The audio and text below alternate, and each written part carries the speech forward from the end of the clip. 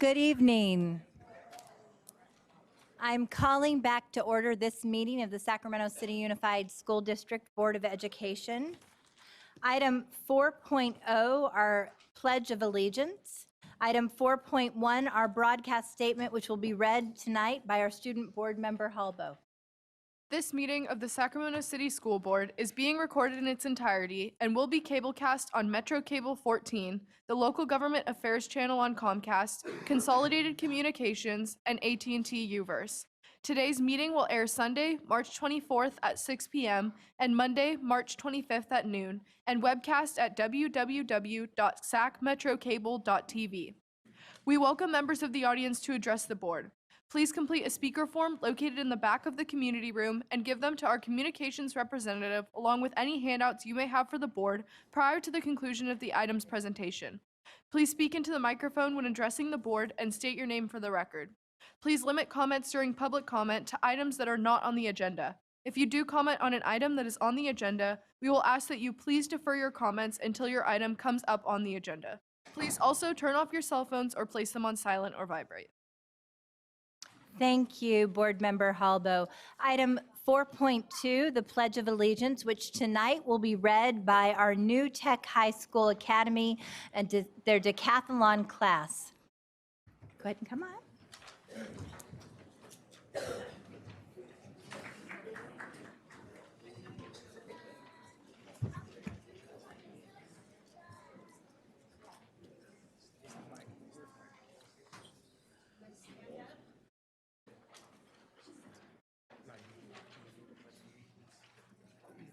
Is everybody ready? I pledge allegiance to the flag of the United States of America and to the republic for which it stands, one nation, under God, indivisible, with liberty and justice for all.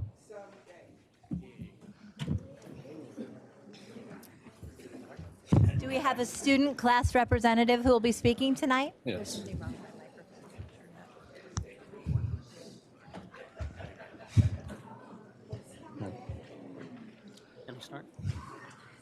Go ahead. Good evening. My name is Aiden Garvey. Hold on a second. If I can please ask everyone in the chambers to keep it down so we can hear our students who've come out to speak this evening.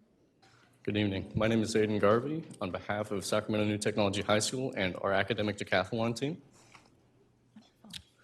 And tonight we are here because we placed third in the super quiz. And if I'm correct, this is the first time in a while, at least, that Sacramento City School District school has gone this far. And we set records. And it feels pretty good. Yay.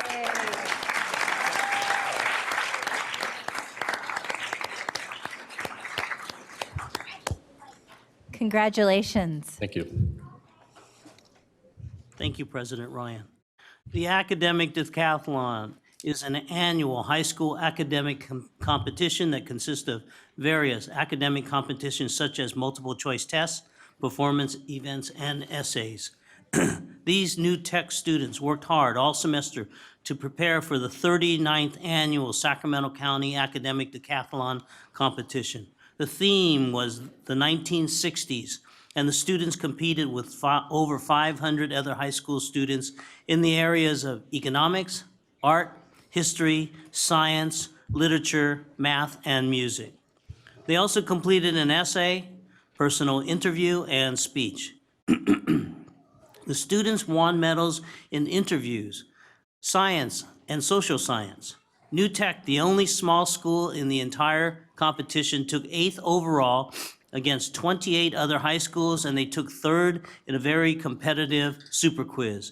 It's been 10 years since a SCUSD finished in the top 3 of the super quiz and the top 10 overall. The team is made up of juniors and seniors. The graduating seniors are just getting their college acceptance letters now, and so far they have been accepted to Northwood University, UC Davis, UC Santa Cruz, CSU Sacramento, UC Merced, Dominican, San Diego State, Howard University, and Johns Hopkins. Wow.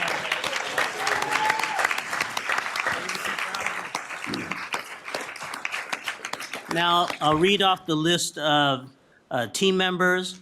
My apologies in advance. if I do not pronounce your name correctly, but I'll do my best.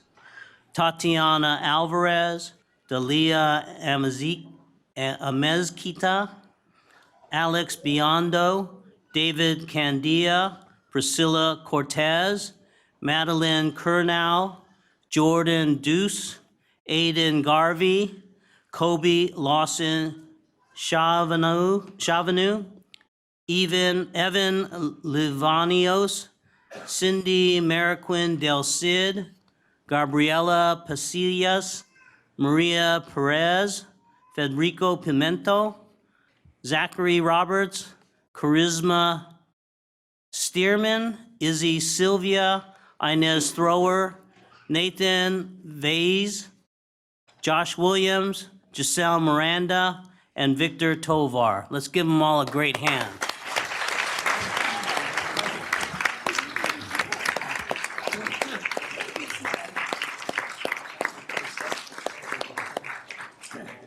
If we can ask you to please remain for a moment, Vice President Wu will come down with your awards.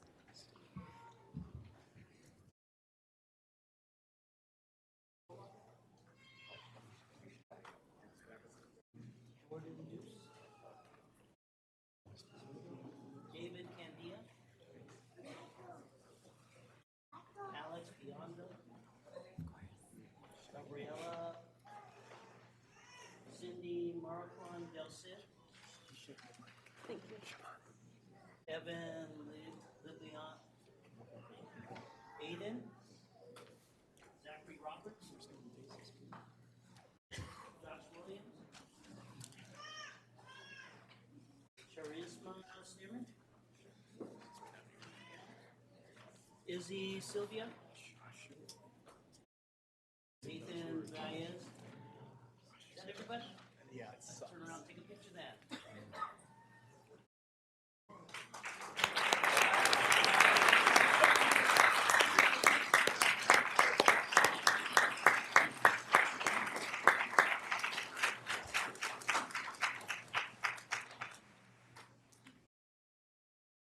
Got it? Congratulations. Good job. Congratulations. Thank you. Congratulations. Congratulations again to the students from New Tech High.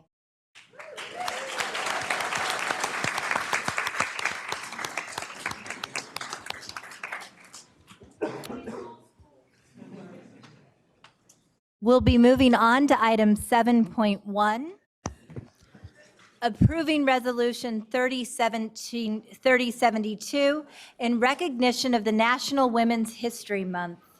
I'm quite proud this evening to have an opportunity to present this resolution to one of our unsung heroes in the Sacramento region, the incredible, indomitable Jackie Rose. If I can ask you to please come to the front of the podium. I know that you're sitting towards the back of the room.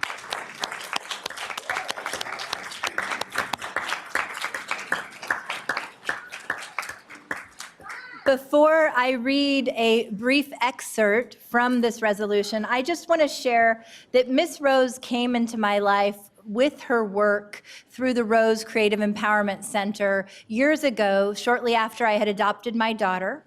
My daughter was struggling to find her place in the world, to learn to read after 4 years without foundational literacy skills, and she found her way into Freedom Schools, and Miss Jackie Rose took her under her wings and made her believe that she could soar. You do that for the entire community, Miss Rose. And we know that when we talk about women leaders who are quite often at the fabric of each and everything we do, but don't get the recognition they deserve, I think of you because you are that tireless community leader who makes us as women feel like we can reach higher and give more. Thank you so much for your work. You're welcome. Thank you. Thank you. Thank you. Thank you so much. Thank you all. Thank you. Thank you.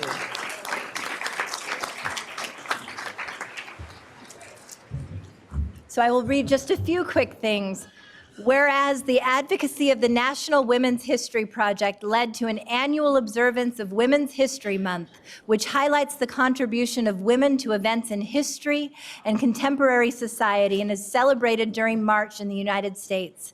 Whereas women of every race, class, and ethnic background have made historic or herstory contributions to our nation and community in countless recorded and unrecorded ways.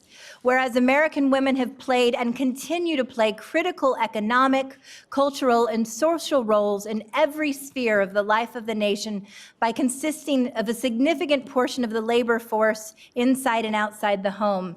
And whereas women have played and continue to play a unique role in charitable, philanthropic, and cultural institutions. Despite the contributions of women in history, they have consistently been overlooked and undervalued.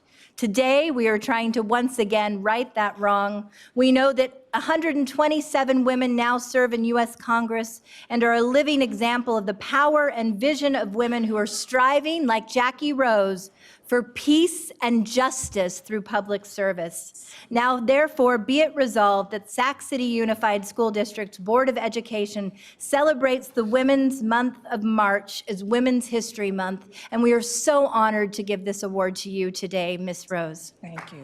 Thank you. Will you make a motion? I'd like to move the passage of resolution number 3072. Do I have a second? Second. I have a second. All those in favor? All the Thank you. opposed? Okay.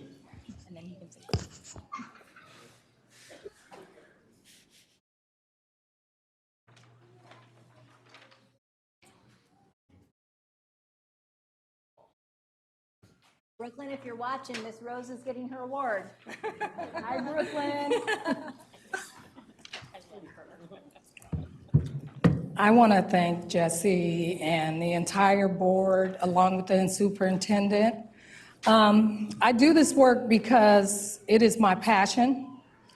It is hard work, and I truly say that. I do this from the bottom of my heart. The families and the children in this district mean a lot to me. You are absolutely right, Jesse. Sometimes as women, we get overlooked, but we are the fabric of our communities. We are that fabric that keeps the glue together in these communities. And it's just a pleasure to be able to serve this district and to serve these families in this district. And I thank you all for recognizing me today. Thank you so much. Thank you.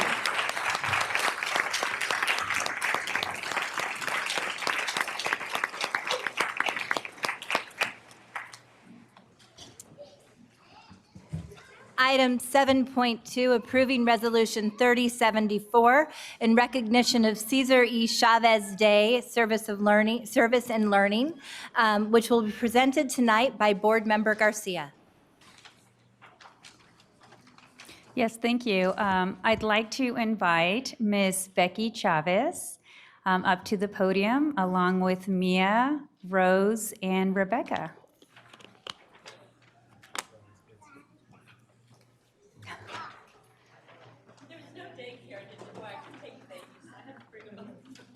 Oh, we actually do have childcare.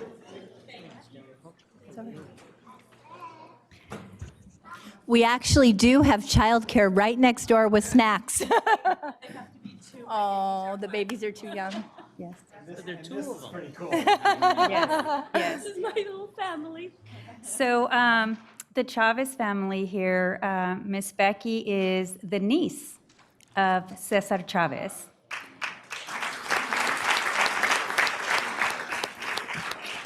And Mia, Rose, and Rebecca, his great nieces. So here we have a great family, and I am honored to present my first resolution as a school board member for Cesar Chavez, and to present it to you, Miss Becky, who you've become family to me.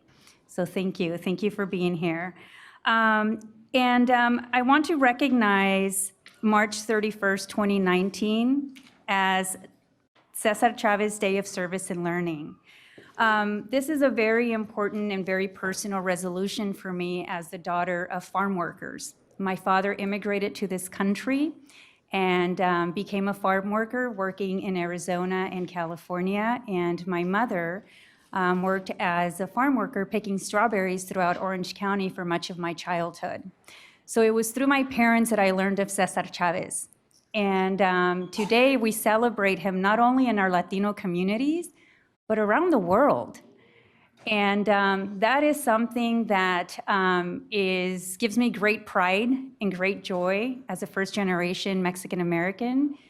But at the same time, recognizing that his legacy was supported by a village of supporters, including your father, Richard Chavez, who was his right-hand person.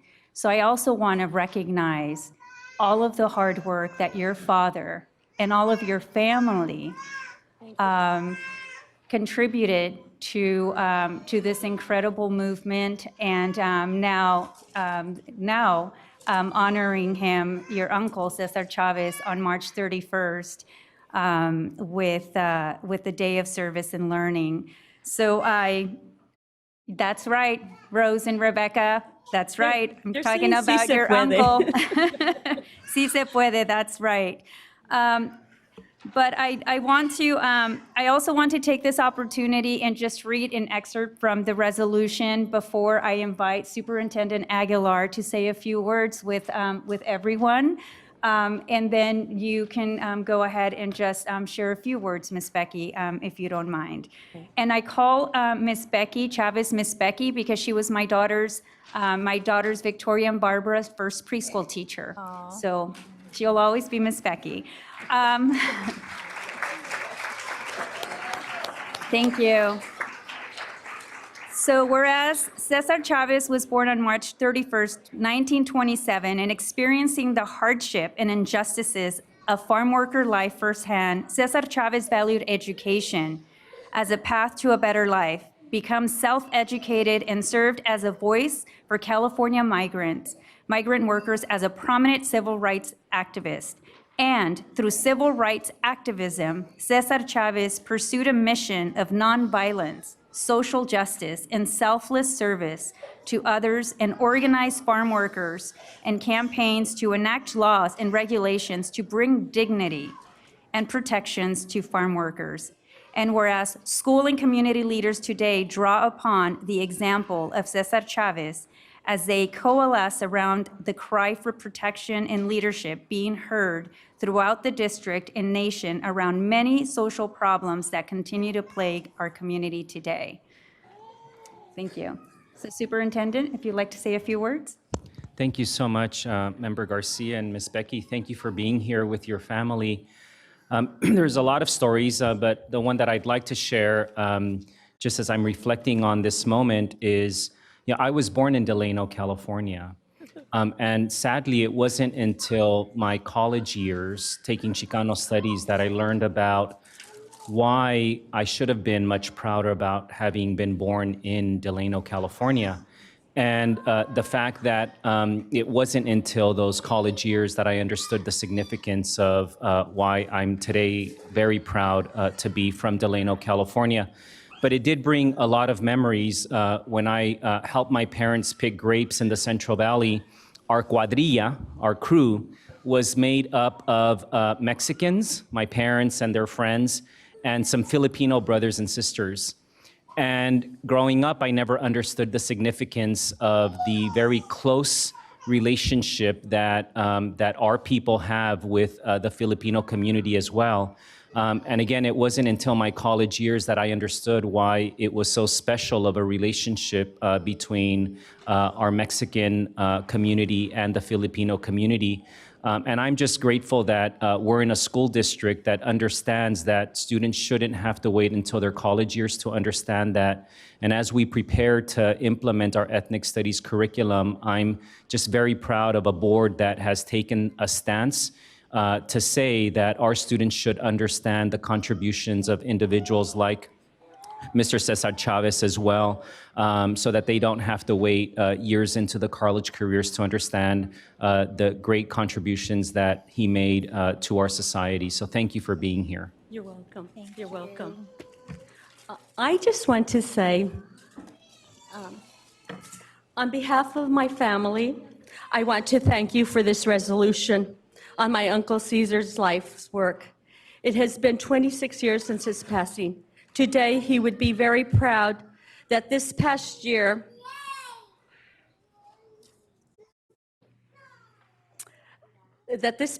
board member Leticia Garcia, who comes from a farm worker family, was elected to Sacramento School Board. He knew that through education, farm worker children could find their way out of poverty and afford opportunity and hope for a better future. So it is with great honor we accept this resolution from board members. Thank you so much, Ms. Becky.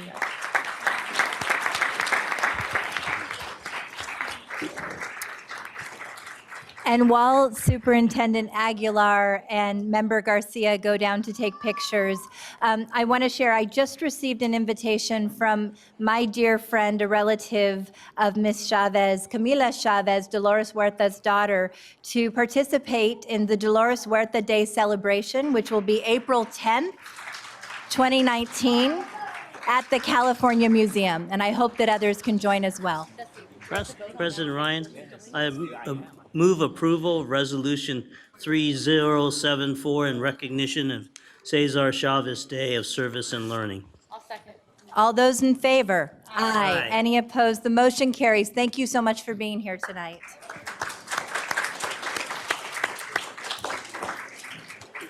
I realize that we have skipped 2 items. Item 5.0, announcement of action taken in closed session. None, Madam President. Thank you. Item 6.0, agenda adoption. Do we have a motion? Do we have a second? All those in favor? Thank you. Item 7.3, African American Achievement Task Force preliminary recommendations. Tonight, that will be presented by Vincent Harris and Dr. Iris Taylor, alongside several of our incredible community leaders who tirelessly, over the course of the last several months, have given every Tuesday evening to explore this critical work to lift African American achievement in Sac City Unified School District.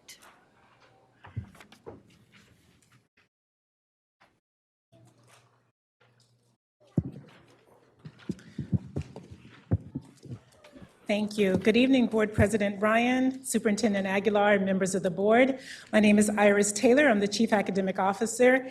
And tonight I'm joined by Vincent Harris, our Chief of Continuous Improvement and Accountability.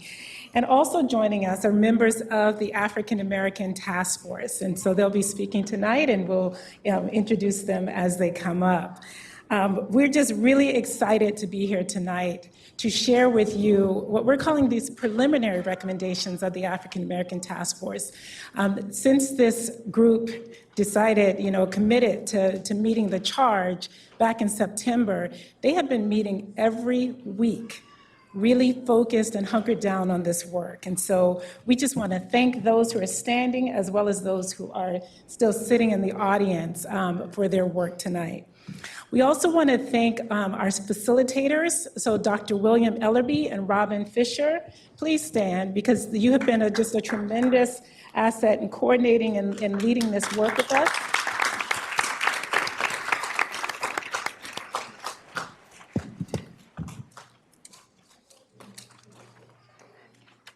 So just to frame the African American Achievement Task Force, this work is just grounded deeply in our core values and our guiding principles. It is born out of the fact that our system is not creating equitable outcomes for our African American students. And we see this in pretty much every data point that we have. And we'll share just a little bit of that with you tonight because we want to focus on the recommendations. The work of this task force is really about revamping and redesigning that system. And so the recommendations that they will share are for that purpose. Just to give you a bit of background, entering into the task force, we just wanted to recognize that this was not the first initiative that the district has undergone focused on equity, access, and the achievement of African American students. There's a history dating back to 2005 where there's been work done with different well-known nationally recognized leaders like Shiraki Hawley and Glenn Singleton and Randall Lindsay. There have been other task forces, and so this particular group was very mindful that this task force and the recommendations that they put forward would not languish like the other work that the district has undergone. You'll see that commitment to the work tonight. So just very briefly, the task force were steeped in data. We looked at several data points, and we just want to highlight a few for you in this introduction. As we looked at our African American boys in particular, we took the subset from 2016-17, looked at those seniors, and looked at the African American students that comprise that group. Out of the 230 male students, you'll see here that two out of five did not graduate from high school. If we go to the far left and out of that group of seniors, nearly 1 out of 5 met A through G requirements. When we look at them K-12, 5 out of 10 received the multiple suspensions. Similar to statistics for our African American girls, right? Out of this population, again, the subset of seniors, looking at the graduation data, you'll see that 1 out of 5 did not graduate from high school, nearly 2 out of 5 met A through G requirements, and 1 out of the 3 received multiple suspensions. We do want to take a few minutes just to kind of contextualize you in our African American population. So all of this information is specific to the African American students in the district. And we have about 5,600 African American students. So you'll see that 1% of African American students are foster youth, 19% are students with disabilities, 2% are homeless, and 82% are socioeconomically disadvantaged. This slide just essentially situates our African American students in the larger population, and I'm not going to go into this in a lot of detail, but you'll see that compared to the larger population, where they fall in terms of being students with disabilities, socioeconomically disadvantaged, in foster care, or homeless. So Mr. Vincent Harris will share with you a few more data points. Thanks, Dr. Taylor. Good evening, Board President Ryan, Board Member, and Superintendent Aguilar. Over the next few slides, and I'll go through these relatively briefly because the board has seen these and built in the context of why it gave the commission for the African American Achievement Task Force to be created, is as we think about the current reality for African American students, we know that across multiple measures, which is really the importance of the next few slides, is that we know our African American students are not performing as a student group as anyone would like them to. And in fact, the historical low performance is of deep concern, obviously, to this board, to this community, to district staff. And so across the measures as we look at them, whether it be graduation rate, A through G completion, in the context of achievement, which is absolutely important to what this task force was named, we know that when we look at our SBAC results, when we look at major student groups, African American students are near the lowest. And this is actually a call of crisis, a call to action to do something different. This first slide I showed you was ELA. This slide puts it in context of math. And then one thing that the task force is really interested in is that if we really look at this notion of if we removed all the barriers that we think of traditionally for students in terms of free and reduced lunch, in terms of not being suspended, in terms of having what we call a very good attendance rate, what does that performance look like? And so our aspiration is that we'd see something where all students are performing the same. But this slide shows you that in the context of both ELA and math, we still see a significant achievement gap. And the board has been very specific in calling out the importance of closing gaps. And so even for those students that we would say are high performing, we still see a significant gap between student groups, which is unacceptable. And so as the task force did its work, this was really the charge, was thinking about ways to accelerate closure of the gap and frankly create conditions for success for African American students with an eye towards success for all students. So in terms of setting the context, and we're going to shift to the importance of this presentation in the next minute, we really know that as we think about last year in the capital suspension report and many of the community efforts that many of you are aware of and participate in, We know that there are many community partners who have called out the urgency that we need to have about resolving this issue. And so this slide is just simply to honor the fact that we know that this is a community crisis and that we are dedicated and committed to partnering effectively to change conditions in the present for African-American students and frankly, all students. I'm going to transition now to actually our task force, one of our task force members, Julius Austin, and he's going to lead you into the important part of this presentation, the recommendations themselves. Thank you, Julius. Good evening. So we are a district and community-based advisory task force tasked with intentionally and unapologetically creating recommendations that will significantly improve the student achievement and the social emotional outcomes specifically for African American students in Sac City Unified School Districts. We are made up of 16 dedicated volunteers across the academic, research, and nonprofit sectors. And I think it's also important to note that some of the task force members are also parents of students who are currently or formerly attended Sac City Unified School District. And you can see many of them are here standing in solidarity and also in the audience.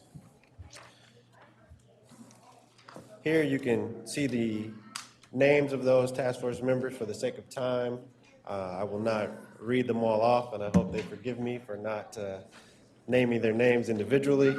But I also want to make sure that we thank Gear Up for providing the grant funding for the facilitation of the task force led by Dr. Robin Fisher and Dr. William Ellerby. So I'd like to recap some of the key milestones that the task force took to get to this point of presenting the preliminary recommendations. Some of those things include meeting almost every Tuesday night since our initial convening on September 27th. We held student, parent, principal, and also teacher focus groups in the months of November and December.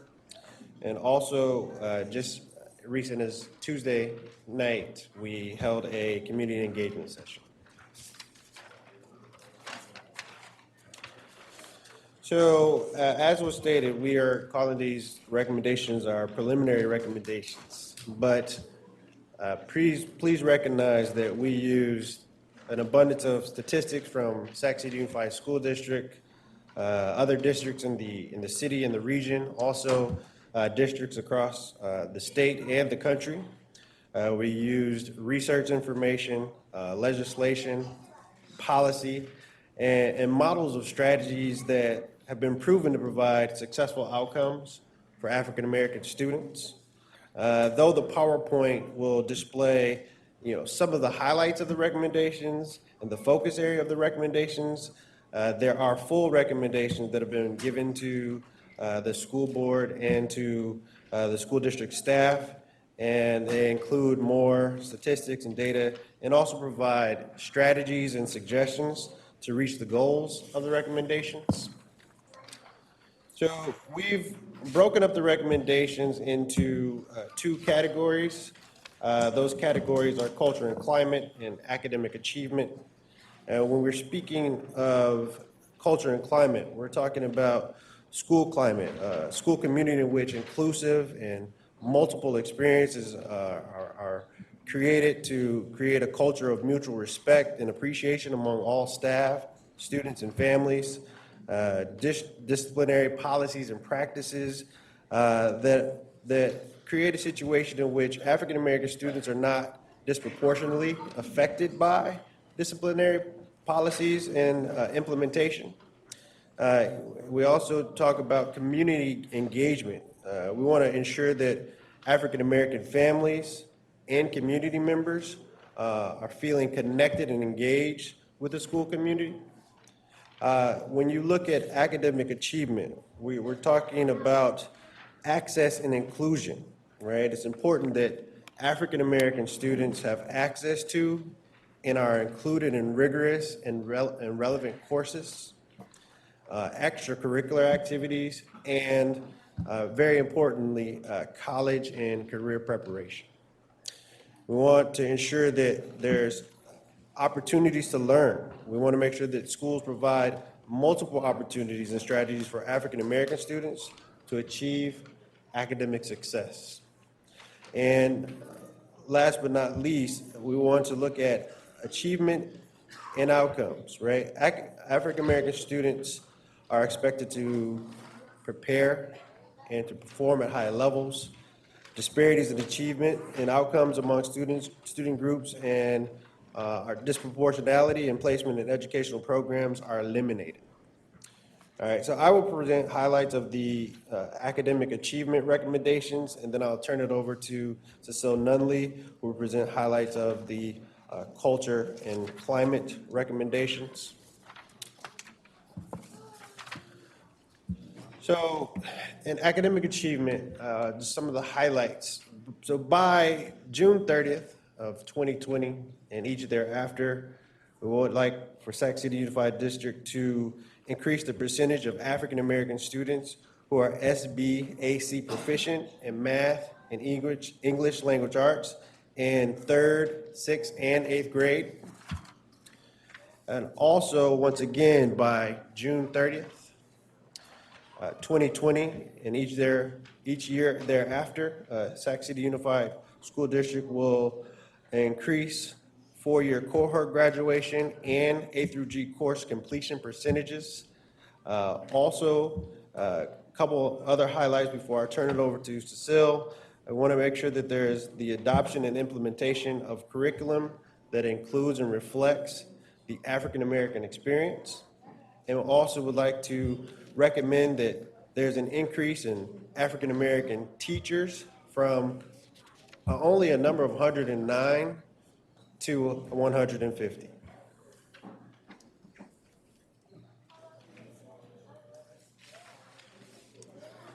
Okay, so first off, good evening, board members. Good evening, President Ryan, Superintendent Aguilar. I have to say this, and I said I was going to say this. This feels so freeing because I'm not limited to 2 minutes. So I feel like I could go on forever. But Iris told me that the buzzer's going to go off. So anyway, I get to do what I want. But I promise I won't take long. But I did want to just say good evening. On the culture and climate, as you see there, the first one is establish a district-wide Black African-American parent, caregiver, and student advisory committee. That's a mouthful, but I want to make sure and emphasize that mouthful because we went over that name. That name was very, very specific, and if this is established, we do not want that name truncated. We want it to be very intentional about African American, but we also understood that there are students in our population who could identify as Black and not necessarily African American. See? Go in, Cecile, we're good. Okay, but we wanted to be sure about, there are students who identify as Black, they may not be African American, whether they are immigrants from here or they're from a different ethnic group, but they also identify as Black. We also wanted to be intentional about parent caregiver, because that was so important. As you saw on the slide, we have many students that are homeless or that are in foster care. We wanted to be sure that it was inclusive. It didn't just mean that someone who gave birth. It was very intentional, parent caregiver. And we also wanted to be sure we were included that student in the whole mix. So this is a very intentional name. Thank you. As far as the divest from future funding for school resource officers, this has been, I understand, controversial. You've heard when the vote was taken on this that we were coming with this recommendation that we divest on the funding for the school resource officers. We felt very strongly about that one. As far as the third one, provide professional development addressing inequitable disciplinary practices, and mandate 100% faculty and staff attendance. We've all spoken about this, and this has been ongoing for at least a year, if not longer. This has demonstrated, and there is evidence that this is effective. It was also recommended by the Capital of Suspensions report. So this is ongoing, and we felt it very critical that it needed to be faculty as well as the staff. The suspensions, I know I've come up multiple times, month after month, and I will be at the very end of the meeting coming up again talking about those defiance. Well, that professional development plays into those suspensions, and if we're going to eliminate that, that becomes critical. And we will talk a little, or I will get to a little bit later on the LCAP, talking about funding for that. And then for those sites, because there needs to be oversight as well as holding people accountable, we want to make sure that those sites that are over 5% variance, that they have to, that there is someone monitoring and they have to come up with a plan to make sure that they can reduce those. And then, of course, we see there, create a district-wide study team tasked to review, monitor K-12 special education.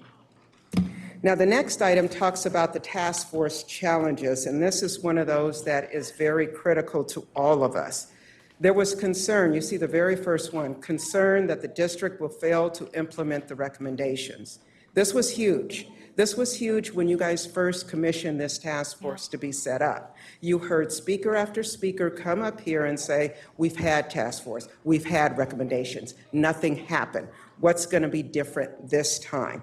And I know even when we've been in our groups discussing on this, it's how can we word the recommendations? What should we include in the recommendations? Should we include costs? Should we include more data? Should we include this? Should we include that? How do we phrase it? How do we make an impact? And I think that's the thing that has been so critical for all of us. How do we impress upon all of you? How do we motivate you? How do we persuade, convince, induce, convert, coax, do whatever to motivate all of you to action, because it's so important to all of us. As far as the second one, there's a need for differentiated recommendations to support a diverse African American community, because we are very diverse. That legacy of mistrust of district intent, again, that was coming back. And one of the things that I hope the board members could do tonight, at least individually, not collectively, because we understand you can't vote on this. This is just an information item. But if each of you could speak individually to your commitment to try to see this work further through. Of course, another challenge was the aggressive timeline. And we worried about the prioritization of all of these recommendations in the midst of the fiscal crisis. It was very, very concerning, and it was very much on everyone's mind. And then, of course, need for community feedback, particularly student engagement, was something that we felt very strongly about. What are our next steps? All of you know that there was a forum on March 19th, this past Tuesday, and we need to summarize that community feedback going forward. We want to finalize those recommendations for the board to adopt. We want to create measurable outcomes. And then as far as defining budget impact, those that are very low cost that can be implemented within the next week or two, please, let's see about implementing those within the next week or two, because some things are very low cost. Establishing the committee would be very low cost. It may take a little bit of staff time, and that's it. Establish a monitoring accountability plan. We felt very strongly there needs to be a group that holds the district accountable, not just the board, but staff, everyone, holds the community accountable. And that just like you have DLAC, just like you have the LCAP parent advisory, once a month they come here and they're able to hold everyone accountable. And then, of course, set an ongoing community communication. So that is the end of our platform, but again, I hope that each of you will speak to this individually about your commitment, and then there's some final thoughts that the other task force members will do, and I can just say it was a pleasure to work with everyone. Thank you for all your hard work. Do we have any closing comments from other task force members? Ms. Mahone? She was ready. You know, I really cannot address any more about what our two speakers have discussed without talking about the financial condition of the district. Yes. And I implore you to do everything you can to save this district. Thank you. One of the reasons I ask you is because for 6 years, I worked for CSBA, and I saw school districts go under all over the state. And African Americans and where they attended school got the worst deal.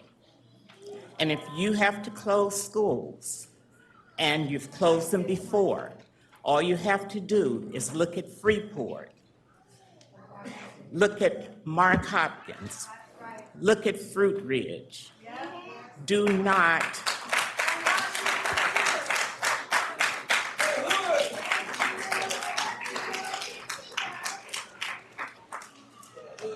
I didn't bring that on, I'm sorry. No. Do not make us the brunt of what happened. Thank you so much, Dr. We are already in dire straits. Thank you. Thank you. Thank you, Ms. Mahone. Do we have any public comments on this item? We have four public comments. Okay. Kenya Martinez, Renee Webster Hawkins, Sally Manjuhan, and Angel Garcia. And I'm going to remind individuals as they come up, each of our public commenters has 2 minutes. You can also choose to combine your comments if you would like to do that.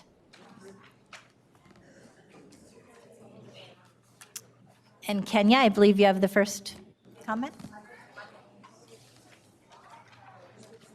I don't think we're going to have time to combine our comments. Okay. We're going to need Good. 2 minutes each. Good evening, members of the board. My name is Kenya Martinez, and I'm here to you tonight as a community member. So since the African American Task Force started its first meeting, I've attended over 60% of the meetings. Both of my students receive special education services for different reasons, and I hope to see them reflected in these recommendations. My first impression of the African American Task Force was and is the parental input was limited. I'm aware of the relevant work that many of the task force representatives do, and I appreciate all the work, the hard work that they've done, and the fact that they've overextended this important task, but parent voice and teacher voice was inadequate. There was a parent, student, and teacher discussion panel, but the overwhelming policy work should have been formulated by these key groups. This leads me to bring up a few recommendations which were either made by individuals or groups but not considered. For example, one of the recommendations made is increasing the number of African-American teachers who work for the district. The obvious question is, how would Sac City Unified School District recruit African-American teachers during this fiscal crisis? More importantly, during the student panel, students made it clear that it was more important that teachers showed genuine interest in them rather than sharing the same racial or cultural background. Another recommendation which was not considered is the need for technology for every student. To ensure the success of students would require access to technology. Sacramento is 100 miles, less than 100 miles away from Silicon Valley. Therefore, how is Sacramento City Unified School District going to implement Assembly Bill 20? African American students are 82% of the population are socioeconomically disadvantaged, again, restricting their ability to access education. Thank you, Ms. Martinez. If you can wrap up your comments. Sure. I'll just end with this. I do have 2 things. I can leave it with you later or email it to you. 19% of African American students are students with disabilities. These students have the highest suspension and expulsion rate. Without a vetted, systematic SST process employed by every school in this district, kids of color will continue to be denied a free and appropriate education. This is not a side choice, it is a mandate. Thank you. Thank you very much, Ms. Martinez. Ms. Hawkins? Good evening, Chairman Ryan, Superintendent Aguilar, and members of the board. My name is Renee Webster Hawkins, and my message to you tonight is that regardless, or perhaps because of the budget distress, It will never be more important for you to all take swift and certain action to adopt the recommendations of the African American Achievement Task Force and to redesign both the general education and special education, academic, and social and emotional learning structure through the lens of those who have been legally and economically disenfranchised and who are sadly not directly represented on this board. Like President Ryan, I'm a white, educated woman who adopted an African American child. He is a boy. He has exceptional needs. The intersection of his gender and his race and his disability status means that he is the least likely to graduate in this district, let alone complete A through G requirements, and he is the most likely to be suspended and misidentified with emotional or behavioral problems. Because I am who I am, I have the skills and privilege to be a tenacious advocate for him, and he will now be a proud Rocket at the School of Engineering and Science next year. And he has every intention to graduate and go to college and give back to the community in the form of beautiful design and delicious cuisine. But if I had not been so tenacious, he would most certainly be in a special day class with few skills for a job, let alone college. If he had remained with his biological mother, who suffers from severe mental health challenges and illiteracy, I am confident he would have been mired in the school-to-prison pipeline. That is unacceptable. We know that parent engagement is a key determinant of student outcomes, but the stark difference between the two futures my son faced when he was born, college versus prison, simply is intolerable. Thank you so Please. much, Ms. Thank you. Hawkins. Ms. Garcia? Hi. Hello, board members, superintendent, board president. My name is Angel Garcia, and I am representing Coalition for Students with Disabilities. Today, I attended the strategic discussion on mental health for boys and men of color at California Endowment. Here are the key takeaways from the discussion. All folks want to be a part of a community. All folks want to have a purpose in life, and all folks want to be acknowledged for their growth. Overall, we have failed this at Sac City Unified School District for our Black boys. Though boys of color are affected by suspension, low graduation rates, lack of preparedness for college and career readiness, and overall school-to-prison pipeline, Black boys, I'll go further and say Black boys with disabilities, are disproportionately affected by ineffective policies and practices, such as our dependence on SROs, other exclusionary practices, and overrepresentation in segregated settings. In order to implement change, test scores, graduation rates, suspension rates, special education services, culturally responsive teaching, college and career readiness, climate, and school climate, to name a few, the district really needs a trauma-informed philosophy in all aspects of the district's work. That means when the community says that they want more campus monitors and social workers instead of SROs, the board needs to listen to the community. That means no more siloing work with the greater Sacramento area. We need the district to be aggressive in the proactive work, hard work, that will create better outcomes for our Black boys. That means partnering with community mental health agencies, workforce development agencies, higher education agencies, economic development agencies, and so on and so on. Make the community's voice meaningful and implement the recommendations.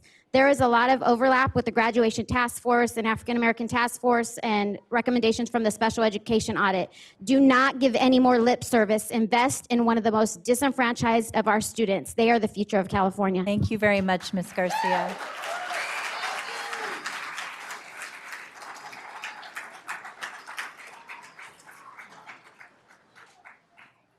And do we have a final speaker?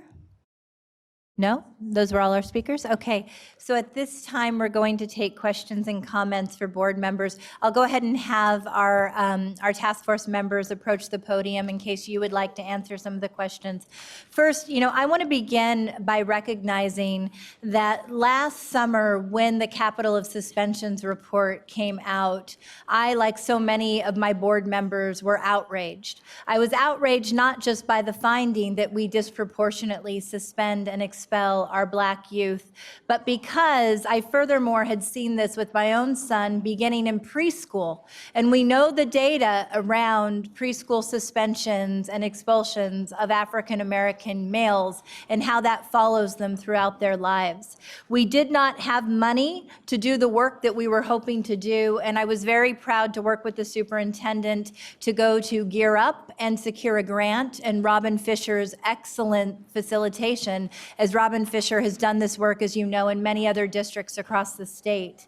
Now we're at a place where, with the fiscal crisis that we're experiencing in the district, we also have to find a way to fund this critical work. We know that Dr. Shirley Weber, in her tireless leadership, was able to secure last year one-time funding for our lowest performing subgroup, which is our African American students for the most part. So that will help us do some of this work moving forward. Now I call upon the task force and our community members to help us ensure that this become an ongoing appropriation within the state budget. We cannot say we value our youth, we care about upending the school to prison pipeline, and not make a strategic long-term investment that allows us to enact these recommendations. So I want to put that out there. I have a couple comments and questions around the recommendations. I want to appreciate first what was said about the need to establish a district-wide Black African American parent, caregiver, and student advisory committee.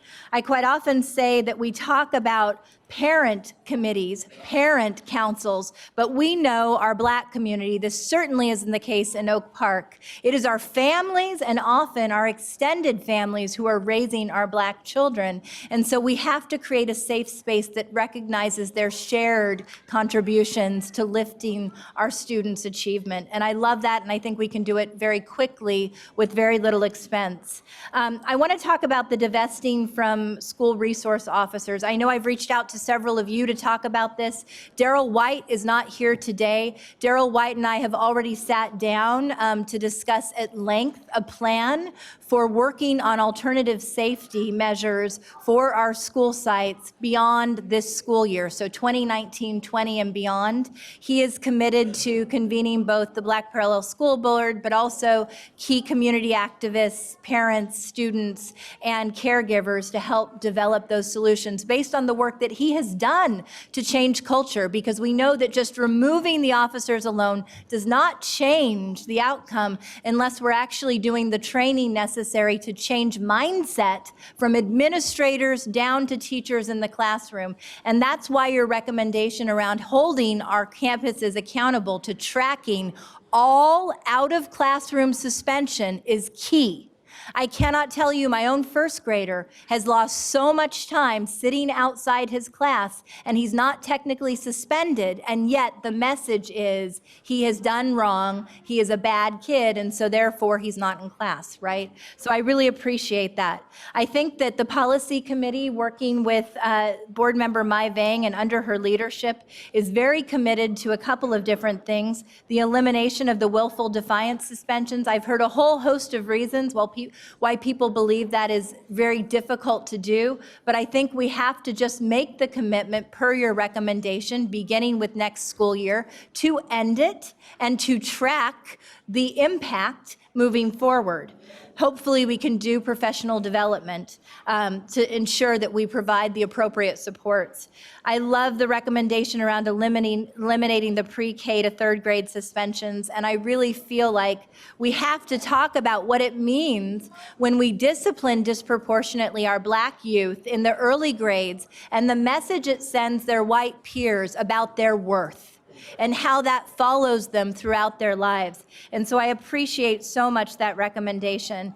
And I want to just finally call out and ask if any of you, particularly Dr. Mahone, because of your background and partnership with Sac State, have specific recommendations around increasing the African American and Black teacher ratio over the coming years. We know that we have limitations with affirmative action and Prop 209, but we also know that Sac State has a very innovative partnership right now where their faculty are identifying in their classrooms young people that they believe believe have the ability to be teachers and should be encouraged to pursue those professions. So I would love to hear anyone's ideas around how we operationalize that critical recommendation.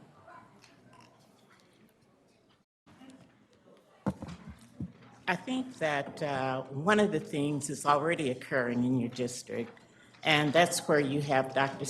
Tiffany Simmons, who is going out to the UNCF schools. But I think in addition to that, you have to help hold Sac State's feet to the fire. They have to be responsible for recruiting teachers everywhere. And then I know in some places they are growing their own teachers, future teachers of America. Yeah. So I think when you begin doing that and encouraging people to go into teaching, that won't happen tomorrow, but as you look down the road, it will happen. So I think those are about 3 things that you could do right now.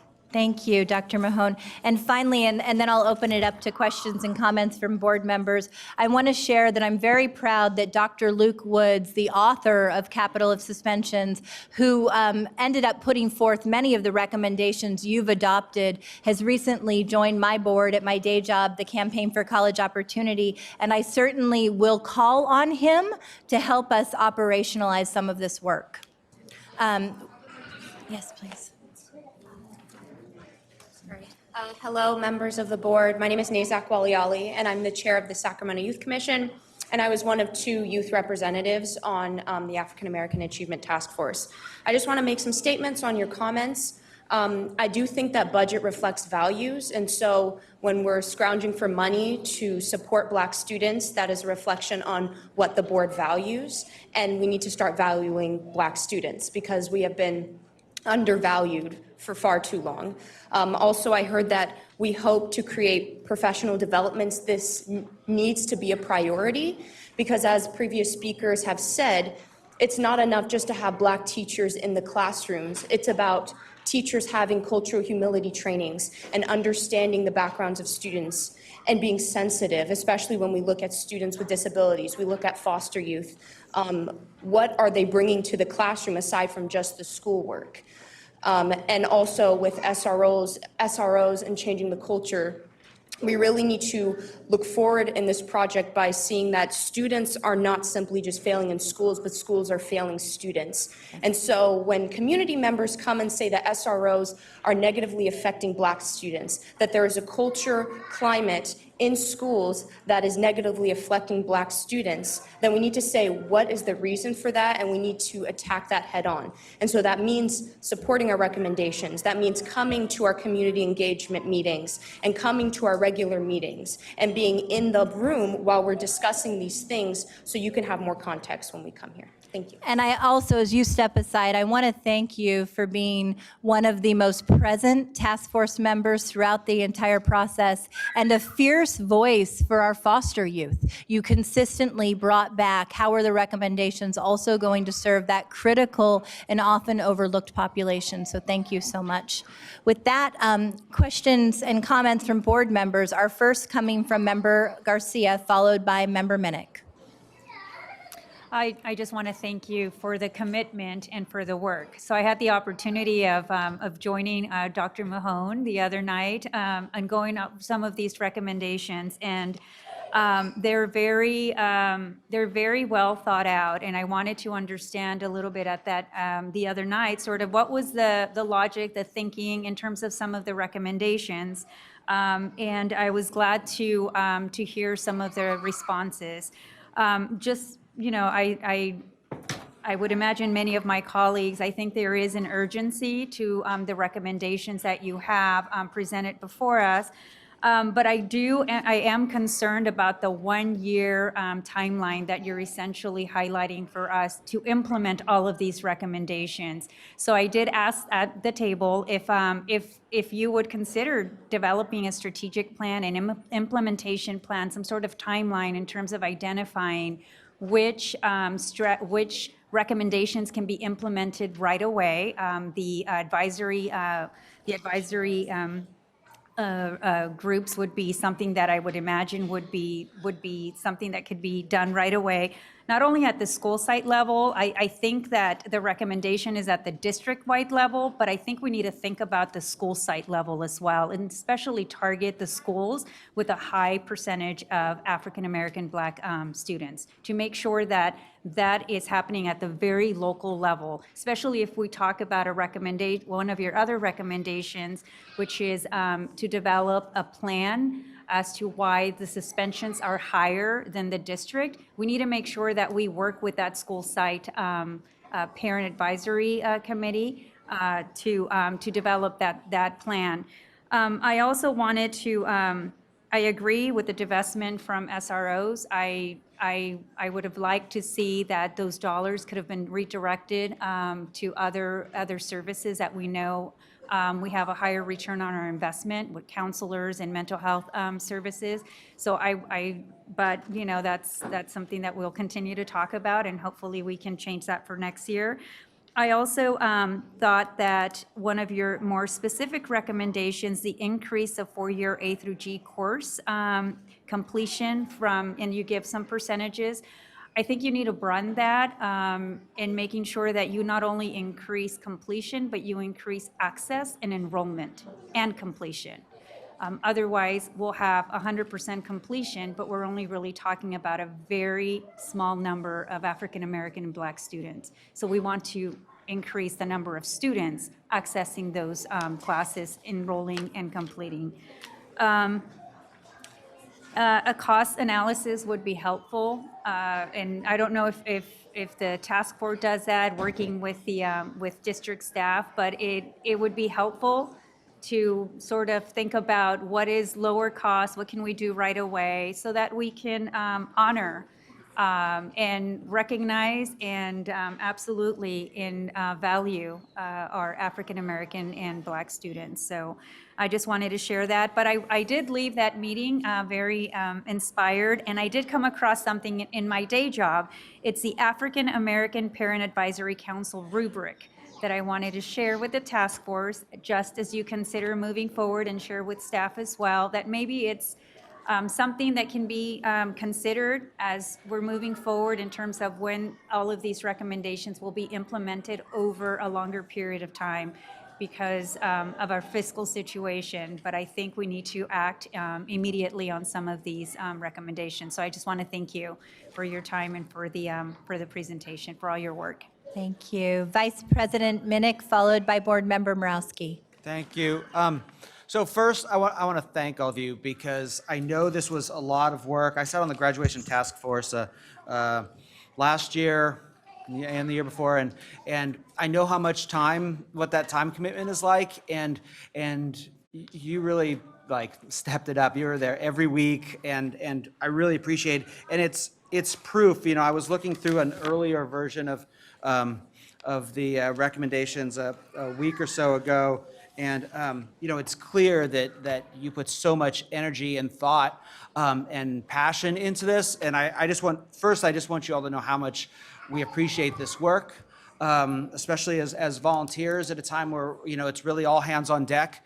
Some of these issues that we're addressing here can't wait. And we appreciate the energy and time. I just wanted to point out a couple things that stood out to me as I don't know, being extra cool maybe. When Ms. Nunley, you talked about the advisory committee and the makeup of it and the name of it, I think that's really important. You know, words matter, and we don't always think like that. We kind of, you know, we call everything, you know, advisory board or whatever, but those words really do matter. And I especially appreciated that you included students as part of the title.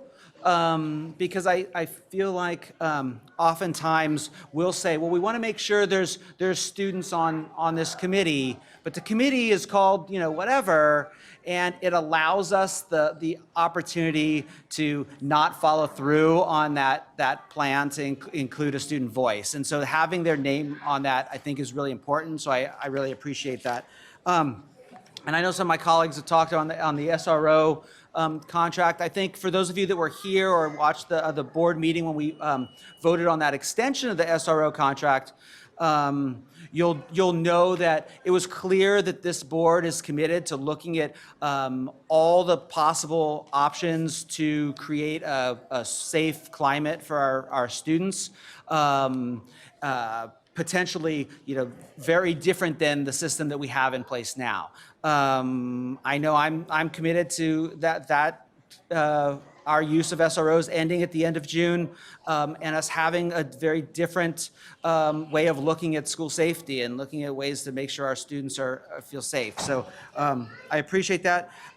You mentioned professional development in there. I think that, like you said, that came up a lot in the capital suspensions report. I think we can only do so much just by our good nature. People need to learn stuff at all levels, right? From the top to the bottom. And so I think we can't do this without making sure people they have the tools that they need to be successful. Otherwise, that's a lot to ask to just change behavior. So I appreciated that. A couple other things I appreciated is acknowledging that mistrust of the district. A lot of times there's, task force overload or initiative overload, and then things don't actually get implemented the way they should because the board changes, the superintendent changes, staff changes, whatever. And I think that calling it out is important, saying this has been happening historically, and we need to be the ones to make sure that doesn't happen this time. So thank you for that. I just had one question was when you talked about the district-wide study team to do the review, and I haven't looked at all the details, but how detailed did you get in terms of what that would look like or who that would be in terms of that study team to review and monitor the special ed process? Does that fall then on the community advisory committee? Did you have some other idea, or is that kind of left open? And then I have a couple other points after, if you could. From what I remember, and hopefully I capture the information correctly, it was twofold. This would be a task force that parents or caregivers could go there to this task force and get some support as far as managing the whole process through IEPs, or if there is a need to test, as well as they could also still have the special ed task force. So it was multifaceted, where there would be several avenues for parents to go, because many times what we're hearing is that parents don't know where to go.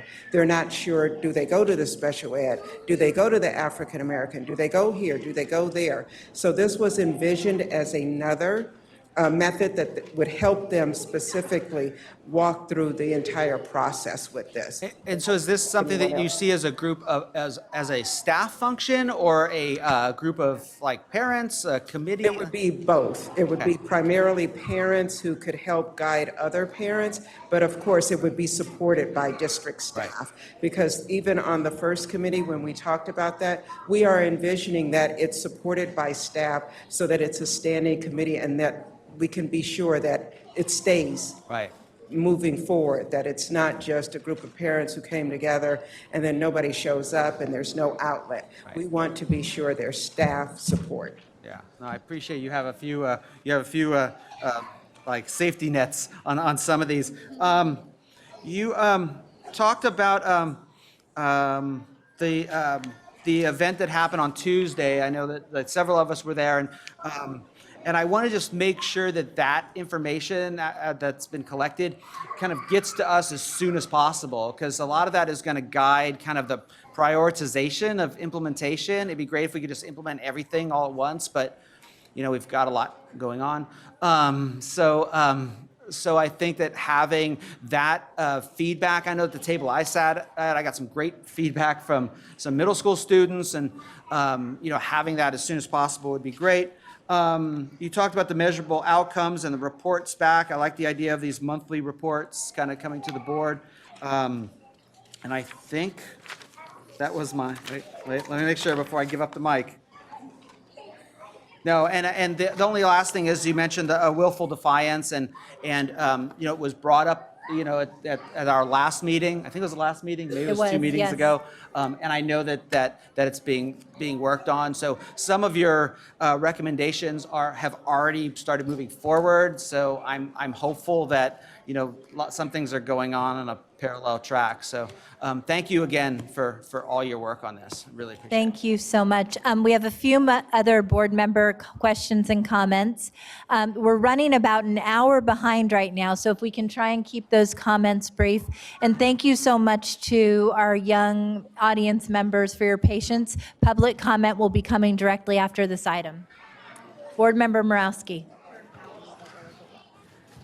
Thank you very much, Board President Jesse Ryan, and sorry, and I do appreciate the patience of everyone, so I'll be quick. I just wanted to have the opportunity to echo some of the comments from my fellow board members, and appreciate your incredible dedication. I mean, a task force that meets every week. In all my time, I've never even heard of that, so I think it's incredible and should be recognized. I really want to echo Member Garcia's idea of having sort of a suggested implementation plan, and along with kind of the fiscal realities, help guide our prioritization and how we can achieve these goals. I do think the persistence of disparities in outcomes is a crisis, and we can't wait. We need to keep on this, and I appreciate you holding us accountable. And just like we have with the suspension report now, and we have Cecile there every time, directing us to that, sharing information. I think we need that. So I appreciate that. One of the things I do want to echo from Ms. Mahone is that, our African American students do stand to lose a lot if we go into state receivership, and I am committed to doing everything we can to avoid that outcome, and I appreciate you bringing that up. There was one question I wanted to ask about the cohort graduation rate, but I look forward to having the opportunity to dialogue with you on what exactly we can do in terms of getting to that goal, because it's not an actual, it's more of a goal than a recommendation in terms of what are the action steps. And finally, I just want to say, we know collective impact is a big deal. Academic achievement is not just what happens in the classroom. So I would encourage you to consider ways we can broaden this to a community effort, also to augment what the strategies that we're doing at the district level. And again, thank you so much for your participation. Thank you, Member Morowski. Member Pritchett. Thank you, President Ryan. So, Dr. Taylor, actually, I have a question for you. In your presentation, yes, yeah, I know. Let me even talk louder. On this slide that you showed us, did you say that you only looked at 235 boys of color? Was that the number that you said? Right, that was the population. Okay, so I know that there's a lot more than that in our district, African-American right? Yeah, right. Well, I'm talking about, because we know that men and boys of color are those who suffer the most in our district, right? So I think when you come back, what I would like to see is, out of our entire population, what are these numbers? Not just 235. Yes, Okay. so that 235 was African-American boys of Oh, color. that was the total population. Okay, that's what I was Just asking. African-American. Okay, thank you for clarifying that. I do want to thank the committee. I know how grueling the task is to come meeting after meeting, and on some really sensitive topics. So I just wanted to thank you all for your commitment to this district and to our students. And as far as the SRO contract, I know you guys probably know how heated the discussion was, right? And, I've been out in my community. I represent Area 3, which is Rancho Cordova, Rosemont, and College Greens. I've been out, I've been speaking with them, and I just hope that when we go into the discussion of SRO contract, that we look at all of our options, right? Like when I go out in my community and I talk to my students, they tell me that they feel supported and that they feel protected by their SRO, right? And I know that's not the case all throughout our district. And I'm willing to sit down and have that conversation. That way I can share my information and you can share your information so we can make that educated decision together. So thank you for your time. Can I Board just say member- thank you for that, Board Member Pritchett? That is really critical, and I do understand, and I think we all do understand. We're just asking that it's not just that one issue, it's broader. And please, please just consider making a commitment to us, to our community, to make things better. Yeah, and I wanted to say that I fully support the committee. First Vice President Wu. Thank you, President Ryan. I want to thank the committee as well, and I won't repeat the comments of my colleagues, but I would like to raise a couple of items. One of the recommendations is to require sites with over 5% variance on suspension rate disproportionality to develop a plan. Vincent, I noticed that we do not have each site broken down by ethnicity. And so in order to come up with, to see what's going on, to determine whether or not there's over a 5% variance, we would need to know, we would need to have further breakdown in that data. And so the suspension report does have a school feature to it, so we can definitely do that. Great. And then I wanted to, the comment is that our budget is a reflection of our values, and I totally agree with that. But the problem goes beyond this building and this school district. Not only do we need to address the problem locally, but we need to address the problem at statewide level, and we need to address the problem at a national level. I mean, the 5th largest economy in the world should not be 41st in the nation in per pupil funding. That's absolute tragedy. I just returned from Washington, D.C. You recommend providing professional development so that we could assist our teachers. Secretary of Education Betsy DeVos proposed a complete elimination of Title II dollars. She complete elimination of Title IV student support and academic enrichment block grants. A complete elimination of comprehensive literacy development grants, and a reduction of more than 25% for adult education. She does not, she's proposing a 10% reduction in Department of Education funding, but it is going to be based on elimination of 29 different programs. Now, we will have stay flat nationally in funding for Title I, which is very important to this district. But because of census numbers from a couple of years ago, our census for poverty children across the district is reduced by 25%. We are slated to lose 10% of our Title I funding for years 2020. We cannot do more with less money. I mean, and I, working with my colleagues up here, work very, very hard to deliver on the promise for our children. But it is beyond this district, it is beyond this state. Federal dollars represents 11% of our entire budget. So to eliminate or to lose several millions of dollars when we are already in this situation, I just want you to know that we stand with you, but we need your help in addition to go down to the Capitol, to beg for more money, to go to Washington, D.C., to pound on those doors of Congress and let them know that our children count. Thank you very much, Vice President Wu. Finally, Board Member Mai Vang.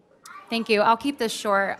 First, I just want to thank each and every one of you and for the task force members who are not here today, I just want to give my gratitude and say thank you for your incredible work.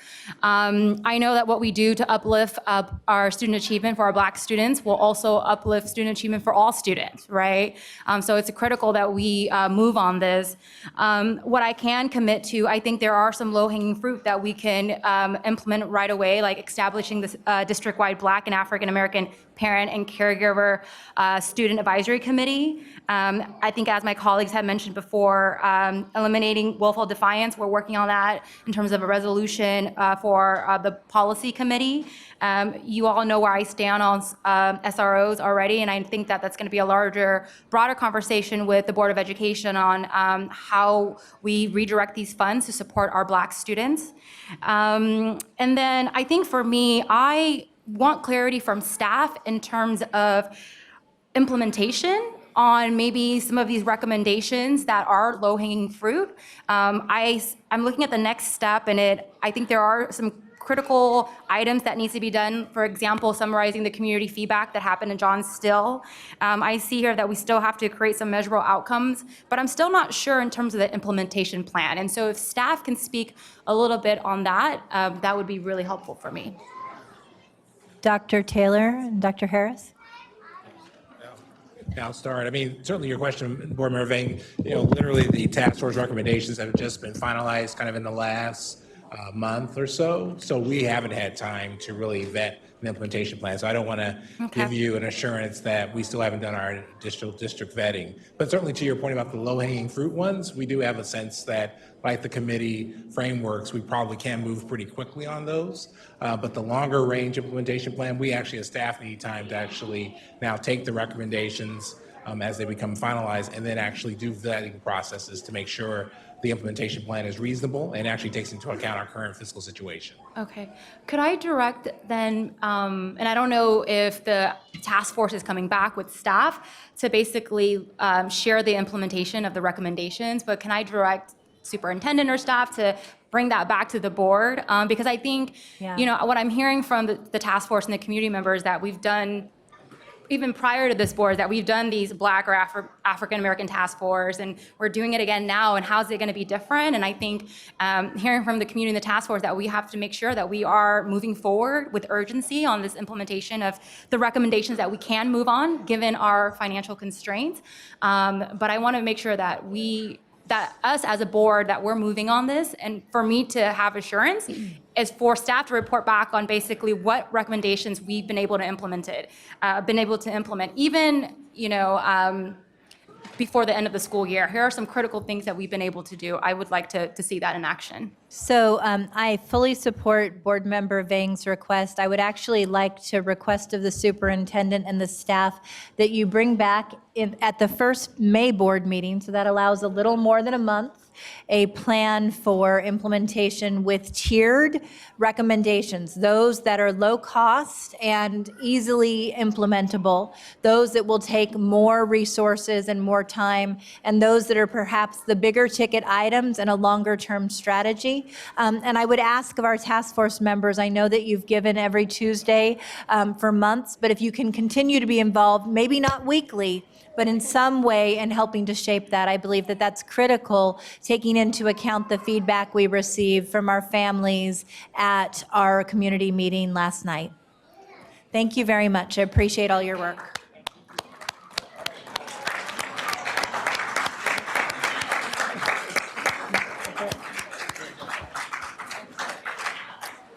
Moving on to item 8.0, public comment. I don't see our communications director. Okay, Elliot, do we have any public comments at this time? Yeah, we have 30 public comments. Okay. I have a large group that I think is here to talk about the same topic. Can I bring them all up at once? So we have a couple of different options. We can have our public commenters combine their public comments, or given the volume of public comments, we can do 1 minute per 30 public commenters.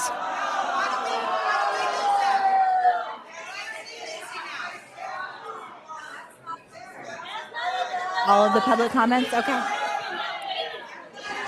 No, ma'am. No, what you're not understanding is what I'm saying is if you choose to combine your time, you get more. Ma'am, No, I'm not getting irate. I want to be respectful of your I'm trying to time. be respectful to you also. I understand what you're saying, but you have to understand, we have children out here that want to be able to go to preschool. Ma'am. We want our turn. We want our turn. Can we have our turn? May we have our turn? So all 30 of you can provide comments, 1 minute each, all 30 of you, absolutely.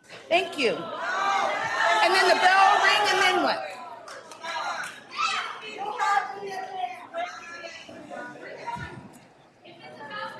I don't know what they're asking for.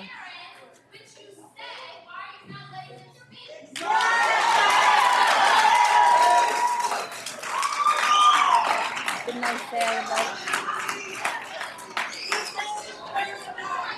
Okay. Please, if I can please, sir. Elliot, can you please give the list of Absolutely. speakers? Thank you.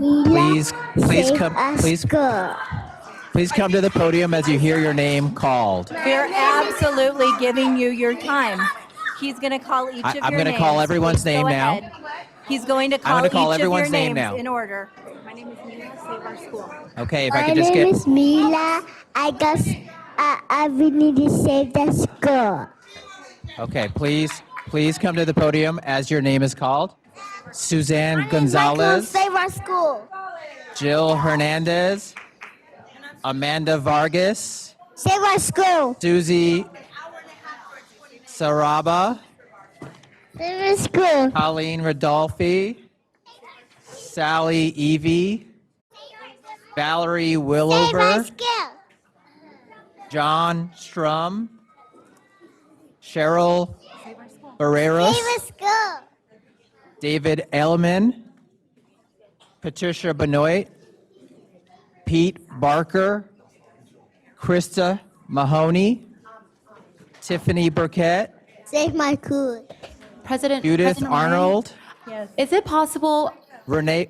Elliot, for you to read off maybe 5 names at a time? Just because I think. Well, we're not even using the clock right now. We're just letting each of the students say their name, and then we'll give the time beyond that. Should I continue? There are a few more on this topic. Renee Webster Hawkins, Charlotte Beer, Christina Jewett, and Domitilla Casillas. Members of the board, thank you for letting me speak today. My name is Suzanne Gonzalez. I am 32 years an early childhood educator. Recently, the district spokesman Alex Barrios told the local news station that the district is getting out of the child care business. He went on to say that by eliminating programs like Head Start, the district will be able to save $2 million. My question is, at what cost? First, I want you to know this. I am not a babysitter. I'm a child development teacher. Educating the children in my class is not my only concern. As a Head Start teacher, I'm part of a community raising children, educating their parents, enlightening the school community, and edifying the entire populace. Head Start teachers in our district are highly educated. Babysitters need not be. We must have bachelor's degrees, teaching credentials, child development permits, and in order to maintain our jobs. Many of us have continued our education, earning master's degrees and PhDs. We maintain our high levels of education by participating in continuing education classes to not only keep our credentials and permits up to date, but to stay ahead of the curve and current trends in education.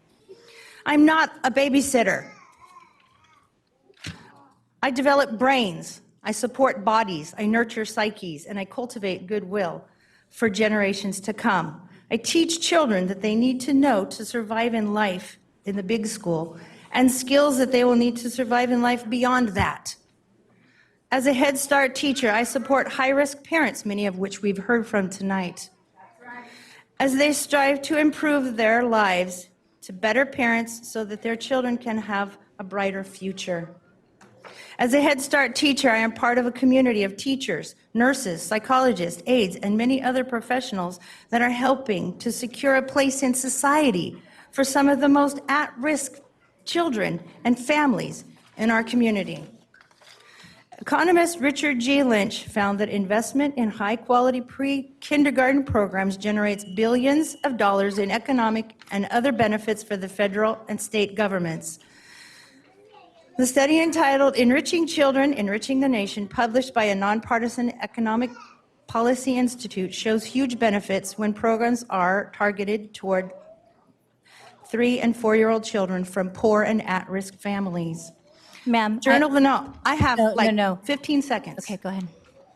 The Journal of Developmental Psychology published research that confirms that pre-kindergarten programs in Oklahoma are successfully helping children prepare for school.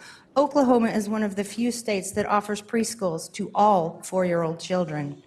They found that most significant improvements were among Black and Hispanic children. We have large population of Black and Hispanic families in our district who will now no longer be being served. Think of the benefits that missing out on all of this is because you have elected to get out of the child care industry. Thank you, ma'am. So I will say it again. I am not a babysitter. I am a highly educated teaching professional who works hard. I am a builder of minds, a generator of goodwill, and a community outreach advocate, and a trendsetter. So I will ask you again, at what cost? Thank you. Can you please call the next few names? Good evening. I'm Sally Evie. I'm a resource teacher for child development, and about 4 people have given me their time, but I don't need it all, just so you know. I assume that most of you have never spent any time in any of our preschool classrooms, Head Start or state funded, that you have decided to shut down. So I just want to give you a picture of who we are and what you would see. According to the comments that we are a TK-12 district, we are getting out of the daycare business. We are so much more than a daycare center. Child development is a comprehensive 0 to 5 and school-age program. We serve the most at-risk children and families in our district. If you visit a classroom, you will first notice the energy and enthusiasm that these kiddos generate. Each class is amazing, a mix of children, different ages, different languages, and different attitudes. But they have 2 very important things in common. They are all living below the poverty line, and they are all at risk for academic failure. Statistics prove that without preschool, these children will enter kindergarten academically and socially behind their economically advantaged peers, and this gap is very difficult to close. It is true that we do provide care for our students, and we teach. We teach literacy and numeracy skills, problem-solving skills, self-help skills, expressive and receptive language skills, English to ELL students, music, art, health, nutrition, just for starters. Our classrooms are language-rich, full of conversations, songs, poems, books. This is important because children who live in poverty enter preschool with a much lower vocabulary level than their peers. This interferes with reading development and language comprehension and expressive language. Head Start programs are proven to significantly improve vocabulary skills of these children. We also place a very high priority on the social and emotional skills necessary so that when our children enter kindergarten, they are socially competent and are ready to fully participate in kindergarten. We identify children with special needs so that they may receive intervention services early. And some of our students, this early intervention means that they will not require a special day class in the future. Maybe if you visit, you'll be lucky enough to sit next to Samuel. If you stay a while, he'll tell you about the house he's building, and if you're really lucky, he'll let you help him. This is significant because for the first 2 to 3 months of preschool, Sam threw chairs, dumped toys, was aggressive towards adults, and unable to join into class routines. But this changed because we had a one-on-one itinerant aide who came to be with him every day so that she could teach him to learn to manage his own behavior. She left him, he still is fully participating in the class. At his recent IEP, his parents said, "We knew he needed help, but we didn't know where to get it." And that's sad, but we were there to give it to him. There's another child in this room who's not playing today. You might not notice her, but the teacher does. She takes the time to sit with her and ask her what's up. This usually happy 4-year-old shares a terrible secret, and this is true. She told her teacher she wanted to kill herself, and she knew she needed a knife to do it. Within 1 hour, our social worker was in that room, and by the end of the day, he was at that child's home. And she's playing again, and I don't want to think what would have happened if we hadn't been there for her. Research proves that the strides our children make in preschool carry over to kindergarten and beyond. By withholding money from the Child Development Department, many of our students will not get the Head Start they deserve. Please consider what a toll this will take on our vulnerable young students and how it will impact their future. Our programs are funded by approximately $22.4 million in federal and state grants. In recent years, you have budgeted money to support us. About $2.3 million is what I hear. These are very rough figures. The average cost per year in our district to educate a K-12 student is $12,670. We are asking you for only $1,065 per student to keep them in school for the year. I encourage you to take a morning and come visit one of our classrooms. You will see that we are not a TK-12 district. We are a pre-K-12 district, and these children are ours, and their future is in your hands, and we need to be there for them. Thank you. So she took 4 speakers. So our last speaker took 4 speakers. Will you be utilizing others as well? Okay, thank you. Yeah. Good evening. My name is John Pettis, and I'm a school social worker with the Child Development Department, and I'm here to talk about mental health and family engagement support and the staffing that's being completely eliminated from our school district's child development program. I want you to listen to all the services provided to children and families of our community 0 to 5 population that will no longer be available. It's important to think what teachers, children, and families are going to do when ongoing support is needed and no one is available to provide interventions. In order to help you develop a clear picture of this, what it means to support children who are ages 2 to 5 with challenging behavior, I'd like to describe a particular student that was served who received interventions. His family had been homeless, parents were not living together, they had different parenting styles. Mom's was basically overwhelmed and not knowing how to support this child. Dad's approach was just to discipline, but did not have a relationship with his child. You know, this child's behavior in the classroom was very challenging. He was trying to leave the classroom, trying to climb fences, running around the room, throwing items, hitting, spitting, cursing, having severe tantrums. He was unable to participate in learning or develop relationship with peers. Through 2 years of intervention and parent education, this child was able to transition into kindergarten successfully. Yes, kindergarten, yeah. And from a recent check on Infinite Campus, he's had no behavior incidents in kinder or first grade. This is just a sample of the many children that we serve through our program. As social workers, we support a program-wide culture that promotes children and families' mental health, social and emotional well-being, and overall health. We provide support for effective classroom management and positive learning environments. This includes training and coaches for teachers on understanding the impact of how trauma impacts the 0 to 5 population and how to support these children in the classroom.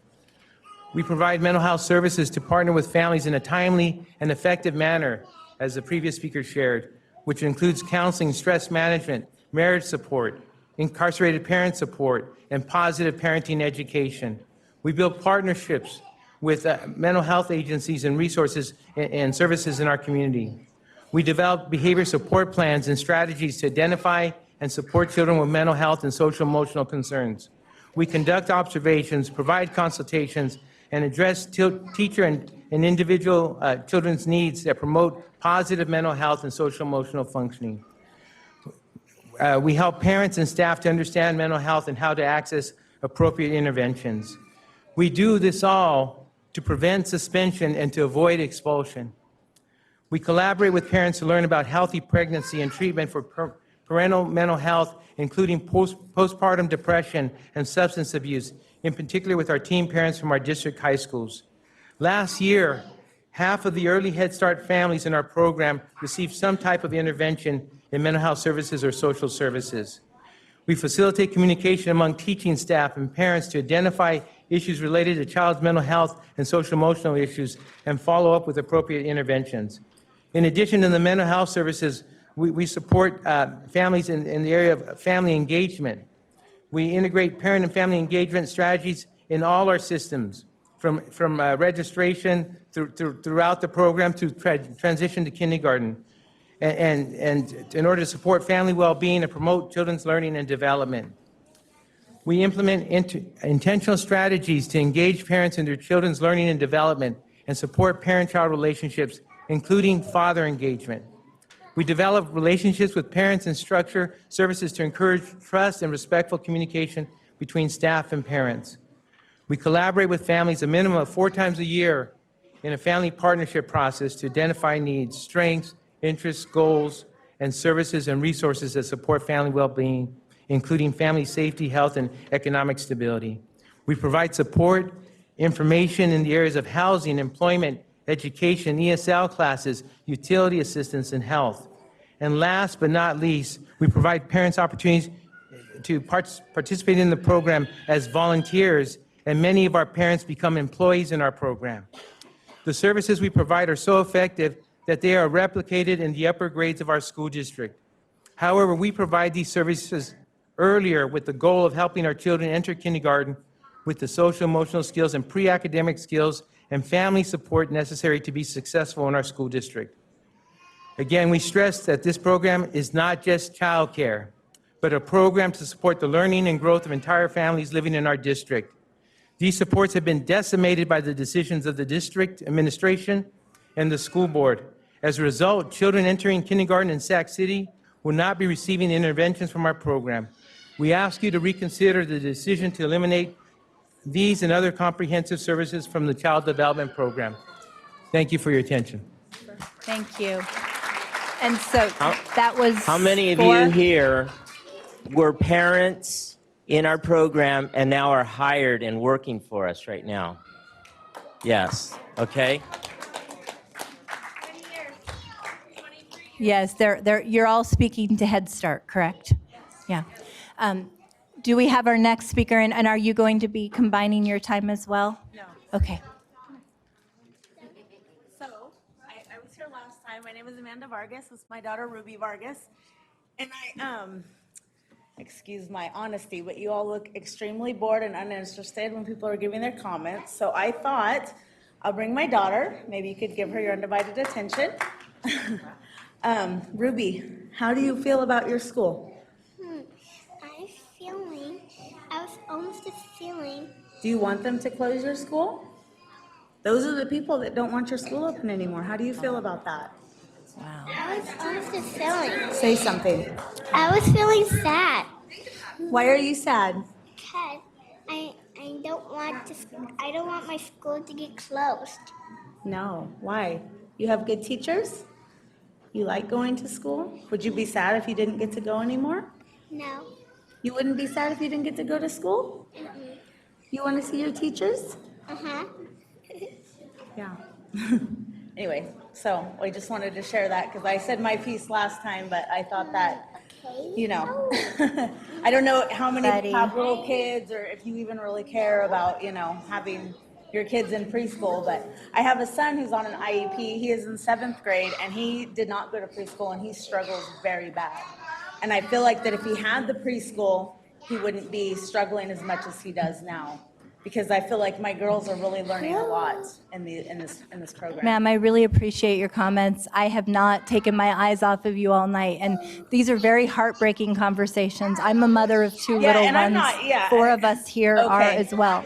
We're not just making decisions. We actually have our kids in the schools Yeah, well, too. it's just like, all of you are getting paid to be here. We're not. We're here because this is our life. We live Yeah. this every day. And you see how good all these little kids are? That's amazing. That is absolutely amazing for little kids to be that good and sit there for that long and be patient. And it's because these teachers are amazing. And we you're have just wanted to honor cut-slashing. them and be Cut-slash respectful because of a their money time issue. too. I think you need We're to look very at the bigger grateful that picture. they are here. Thank you. Thank you.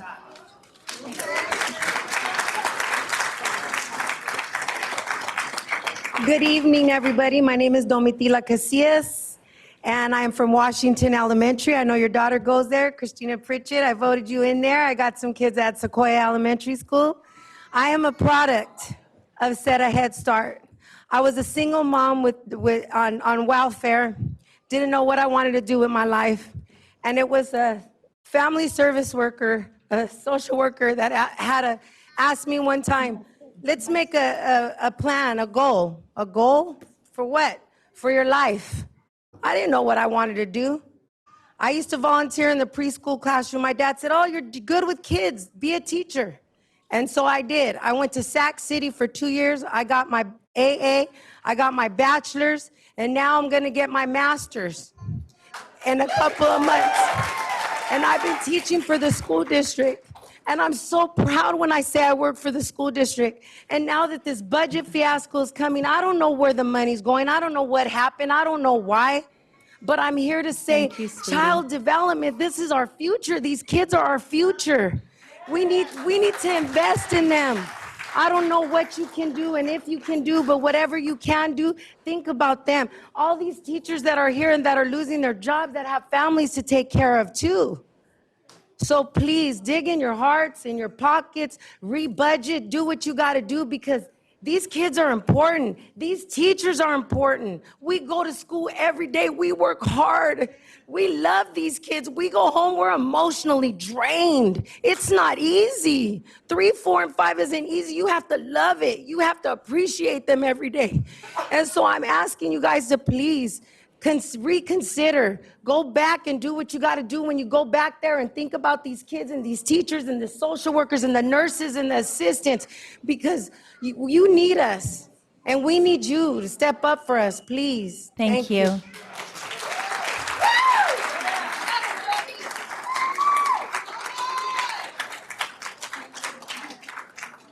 Good evening. My name is Jill Hernandez. I'm a preschool teacher.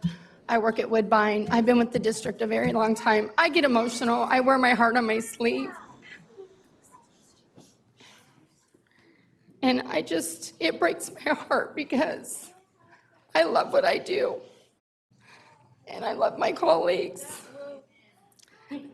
And this may not affect me personally, but it does because it's hitting them hard.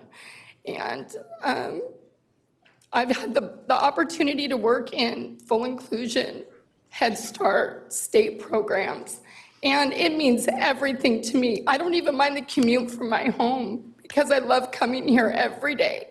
I love to be able to look into the little faces of the children, knowing that I matter to them and they matter to me.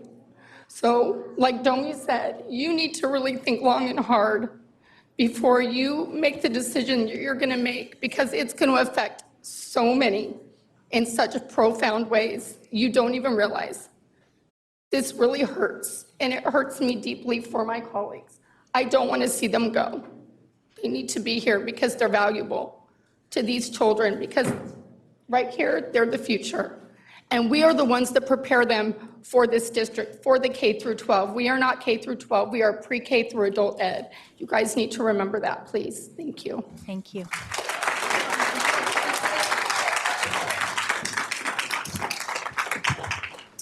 Good evening, board members. My name is Susie Saraba, and I'm a teacher for child development.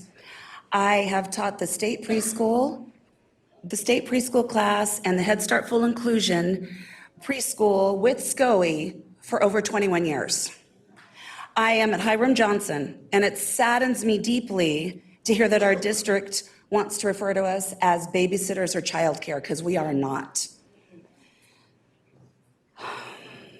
We are the child's first encounter with school and provide them with the social, emotional, cognitive, and physical needs that are met on a daily basis. Some of these children are referred for special ed services so we can try and get them the help they need at an early age. Personally, for me, I am a mentor to the seniors at Hiram Johnson. I work closely with the Johnson special ed teachers and students.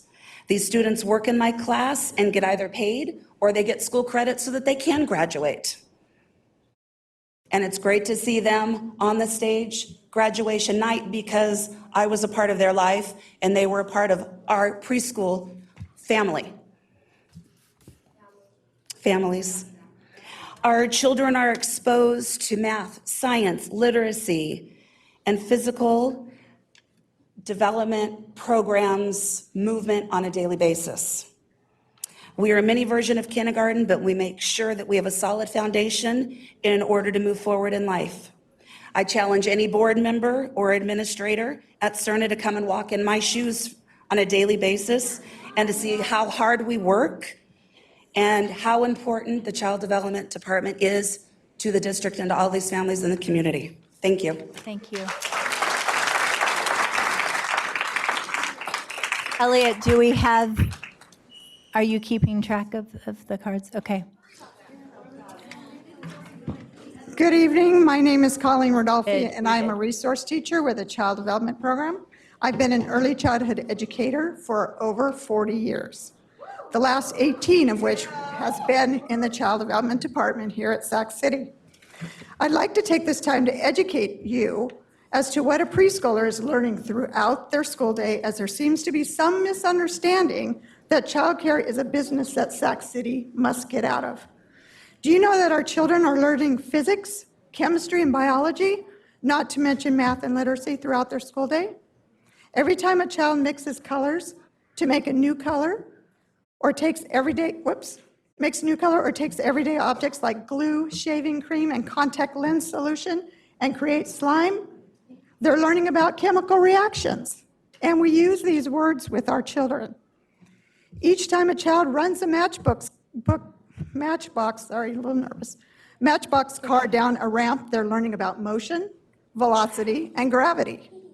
When growing plants from seeds, our students are learning about growth cycles in biology and the environment.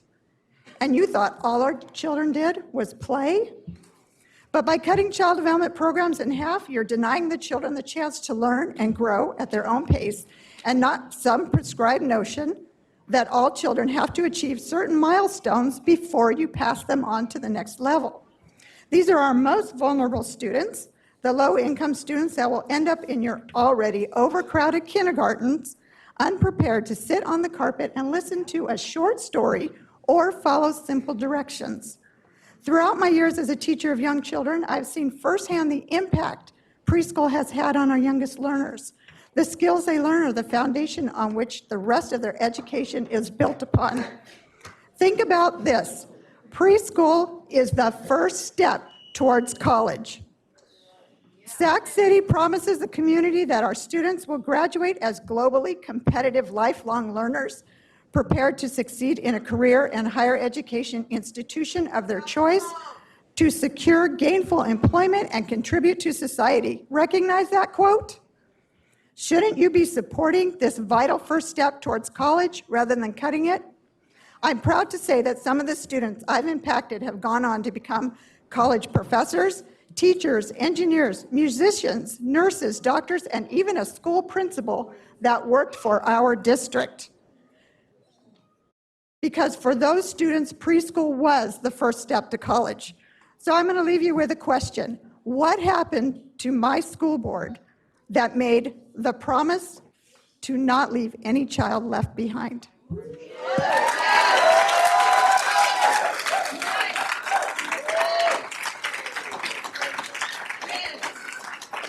Good evening. My name is Amy Bollinger. I am a foster parent, and I'm also a registered nurse at Shriners Hospital for Children in Northern California. I am here today representing my grandchild and my daughter. My grandchild attends the Hiram Johnson Family Education Center site. She's 18 months old. She has benefited tremendously from the program there. She is the child of 2 foster youth, and so she has a very challenging life ahead. Even with the support of us as her family, we are actually adopting her mother. So we are, and our children are actually some of the, people will say, lucky few who have a well-resourced family to fall back on when the program is going to be cut. One of the other mothers in the classroom, One of the other mothers in the classroom is also a parenting teen. She is struggling tremendously to finish high school at this time. Her child, she takes him on an hour-long bus ride every day back and forth to school at Hiram Johnson. She is currently living with a cousin, and when she found out that we were going to be cutting, or you were going to be cutting the program, she had a breakdown in the classroom, and she was like, I don't know how I'm going to finish high school. And we all know how important it is for families to be able to escape poverty and be able to have a future for themselves, for their children, just by having education and having access to education. And so I'm asking you, please, on behalf of our educators who need their jobs, and on behalf of our parents who need these critical classrooms and the resources there, and the children who need the resources, I'm asking you, please consider, if we cannot find the funding here, to please, let's be creative about how else we can keep our programs open, or how else we can transition these programs and our teachers, our educators, our children, our families back into community services. Thank you. Thank you. I appreciate your comments. So we have 8 more commenters who have not combined their comments. Correct. We have 8 more on this topic. and Okay. We have additional cards after that. Okay, for public thank comment. you. Good evening, Board. My name is Patricia Benoit, and I am head teacher at Matsuyama Children's Center, before and after fee-based children's center. We are more than just a children's center. One, our parents pay the fees for the services they are getting. They're able to drop off their children in the morning and pick them up in the afternoon in a safe, nurturing, enrichment activity environment. Some of the things that we just offer to our parents that I have been at the site for 25 years now is homework assistance. If I'm requested to send in on an IEP to facilitate the parent with the help of their child to be an academic achiever, we do that. Besides the homework program in our daily curriculum, we offer science, technology, engineering, and math. It allows also the children to go to early engineers, math, science of Sacramento Valley, chess makes, U.S. chess makes, arts and crafts clubs. We invite the public library and engage in their summer reading program on a daily basis. We do literature with the children. We do journaling. We have, during our summer program, is very, very intense and enriched. We have the California Railroad Museum, just to name 7 of them, California Auto Museum, the state police officers come in, community service, fire department, sheriff, musicians come in. Every week, there is an activity, a theme-based, along with our parents being able to know that their kids are on campus in a safe, nurturing environment, which they were devastated when they found out that the program is to be closed, especially when they pay the fees. They pay the fees for the activities that children are receiving. Thank you. Thank you.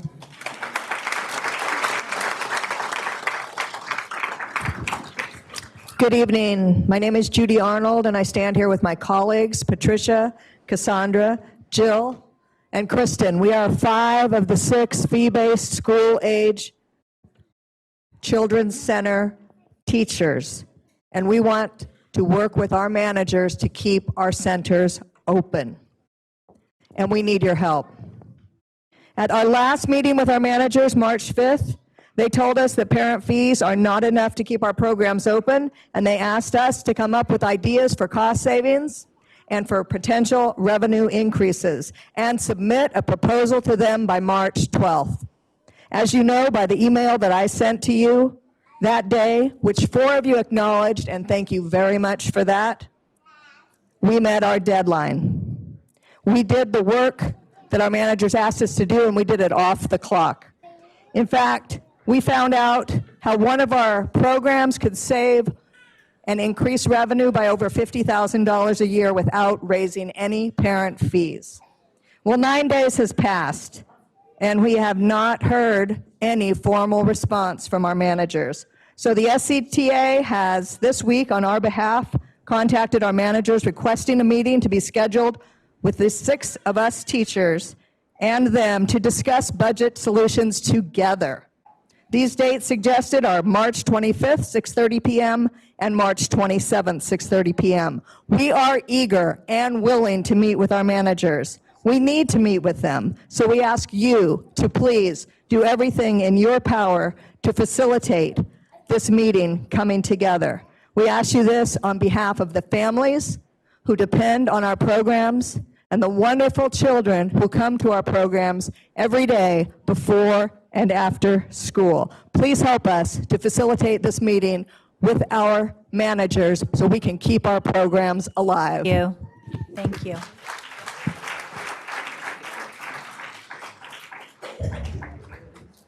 Good evening. I'm Renee Webster Hawkins, and I come to you as a parent member on the Matsuyama School Site Council.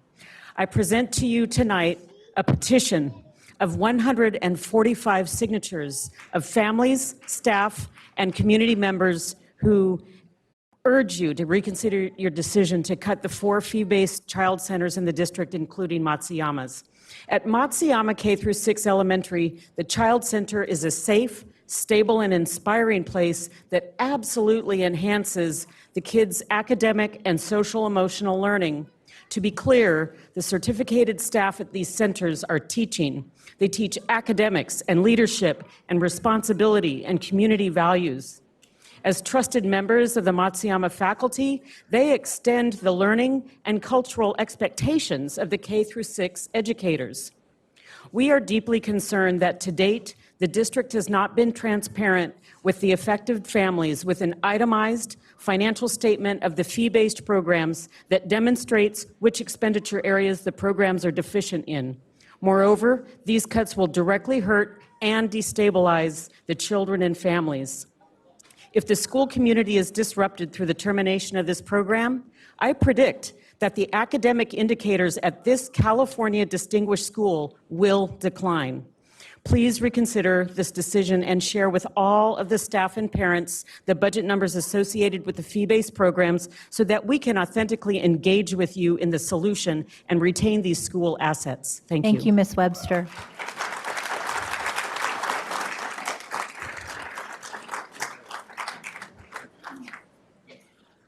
Good evening. My name is Pete Barker. I'm here on behalf of my wife, Kelly, and my kids, Emily and Liam, who both attend Matsuyama Elementary as well. I'm thankful that so much has been said about the effect that all these programs have on kids. I feel like there hasn't been enough discussion about the impact that it has on families. And so I'd just like to briefly and pragmatically talk about what the after-school and before-school program means for us as parents. If this program is closed, we're faced with 2 choices. I can quit my job, or my 9-year-old can be a latchkey kid to take care of her 7-year-old brother at home until one of us gets home after work. Neither of those is acceptable, nor is either one of those necessary, because this is a program that can and should and needs to exist for families that work, put in their time, are willing to pay fees for this. We're not asking for a free program. And this is crucial for us as a working family to be able to stick together and do what we do and know that our kids are safe. Thanks very much. Thank you.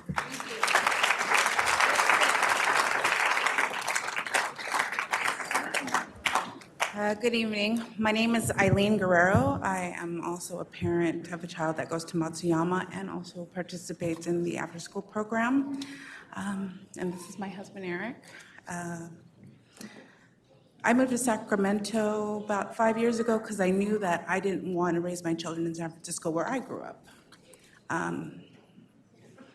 If this program itself closed, I don't even know what, I'd probably be in the same situation as the parent who mentioned before. I don't have a tri-generational home. I already pay out of pocket. We don't have a problem paying. If there's a need that's necessary and it means funding, if there's something I can do as a parent, something that me and my husband can do as a parent, we're more than willing to take those things into consideration because we really need this. It's vital to me being able to go to work, my husband being able to go to work, us being able to afford a home over our children's head. Please really take this into consideration and keep the programs open. These kids really need to have a safe place to grow and thrive, and I trust these professionals, I really do. I've worked with them, and they're so patient with my daughter, and she's a handful, a handful. So, I mean, I don't envy any of your places in regards to trying to figure out the budget and all this other stuff that is really vital, because it's more complex. I understand all that. But let us know what we can do to help, because it's not just your problem. It's not just the school's problem. It's ours. So let us help do that as well. But we really do need these programs to stay open. Thank you very much.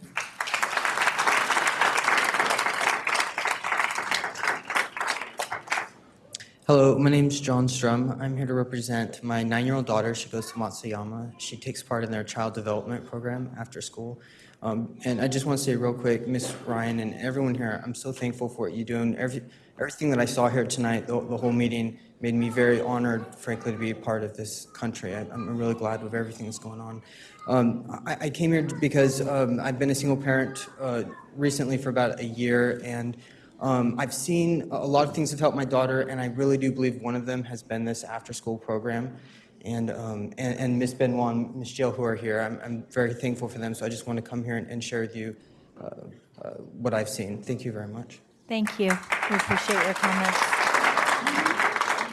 Hi, my name is Natalia Bente. I'm a proud mom of 2 kids who attend Matsuyama and who have been in Mrs. Benoit and Ms. Jill and Mr. Will, who's not here today, and the late Miss Brenda's care for the last 4 years. It's more than after-school care. These teachers know these kids. They know how to look into these kids. They adhere to my son's IEP and make sure that he's getting the care after school to do his homework and to do his best. They're helping my younger son when he needs extra one-on-one time, and it's in a skill way that does not take away from other children. They give every child so much attention. This is not just something after school. This also allows me and the children's father to be able to work here in our community, and that allows us to be able to give back to our community. I can't even begin to express what a difference these people make in our kids' life. Because after school, I don't have to worry about zipping through traffic to go pick up my kids and cutting hours. I can actually have the job that I went to school for. I was a California kid. I went through all the public schools. I got my university degree here in California, and I get to give back, and I get to work for a women-owned firm, and I get to show my kids what a public education can do. Because of that, Mrs. Benoit is there, so my kids get a head start on their homework. I don't feel like because I have chosen to have a job, have to sacrifice my kids' needs. And this is huge, because I know there's a lot of other parents in this position too. Please keep this open. Thank you. Hi, my name is Rebecca Sanchez. I'm also a parent at Matsuyama that would like to discuss the Child Care Center. My husband and I both work full-time. I have a 6-year-old, I have a 5-year-old. If the program was cut, we've got no grandparents, we have no aunts, we have no uncles, we have nobody. This is my family. Safety. My children are safe. They're not in a home with a daycare provider. They are being instructed, they are being educated, they are being taught rules, they are being taught courtesy, they are being taught how to be leaders, they are being assisted with their homework. We pay for this part of our children's education. There has to be a solution. If we are not going to do snacks at 3 o'clock, maybe the parents can provide the snacks and we can save money. There's things that we can do to keep our children safe, to keep them educated, and to keep them on a path that's righteous so they can continue forward with their education without having to lose a job of one of their family members. Thank you. Thank you.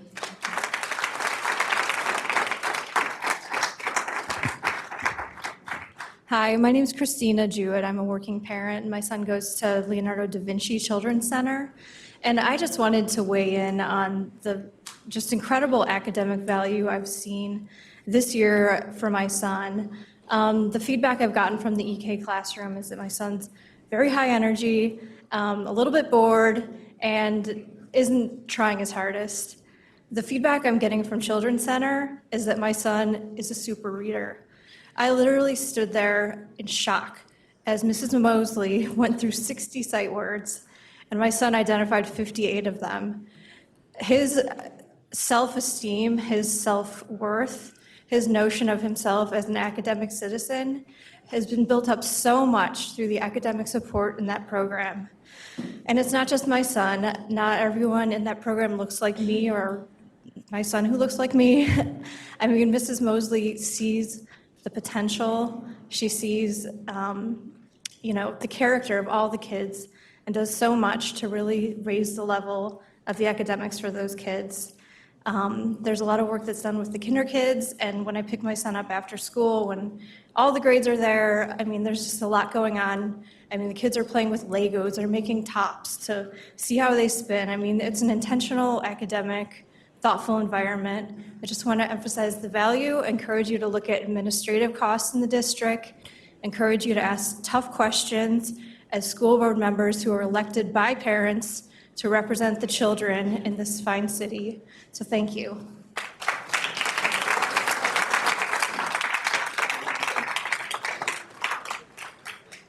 Hi, my name is Krista Mahoney. 24 years ago, I was a parent in a Head Start program. 21 years ago, I became an instructional aide, and through continued education, going through workshops and trainings, I was one of 5 at that time, and now I'm one of 2 one-on-one aides for our special needs children and children with behavior problems. In a program with at-risk children, these are our most at-risk children. We come in with adaptations to help them be successful in the classroom. We come with strategies to teach them friendship skills. We teach them problem solving, how to calm down when they're losing it. We help the parents with strategies to help these children. It's so hard to think about these kids without us in there. Throughout the years, we've helped multiple children, and we always put them first. You know, taking our time and doing stuff out of work, out of pocket, to see how we can help them. Without these one-on-one aids, these children are not going to be successful, and they're at risk for being suspended. So cutting these programs and cutting these resources is not in the best interest of these children. You really need to think how we can change this and save our programs so that we can benefit these children and help them be successful in their subsequent years. So please rethink what is best for these children and help keep our programs open. Thank you. Thank you. Good evening, Board. Nikki Malevsky, First Vice President of SCTA, and I'll be very brief because so many parents have waited so long to speak tonight. As you know, educators in this district have voted overwhelmingly to strike to protest the bad faith and unlawful actions of Superintendent Aguilar and this board. It is a reflection on your failure that we've had to take such a dramatic step simply to get you to honor the contract that you signed and approved and to obey the law.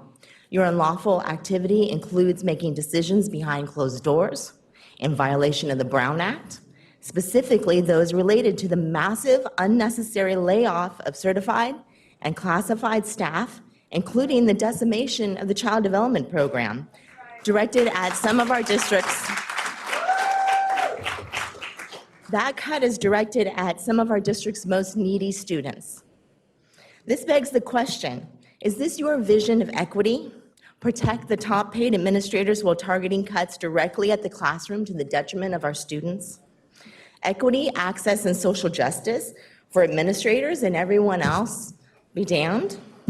Instead of cutting bureaucratic bloat, at the last board meeting, you passed a self-serving resolution justifying the continued increase of administrators and even justifying the outrageous vacation buyouts for top administrators. We were surprised that you did not include a clause in the resolution defending the $35,000 junket that Mr. Aguilar and 7 top administrators took to Harvard Business School this summer, while depriving much-needed resources from our students. You should be ashamed.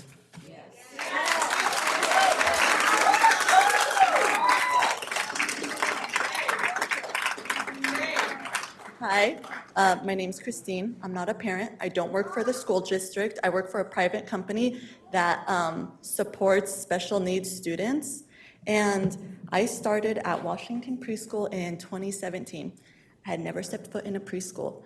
But I want to say that being in that site has changed my life. I have learned so much about these wonderful, beautiful kids that apparently you guys don't seem to care about. They are our future. This is our future right here. But instead we have Aguilar looking down at his phone, woo, falling asleep, Pritchett and Vang having side conversations. Mila, are you our future? Yes, you are. Mailea, are you our future?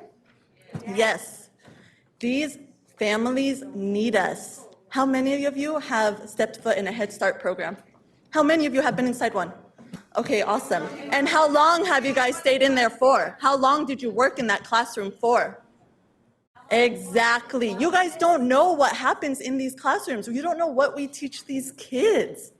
Social and emotional learning, this is what they need, and it happens in preschool. And like other teachers have said, we teach them math, we teach them science, chemistry, biology. It's not playtime. We're not a daycare. And we're not a business. We're not your money makers. This is our future, and I need you guys to start caring about them. Thank you. Oh, I need you to unlock it. And I'm going to read something for you guys because apparently you forgot what the Head Start mission is about. The mission is to improve the lives of low-income children by providing quality, comprehensive child development services that are family-focused, including education, health, nutrition, and mental health. Our mission is accomplished by involving parents in the total operation and administration of the program and supporting the growth of the children, families, and staff through encouragement, nurturing, education, and empowerment. So this goes beyond the children. This goes into the families. We teach them skills on how to help their children from pre-K to adulthood. Thank you, ma'am.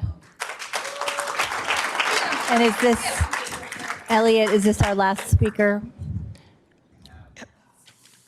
We had a couple of speakers that shifted their cards from a future agenda item to this item. Okay. So the number went up by 3 or 4. Okay, thank you. Hello, my name is Rosalie Nugent, and I've been a preschool teacher for several years. And I really value being a parent-child educator. I do a lot with my parents, and it's very important.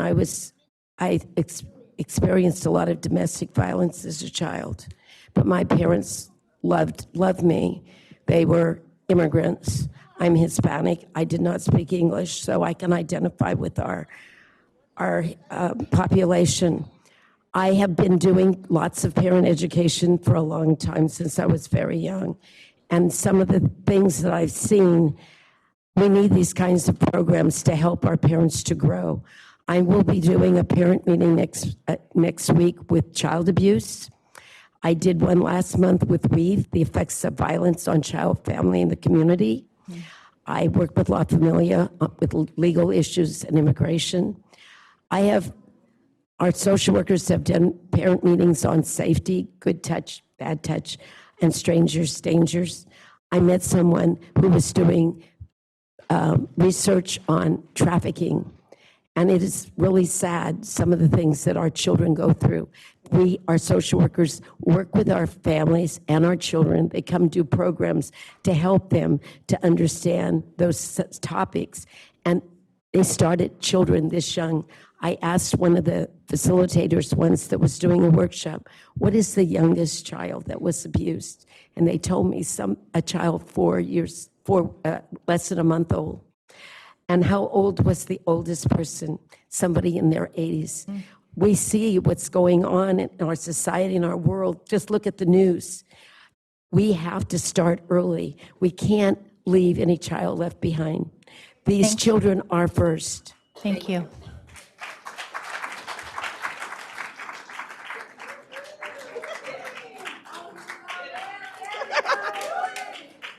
Okay, my name is Maisha James. I've been in Sac City I moved here October 2018. Not only did I move, I uprooted my 4 kids who are now part of your school district.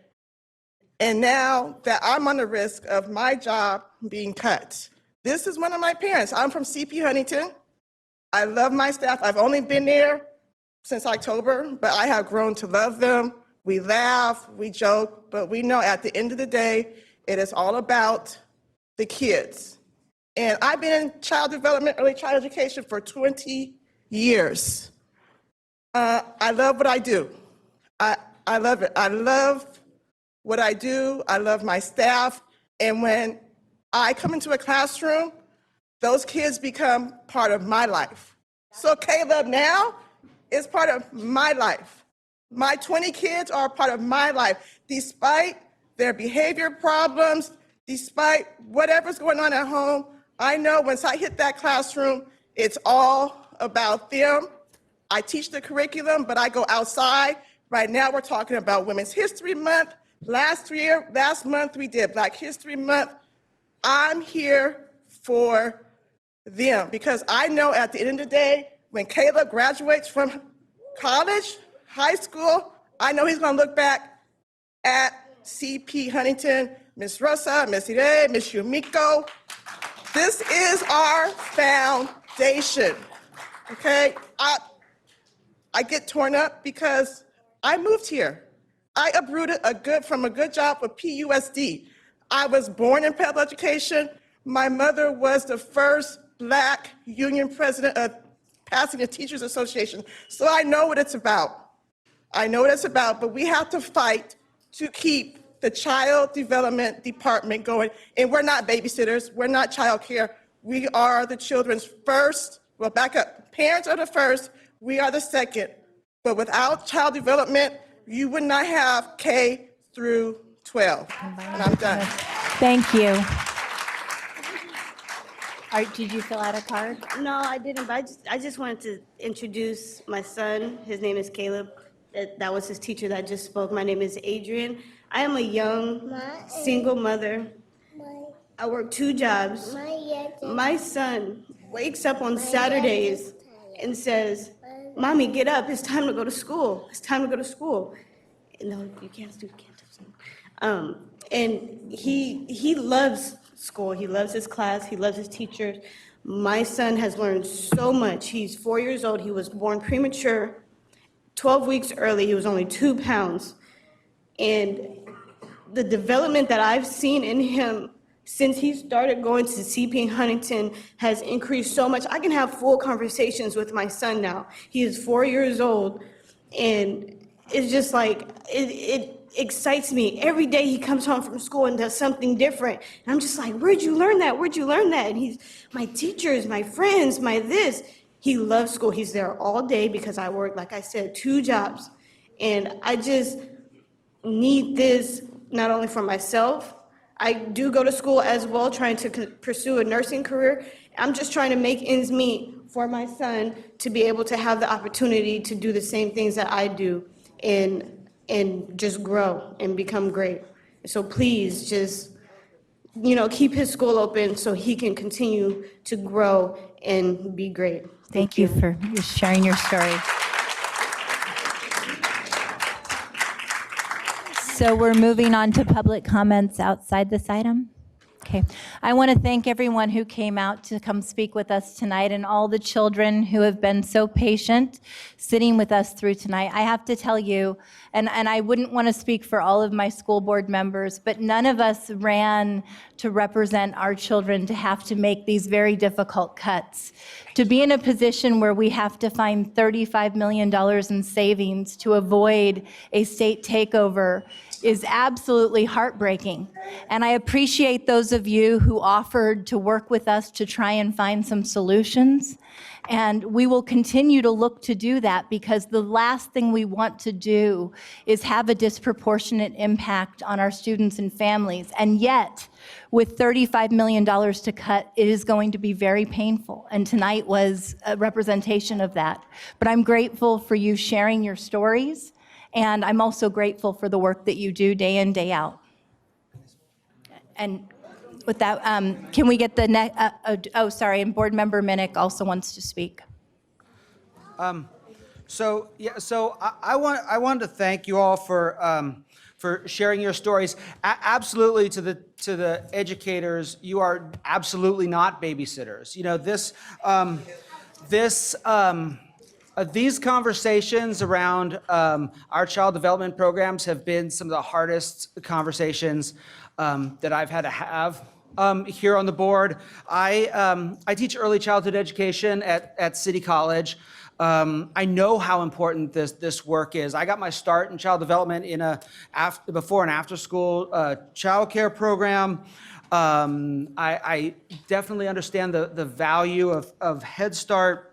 You know, one of the things when I first came on the board here, I was really proud at the fact that we had these early education programs, like our Head Start programs, where our teachers were paid and compensated what they're worth.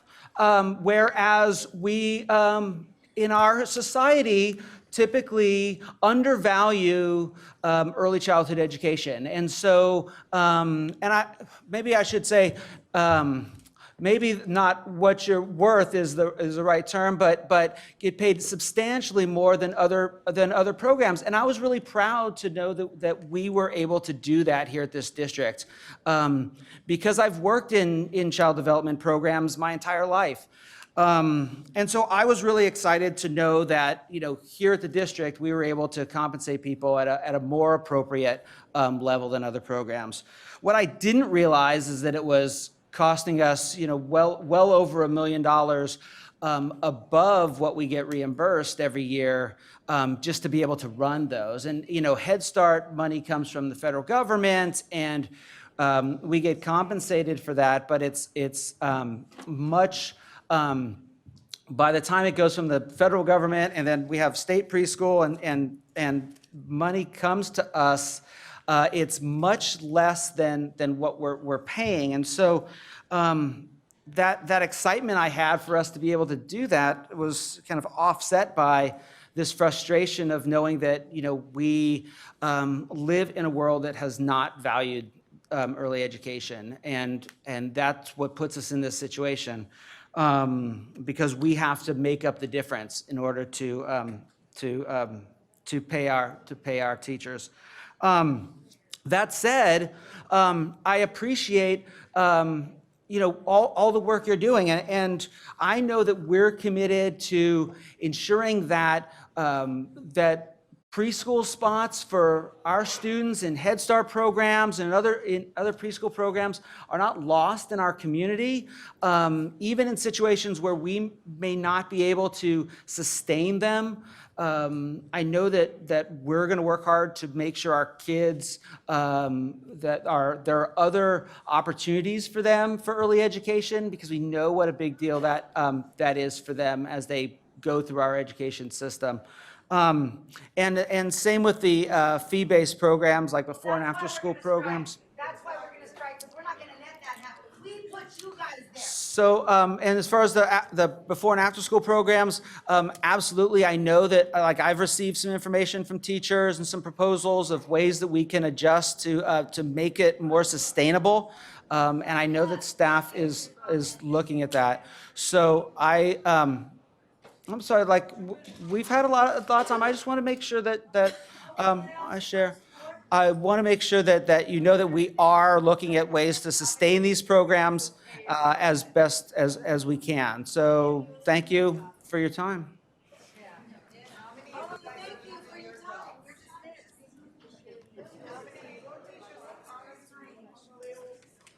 Member Garcia.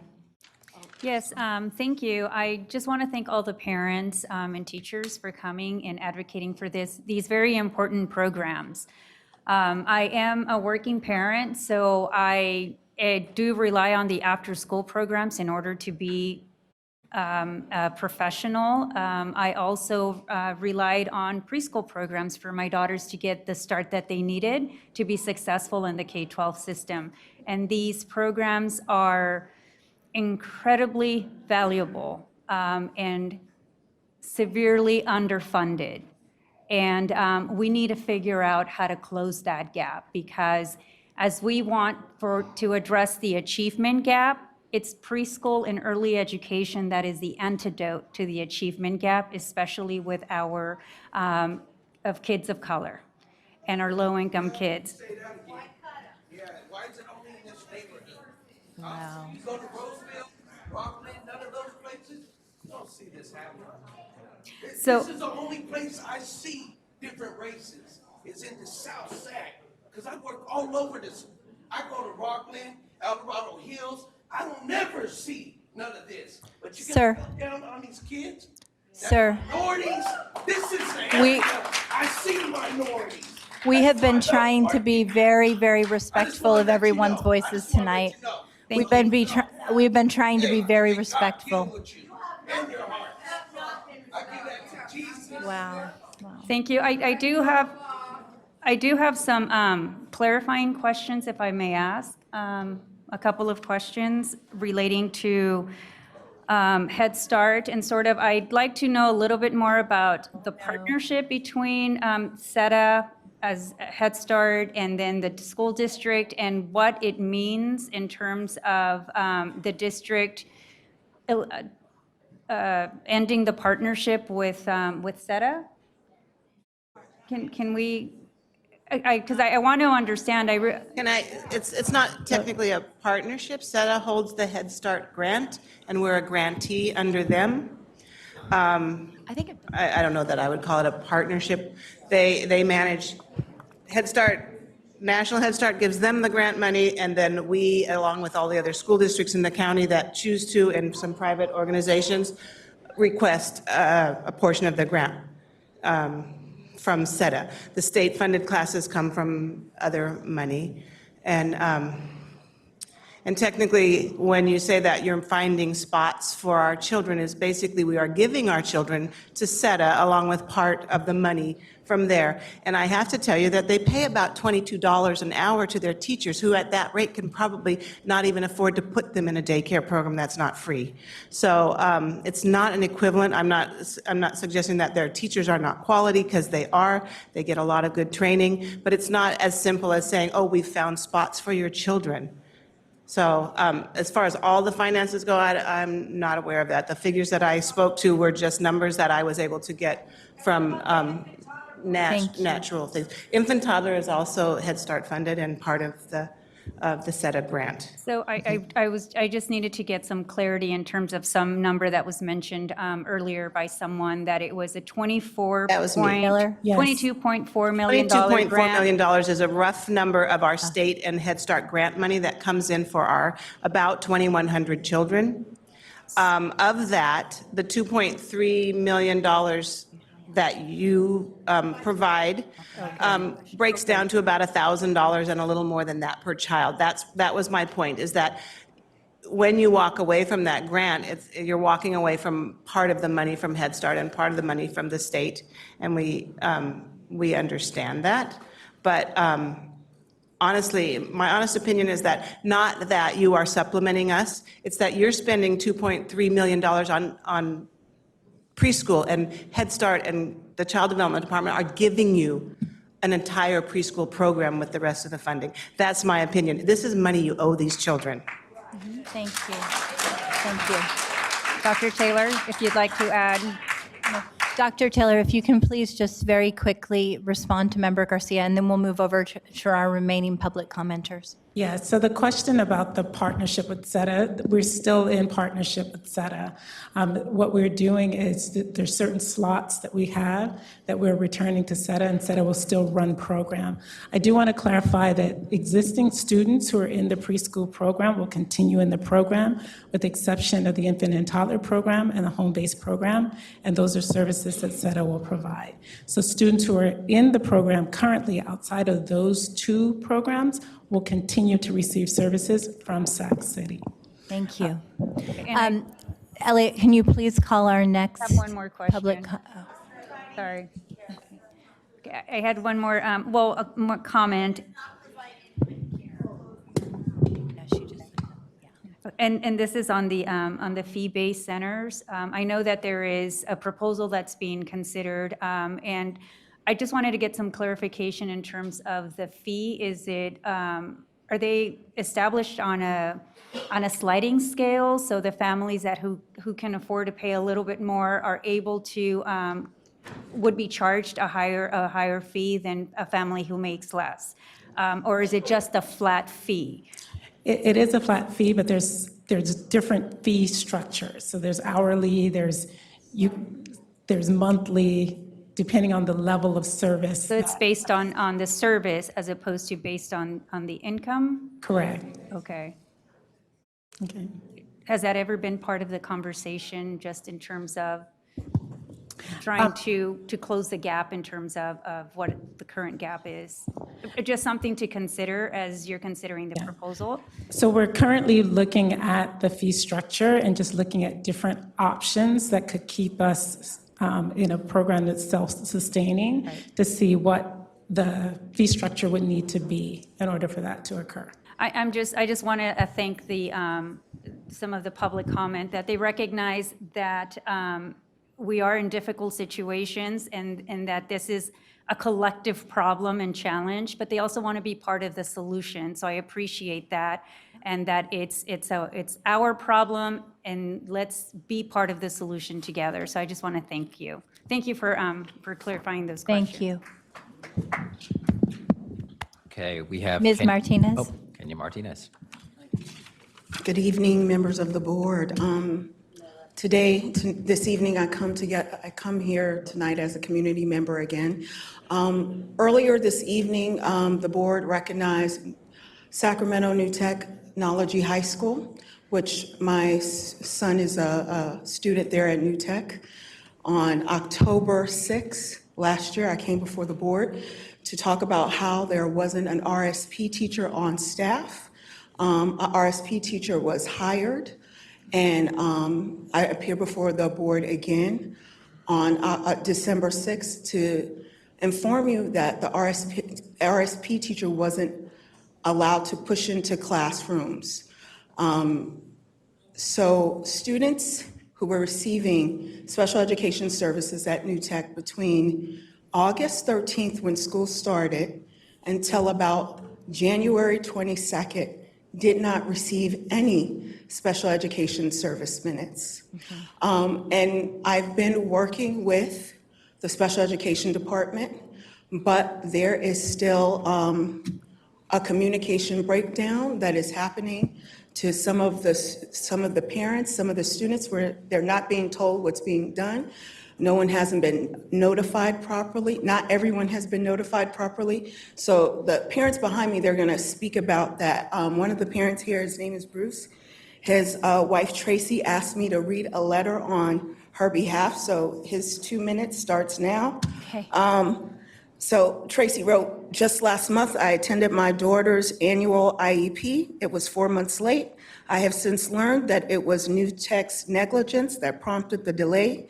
I attended a CAC meeting just this week in order to voice my concerns and frustration over the lack of attention to my daughter's educational needs, including service hours and the presence of the workability program that prompted movement. The very next day, a workability rep was at New Tech And it was then that Dr. Bolton finally decided she would reach out to me. She sent me an email and said that New Tech is committed to providing appropriate services to their special needs children, and my daughter was owed 30 hours of service minutes. 30 hours of services. It seems to me that the school is more dedicated to the New Tech approach, and while I get the vision, it should not be used to justify why an RSP teacher was provided sooner and why aid was not given. Even now, my daughter says she only receives services during lunch break and advisory, never during class. She only receives services during her lunch. Considering how many children have an IEP at the school, that seems a bit limiting. Just like a paralyzed child needs ramps and a wheelchair, my daughter needs assistance in order to access all New Tech has to offer. For it to be limited like this is discrimination and appalling. My daughter's grades this year have been horrific. They are very similar to when the RSP teacher in her freshman year. Mr. Richardson was borderline neglectful and cut her recommended hours from 30 minutes a day to 30 minutes a week because he said because the school didn't work that way and that parents couldn't expect them to hold their students' hands and babysit. Even then, she never received Fs until now. The only good thing to come about this mess has been Sally Madahan, our RSP teacher. Ms. Martinez, if you can please wrap up. Thank you. I'm going to wrap up. She has been the only RSP teacher to read my daughter's IEP, actually hatch a plan to aid my daughter in aiding herself with techniques that she can use for years to come. Not hold her hand, not babysit. I have been so confident hearing I'm hearing that she will not come back next year, which was crushing to all of us. I beg you to do something about this situation. Thank you, Ms. Martinez. Mr. Browning, can you please ensure that we have the appropriate follow-up with Becky Bryant and the special ed department to address some of these concerns? Thank you. So the rest of the parents are going to follow it. Okay, thank you.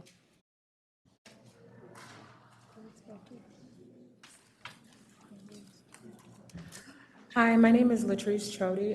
I've never been here, but I feel that I have to be a voice for my child. And it seems like also be a voice for the other students that are affected by this.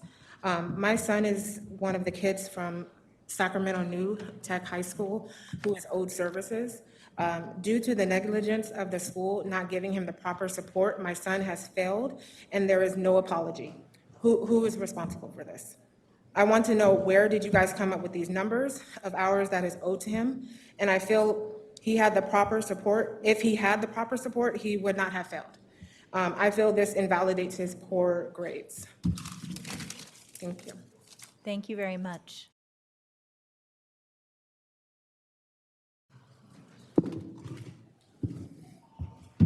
This is my son, Zachary, and he gave me his minutes. Hi, Zachary. I'm speaking for him. Good evening, my name is Naomi Roberts, and this is my son, Zachary Roberts. First of all, thank you for honoring my son's school at Sacramento New Tech High School tonight for their academic decathlon success. We are a tiny school in the big picture of this district's 76 campuses. The personal stories that embody our small school makes their accomplishment even more remarkable. I'm here tonight also as a follow-up from when I last spoke to you on March 7th in regards to compensatory services owed to all students with IEPs at my son's school. My husband and I are questioning the formula Ms. Bryant used to arrive at the totals. As I stated on March 7th, I was serving as a proxy for all the parents who cannot put forth the time and energy to do this. What I'm hearing from these parents, the following: the totals seem low. Does this include directions on how to challenge any grades below a C? What if the hours cannot be made up by June? How will I know how these services will be used to remediate the loss? Tutoring. For my son, if Learning Solutions IA was not supervised by an RSP teacher from August to November, then those minutes cannot be counted as served because he failed. I had to come constantly to intervene between the IA and the BCBA to ensure the support was appropriate. All of that should have come from an RSP. That work should have been done by a credentialed teacher. We are seeking answers to questions we have asked. As a closing thought, what if you had a stakeholder meeting at the site and invited parents and their teachers? And what if you had credentialed personnel lead that discussions? Thank you. We Thank you. appreciate the suggestion. Thank you for your story. Who else do we have in public comment? I think maybe they lost track. Sorry. If you can please share your Well, if you name. could state your name and I'll. Hi, I'm Sally Mondahan. I'm the resource teacher. Oh, I'm here yes. Hi, tonight with my Sally. tech Good to parent. see Hi. you. Hi there. So last time I actually had a whole other set of commentary ready, but there's been some recent events that I've had to regroup. But you've been so gracious to respond to my emails before, so I think I'll just send this to you as a follow-up.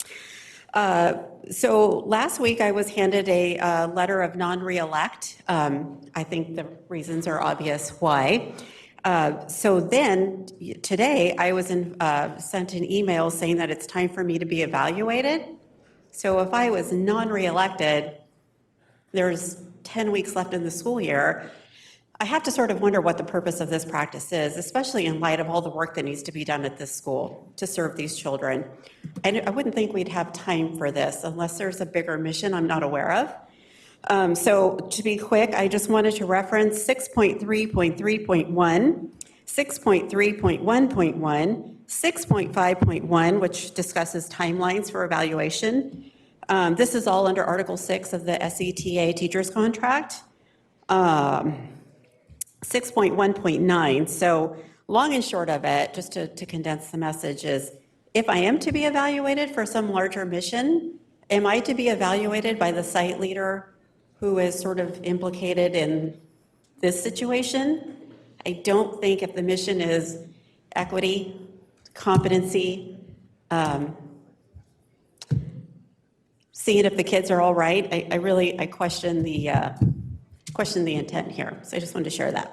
Thank you. Thank you. Thank you. We appreciate your comments. And I think that you'll be sending a follow-up note to Superintendent Aguilar? Yes. Okay, thank you. Hi, everyone. I'm Angie Sutherland with the Coalition for Students with Disabilities.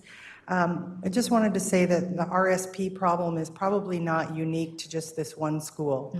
The importance of RSP, it helps students to access their learning, and without it, especially high school students, I'm sure these students are now having a really tough time trying to graduate. Today I was reminded about that statement that every presentation has before it begins, is the district recognizes that the outcomes it is currently producing are because of the way the system is and has historically been designed.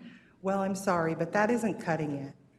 I'm really tired of hearing that statement. I think that our district needs to start following their own policies.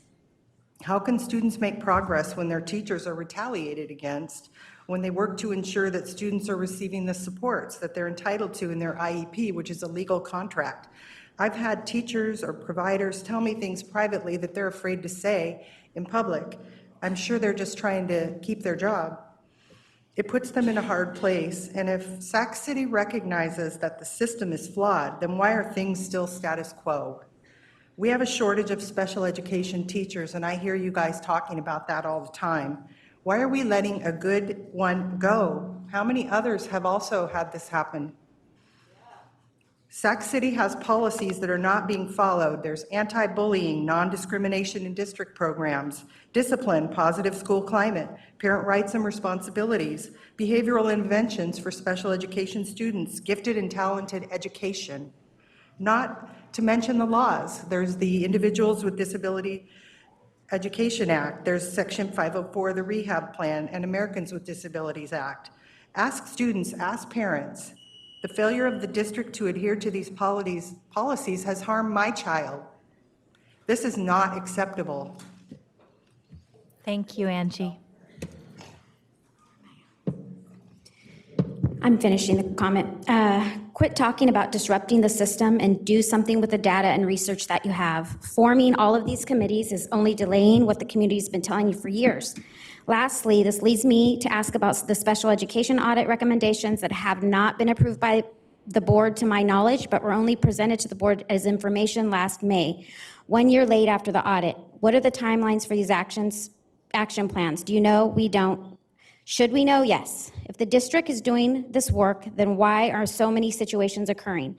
I suggest someone take a deep dive and audit all of the special education service logs. I recommend that every parent request a copy of their child's service logs.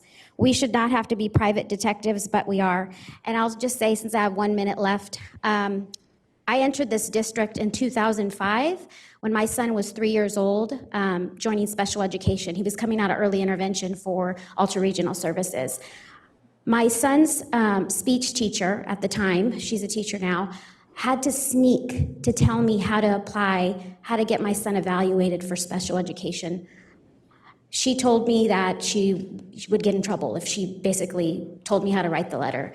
I talked to another teacher. She said it's the same way. This was just last year when the CAC resigned, that she could not specifically refer a student for occupational therapy because they had set up a process that was so long and drawn out that basically deterred teachers from informing parents what to do or walking parents along or helping them know the rules.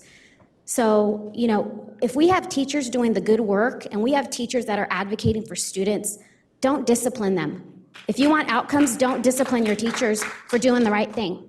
Thanks. Thank you, Ms. Garcia. We do still have a few more cards. Okay. We have Cindy Messer, Osvaldo Hernandez, Frank DeYoung, Erica Chan, Melissa Kwan, and Leslie Beth Curtis. Okay, thank you.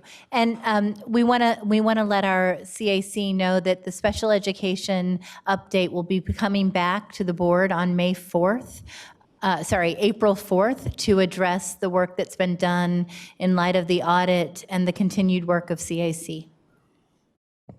Okay, great. Well, good evening, Superintendent and board members, and thank you for your time this evening. This has been a very, very tough conversation, and maybe I'll take a step back and just say that I'm a parent of a fifth grader at Matsuyama Elementary.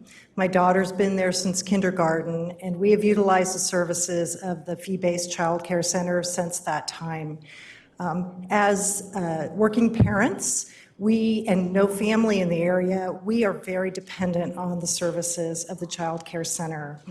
And I will say that it provides a stable and a very safe and enriching environment for our daughter. We have very few options in the area that we're in for child care. So I want to just encourage all of you, and I really appreciated the thoughts and the comments from Board Member Garcia about maybe proposals and options. And I would say in this very, very tough time, if we could continue to be creative and think outside of the box. I know you guys are trying to do that, and again, a very tough place to be in. But I would just encourage you to really think about, both from the children's perspective, from all of the wonderful people that work in the public school system. I'm born and raised here in California, came up through the public school system. I'm a huge fan. My daughter is blossoming in the school system. She's also had such great experiences in the after-school program. Some of the same kids have been together since kindergarten. They're their own little social network. They've learned to work through problems together. They help each other out. They are our future leaders, and I'm very, very saddened by the state of affairs right now. But again, I really, really want to encourage you to continue to think outside of the box, and hopefully we can all make this better together. So thank you. Thank you. We appreciate your comments. Hello. Good evening, board members, superintendent. I'm here tonight because I just came from a community forum, a meeting organized by Councilmember Snyder on the homeless shelter they're proposing right across from one of our schools, Burbank High School. Right, there was a lot of people from Burbank, Woodbine, Edward Campbell, Cesar Chavez, students, right, and families who are going to be directly affected if this proposal moves forward. I, at this point, have not seen anything from Sac City Unify, and I do believe that you, as a board, not just but as a board, as a district, have to look out for the interests of our students. And yes, the homeless shelter idea is great, it's amazing, but the location for it is not the best. We're bringing a lot of risk so the price for it is going to be too high, right? We know that with homelessness, there is likely our students going to be exposed to drug use, to needles that are going to be on the ground. Likely, we do not have a record for the sexual assault homeless that are there. I don't know the right term, I'm blanking out right now, but I think you know where I'm going with this. So I do ask that you take this into consideration, that you do take action. Our families in South Sacramento do need the backup from the district. And I know this is not the perfect time for the district because there's a lot of things going on, but this is something that is pressing, is something that is urgent, and is something that is in the best interest of our students. So please, please do take action and oppose this homeless shelter. Once again, we have Burbank, we have Woodbine, we have Edward Campbell, we have Cesar Chavez, and these are students who walk to school and home oftentimes by themselves. Thank you. Thank you very much.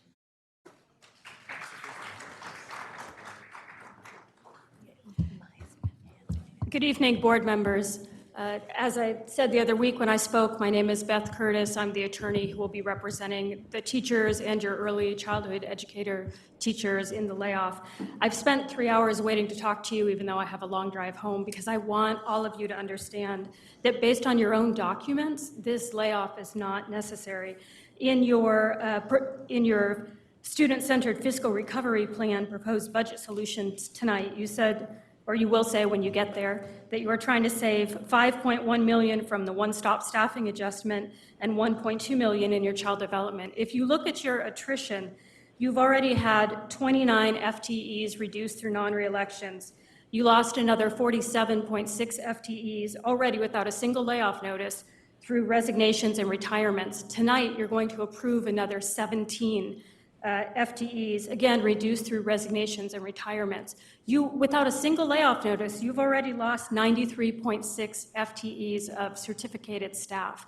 If you take your average cost for a certificated teacher of $90,000 and you multiply that by this 93.6, you already have savings of $8.4 million without a single layoff notice. You could take back all the notices, not have to have a hearing, not have to pay an administrative law judge, save the costs, save CTA's fees for me, as well as your own legal fees, and certainly engender a lot of public goodwill with having all of those notices pulled back. So I am taking the time to talk to you about this, not to be adversarial, but to try to be upfront and say that if this is what you need based on your own documents, you have it already. You could take those notices and give people their jobs back and provide a lot of reassurance for your community. Thank you. Thank you.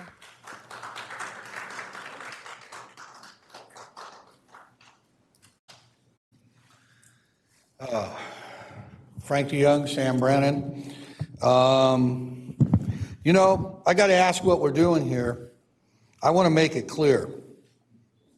We are where we are, pointing fingers and talking about the past and talking about procedures like vacation buyout, which is done by all public agencies, including the state. Could they be fixed? Sure. Should they be done differently? Absolutely. But the point is, we are where we are, and we need to move forward, and we need to do what's in the best interest of the children. And that means SCTA, get off your butts and get to the table. Because if you don't want to be part of the solution, then you are the problem. And this is not, if you could bring that up, how you negotiate a contract. Somebody needs to explain that to me. Huh? Somebody played with the camera. Yeah, you got to pull it, turn it. Point it down. Whoop. You just got to turn it. You'll help me.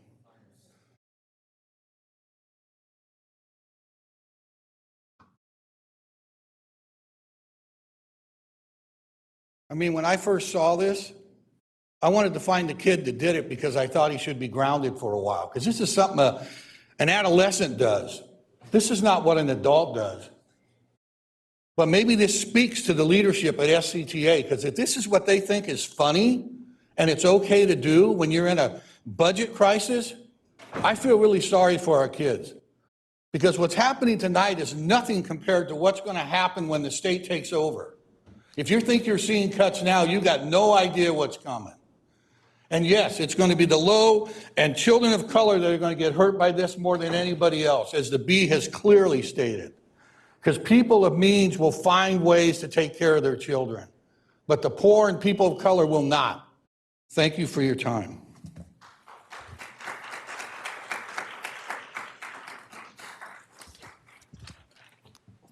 Thank you, Mr. DeYoung. Do we have any other public comments at this time?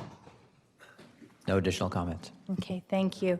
I do want to say, in response to the comic strip that you just shared that was posted on SCTA's website earlier this week, it was very upsetting, but what to me was heartening was the several teachers who reached out to me personally, and they said that they know me, they know my heart, they know my work, and that did not reflect their viewpoint, that they felt like that was a juvenile and cruel tactic, and they wanted to know personally that they would take no part in that. And so I want to say, you know, as many individuals have come to me over the course of the week, that I see that as a decision that was made probably by a leader, but certainly not by our hardworking teachers who continue to do what's right by students and not attack me personally. Board Member Pritchett. Thank you, President Ryan. And, you know, I just want to say that we up here are a board of 7. And I just cannot believe some of the things and the communications that are coming out with the attacks that are on our superintendent and our board president. In fact, many, if not all, decisions that have been made in this disheartening times that we have right now have been a 7-0 vote. I am appalled. Frank, thank you, because I actually printed it out too. I couldn't believe when I saw what was up on the SCTA page. It makes me think, does your membership know that you're doing these kind of things? Does your membership allow our students to act this way? Be the leader, be the adult, and be the role model.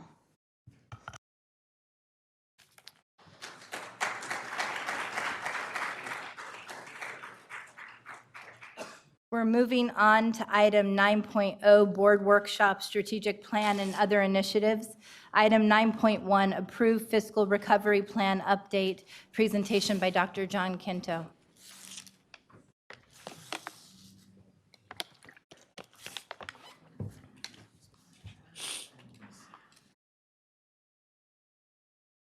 Can you take this over for 1 second?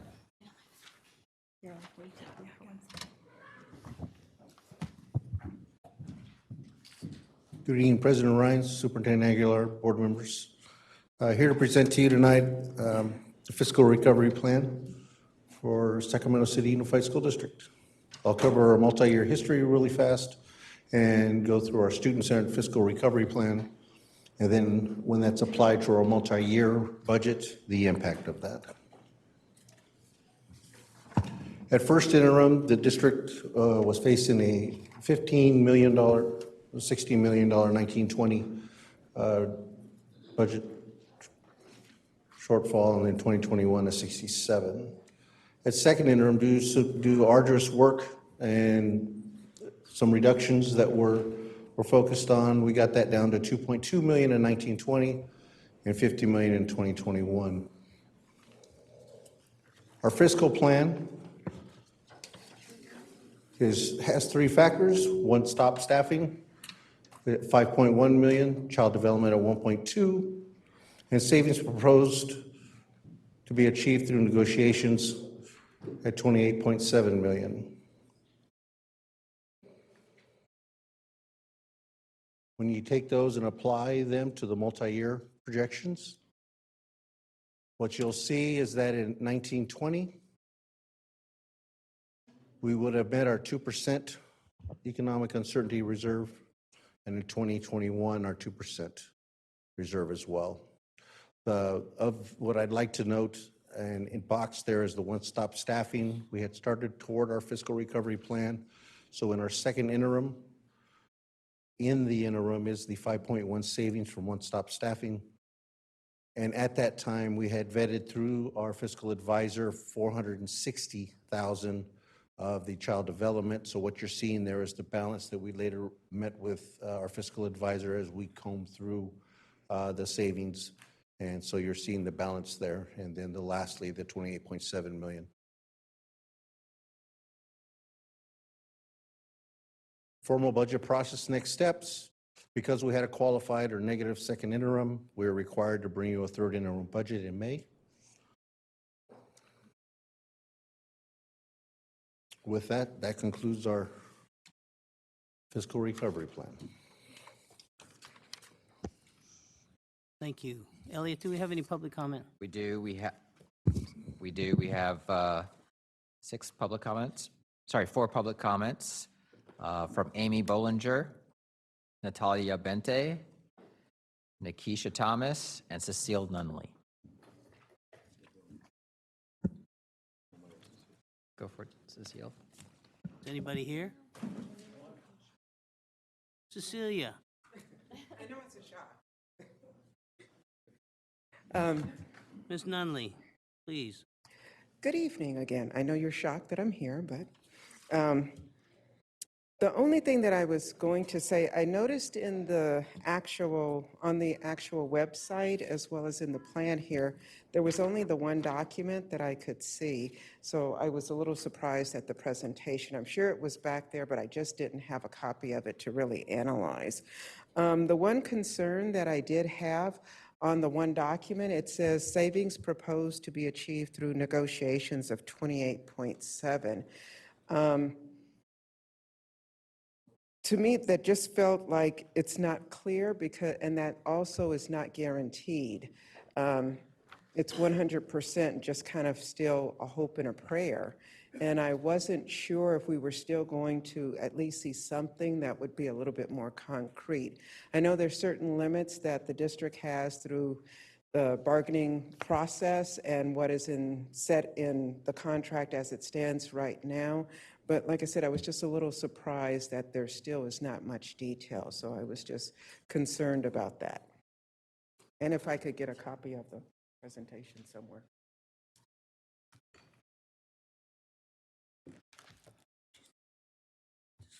Okay. So we have no other public comments on this item? No other public comment. Okay, we'll take board member questions and comments at this time. Board Member Vang. Thank you for your presentation, Dr. Kento. First, I just have to say this was an extremely short presentation. My question is really around page 5. And I see here the one-stop staffing of adjustment of 5 million, child development at 1.2, and then savings proposed to be achieved through negotiation, $28 million. And I think my comments kind of echo Cecile as well, given just the urgency that we need to balance our budget with the 2% reserve. I think I still need some clarity. I know that we just did some administrative layoffs as well. So my first question is, where is that in the 35 million that we need to get to? That's my first question. And then I'm a little worried, not little, I'm extremely worried that we are trying to, that for line item 3, that savings are going to be proposed through negotiation, which is not guaranteed, right? And so I'm concerned about this, and I was hoping that we would have a more detailed plan about how we're going to get to 35. If we don't have that today, that needs to be at the next board meeting. Given the urgency, I'm a little disappointed by this presentation because I was hoping that it would be a little bit more thorough on how we can get to the $35 million. But if you can speak on the admin piece, because I know we just did some layoffs, where that falls in this chart. If you don't mind, I'll step and you'll get some information. Okay.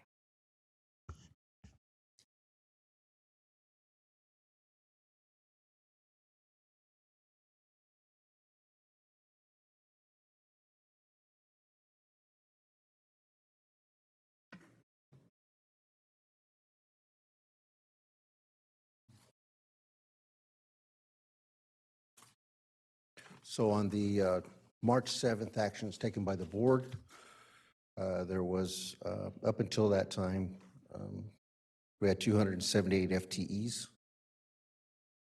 starting July 1st. As of the board meeting on February 21st, board took action on 8, which resulted in a savings of $1.8 million. The board took action on March 7th, resulting in a reduction of 22 positions. So the total reductions thus far have been 30, which is 11% decrease, or equivalent of on March 7th itself, specifically $2.2 million.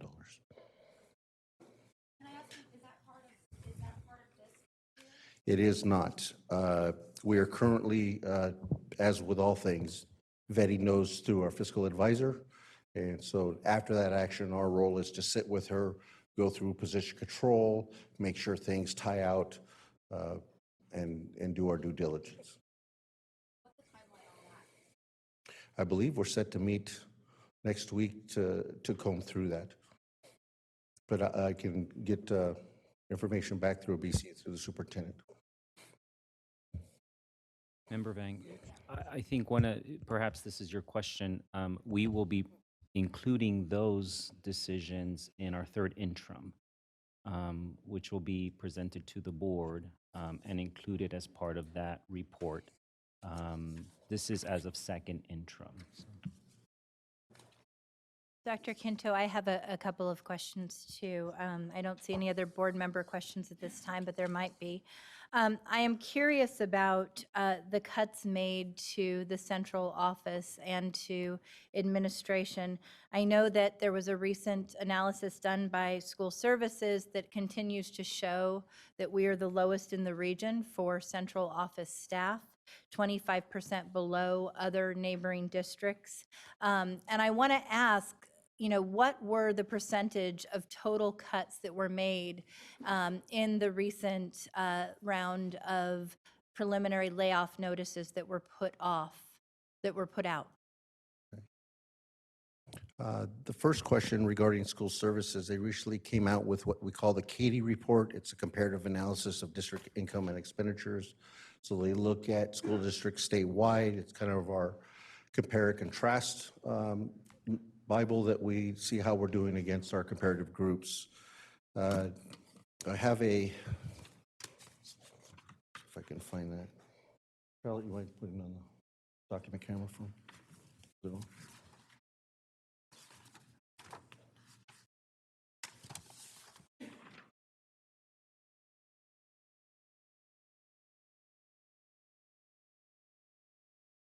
So for our region, you can see the comparative group is 5.44%. All school districts across the state of California, in terms of our sister district, is 5.19%. As you can see, we're the lowest at 4.53%. And this is as of fiscal year 17-18. There's been a lot of work done in terms of the reduction of administration since then. We last reported to you at the second interim that we are at 4.39%. In terms of your question of reductions, again, that's a reduction of 11%. Okay, so 11% reduction, and that's not reflected in the 4.53% total percent of general fund expense based on the school services recent numbers that have been shared with us. So we can expect that number to lower even further. So I also know that we have, of the total number of administrators that have been talked about, the due diligence of needing to understand that there are a large number of those administrators who are site leaders. In other words, they're principals and they are assistant principals. So that significantly lowers that, 260 at the high end number of administrators once you've subtracted the two. Once we've subtracted the remaining that are based on either state or federal grants and compliance, it brought us a number of around 58 remaining. Is that correct for the central office? Last time I looked at it, that number was 57. 57, okay. I appreciate that because I think that we have to show that we are doing our best, our due diligence to cut from the top. I think there were several people who said tonight, that we should not be getting our salaries. And I do want to clarify, board members make $787 a month. Many of us have made great sacrifices to do this work. $787 a month, as you know, is not a top-paid administrative salary. But we do believe in the work. And that being said, we were even willing to cut $100,000 off the board office that included basic professional development and some of the key governance training that we need to be more effective at our jobs. So we absolutely are taking our responsibility to heart. I also want to ask some questions around, in this student-centered fiscal recovery plan, the conversations that have come up around the discrepancies in the numbers between the stated potential savings, because we have been looking at SCTA's proposal for opportunities for us to come to some consensus. For instance, delaying our OPEB funding, maybe a not best practice, but a way to save some dollars. But I do know that there was a claim of being able to save potentially $15 million from central office administration. Please tell me, am I correct? What I've read from SCOE is that $8 million would be a total cost for the central office, so we could eliminate the entire central office and not get to that projected savings that was detailed in the plan. And in fact, a 20% reduction put us closer to 1.6 million. Is that correct? That is correct. And if you go back to the document, Okay. total expenditure. So I just point that out because this is where I lose sleep at night. I do not want to lay off educators and people that I believe are vital to meeting the needs of our students. And yet, we are grappling with a $35 million deficit. If we cannot close that deficit, we essentially turn our school district over to state receivership. And what we know from other school districts across the state that have found themselves in this predicament is that there has been a mass exodus from families who can afford to leave the district. Our most impoverished families stay. We see a widening of the achievement gap. We see school closures. We do see layoffs occur in an arbitrary fashion because we have a person whose key job is just to balance the bottom line.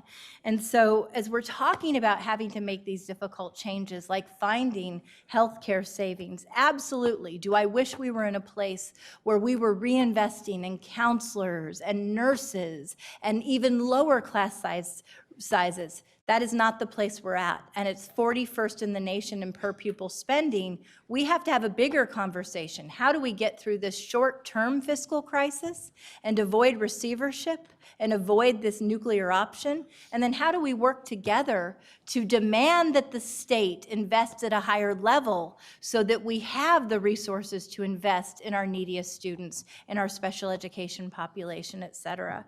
So with that, I do want to ask you about the healthcare benefits. I know that we have talked a lot based on the FCMAT report, based on the analysis done most recently, based on the 2006 analysis and the 2003 analysis, that the greatest savings could be found from our total compensation, from the benefits and salaries. And so can we talk about how we compare to neighboring districts on that key measure? Yes, we can. We've done school services again. who we utilize a lot for comparison purposes. Let me see if I can find some comparisons in terms of what you're asking about.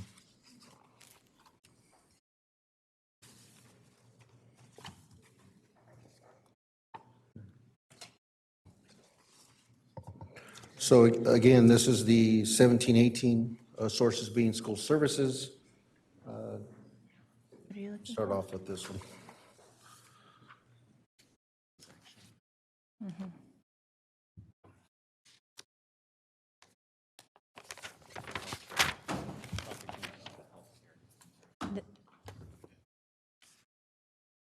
The healthcare comparison with the other regions?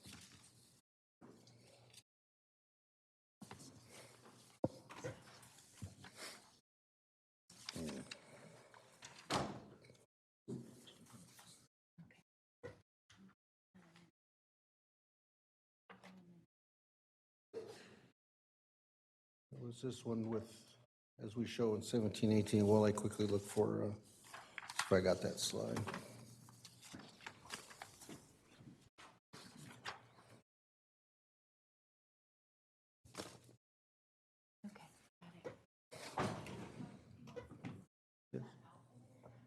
Sure. Clearly, we need a new projector. Probably a new operator. We've struggled with it tonight. Yeah, I think you turn the side. Yeah, you just turn the side. There's a knob. There you go. Perfect, thank you.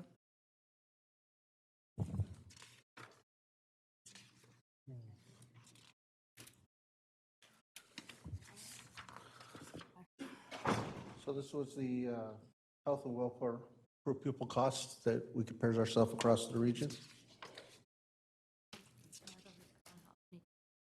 So our per pupil health and welfare cost is $13.60 compared to the nearest district at $9.05. And I am curious, so our total compensation as a result of that is significantly higher. Has any analysis been done to going to full and fair coverage at the San Juan level, which is the next tier down, or the Elk Grove level, and how that would affect our ability to be competitive and remain among the top or the top for total compensation? Yeah, there has been, and getting back to Member Vang's question about, our target number and being not specific, we're working with our labor partners on how we would achieve these savings through negotiations. And we have begun those discussions with 4 out of our 5 partners. So we're purposely leaving that general as we hone in on how we go about doing that and doing that analysis. Looking at the alternative healthcare savings plans based on the conversations with all labor unions. Absolutely. Okay. So as you look at, like San Juan, for instance, you can look at both the salary and then the average district contributions toward healthcare. And this is for beginning step? Do we This would also be for have beginning it step. for our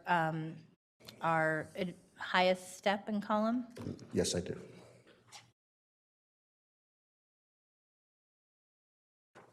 Okay, so what I'm reading is for our total compensation, 98,000 is the maximum salary schedule. For salary alone, total compensation is 120, with San Juan coming in at about 107 total compensation. San Juan salary at 92. Okay, that's helpful. That concludes my questions. I'm going to go ahead and allow our board member Morowski to ask questions, followed by a follow-up question by board member Vang. Thank you, President Ryan, Dr. Quinto. I wanted to follow on President Ryan's question on the healthcare savings. In the summary, it says the district is seeking to rebalance employee healthcare benefit contributions with a goal toward returning to district contributions that are in parity to comparable school districts while providing high-quality benefit plans to its employees. Do you have a figure about, like, if we were at the average regionally, or if we were at the average statewide, what that would mean for our deficit? Just for kind of, I mean, not getting into specifics around negotiations, but just, do you have that kind of ballpark, or?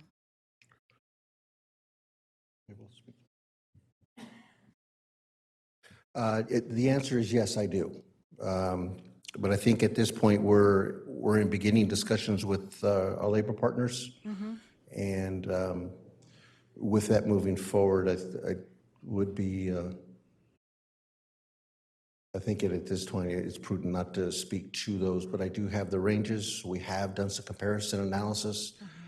We are working with Checker, an entity that is pulling together different health service provider bids, that being from 6 CVT, and also looking at CalPERS. We'll be looking at those and analyzing them and bringing forward a negotiated agreement or proposal. Okay.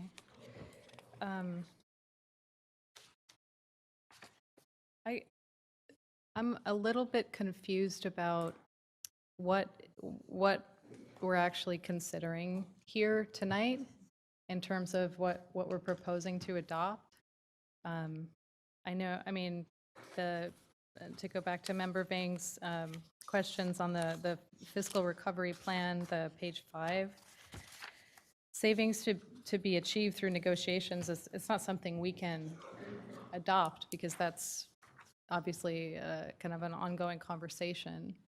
So I just, can you explain a little bit about what an action to adopt this sort of plan at this point would mean? Yes, we're looking for recommending to the board to support our fiscal recovery plan, which is 3 factors, the 2 of which we've already talked to. And the lastly is that giving us direction to seek 28.7 in negotiated savings. And so our team will come together with Raul and Dulcinea and Conci as we start to put together those values and put together proposals that we can negotiate with our labor partners. Okay. So I think there do seem to be a couple things that are not included here, like the staffing reductions we made last time. I think, it was discussed at a prior meeting when, I believe it was when Mike Fine was here, that we have a special education consultant that is going to be looking at, ways to potentially look for savings there. I don't know if you can speak to the timeline around that, but I feel like we have other things that have not been sort of included or taken off the top yet. So can you speak about, how do we incorporate some of those other things? Also with Mike Fine, we discussed that, looking at the 4,000s and the 5,000s and just kind of what is there. And so can you speak to that? Because I think that the negotiated savings is sort of 35 minus whatever else we've done at this point, right?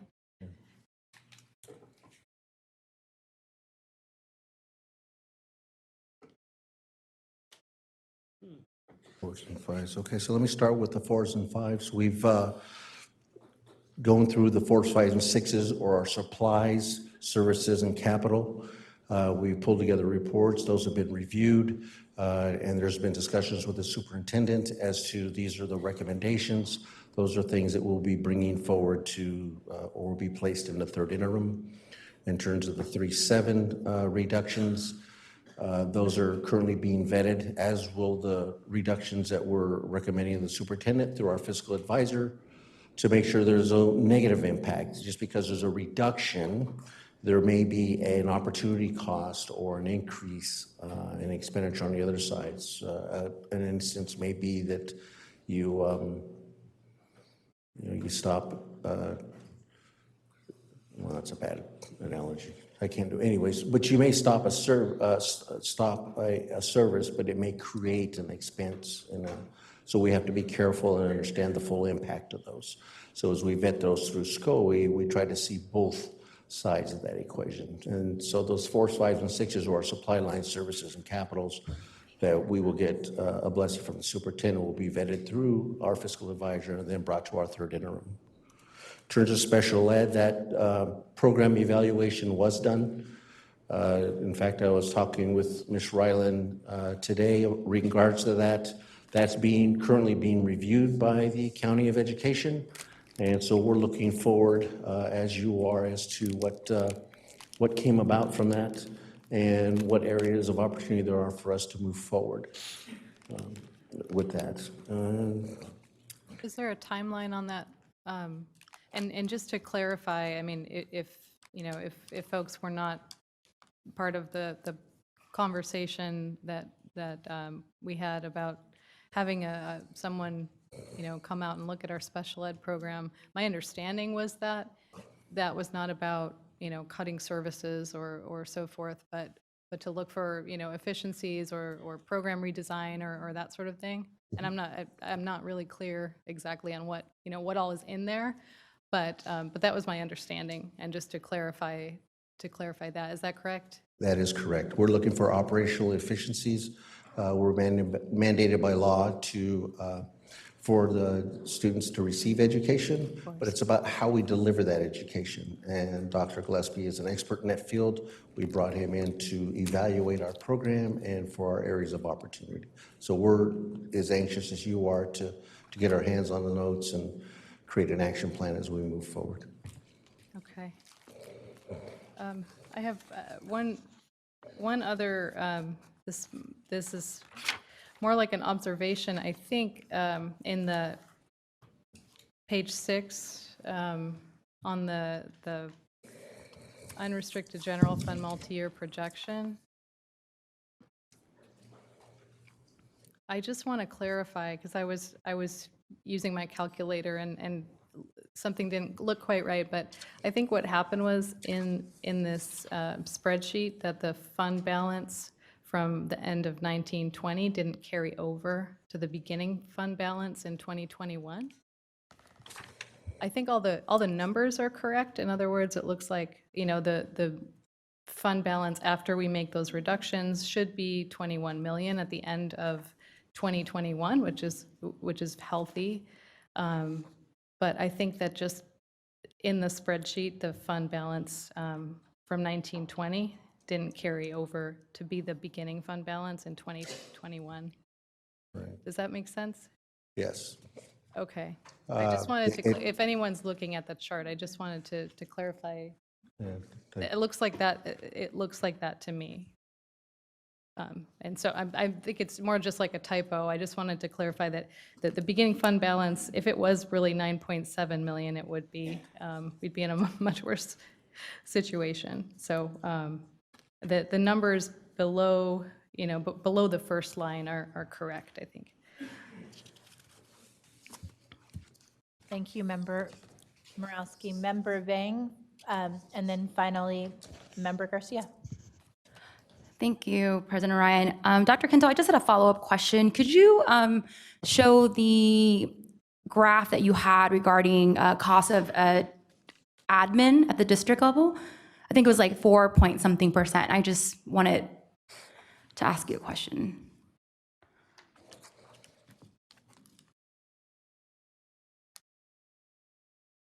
Yes. So I wanted just to put this on record, and if you can answer this question, because I'm also curious. I had spoken to SETA union leadership regarding the 4.53, and I had mentioned to them that we have one of the lowest admin costs to surrounding school district, and my understanding from them was that this wasn't salary or benefits, but it was just like paper or like to keep the lights on. And so I want to ask, is this 4.53 the 23 million, does that include benefits and salary of admin? Or is it just general admin costs? Yeah. It includes both. So it's salary and benefits and paper and things to run the central office. Things in the operations. Okay. General administration costs. So it's the SACS coding. Anybody in the 7,000s are captured. If I can, I'm not sure I have that sheet with me. Yeah, but it's about capturing the areas of 7,000. So people that are coded, our team that's coded to that would be like myself, and so it would have both my salary and Okay. I guess I'm asking this question also, and I'm echoing off of what earlier the African American Task Force and what Dr. Mahone said. A state takeover is not an option, and it would be incredibly devastating for our district and our students, especially our low-income students. So for me, I'm trying to figure out how we can get to $35 million in real-life savings. If I'm just looking at this, and let's say we cut all of CERNA at $23 million, that's still not going to get us to where we need to be. And this is why I really want to encourage all labor partners to come to the table, because even if we were to eliminate all of this, we will still not meet the 2% reserve. And so I'm encouraging all labor partners to come to the table so that we can really find a solution so that a state takeover does not happen, because at the end of the day, it's our Black, brown students, our students with disabilities that are gonna suffer because there's gonna be more cuts, exodus of students, school closures, and I'm incredibly concerned because we are in March, it's almost April, and we have to balance this budget in June. That's like 2.5, 3 months away. And there needs to be urgency around this. And I'm hoping that at the third interim report, Superintendent, that you will be able to bring back a plan on how we can get to the $35 million, because this is absolutely unacceptable, and we have to make sure that we get there. Thank you. Thank you. Member Garcia, and then a final comment from Member Pritchett. Yes, thank you. It's a little hard to follow the presentation just because there's very little information to just process. But I wanted to focus on slide 6 of your presentation.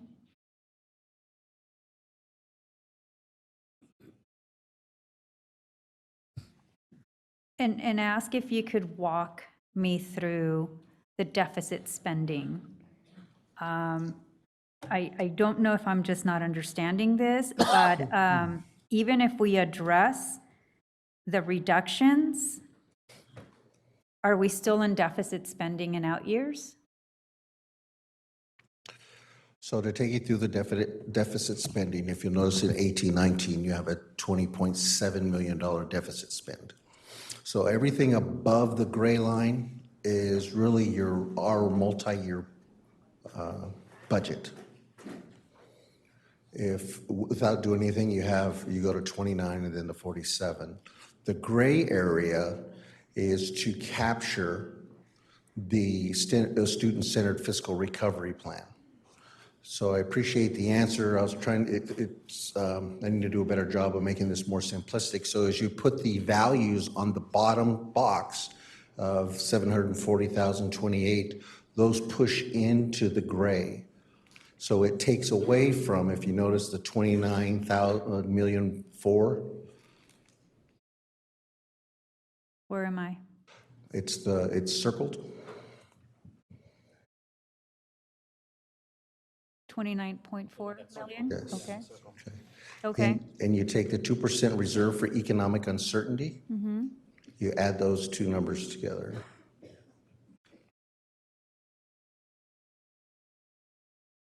Okay, so then, Well, that's 2%. So you have the difference between the 39 and the 29 is your 2%, which shows that you've met.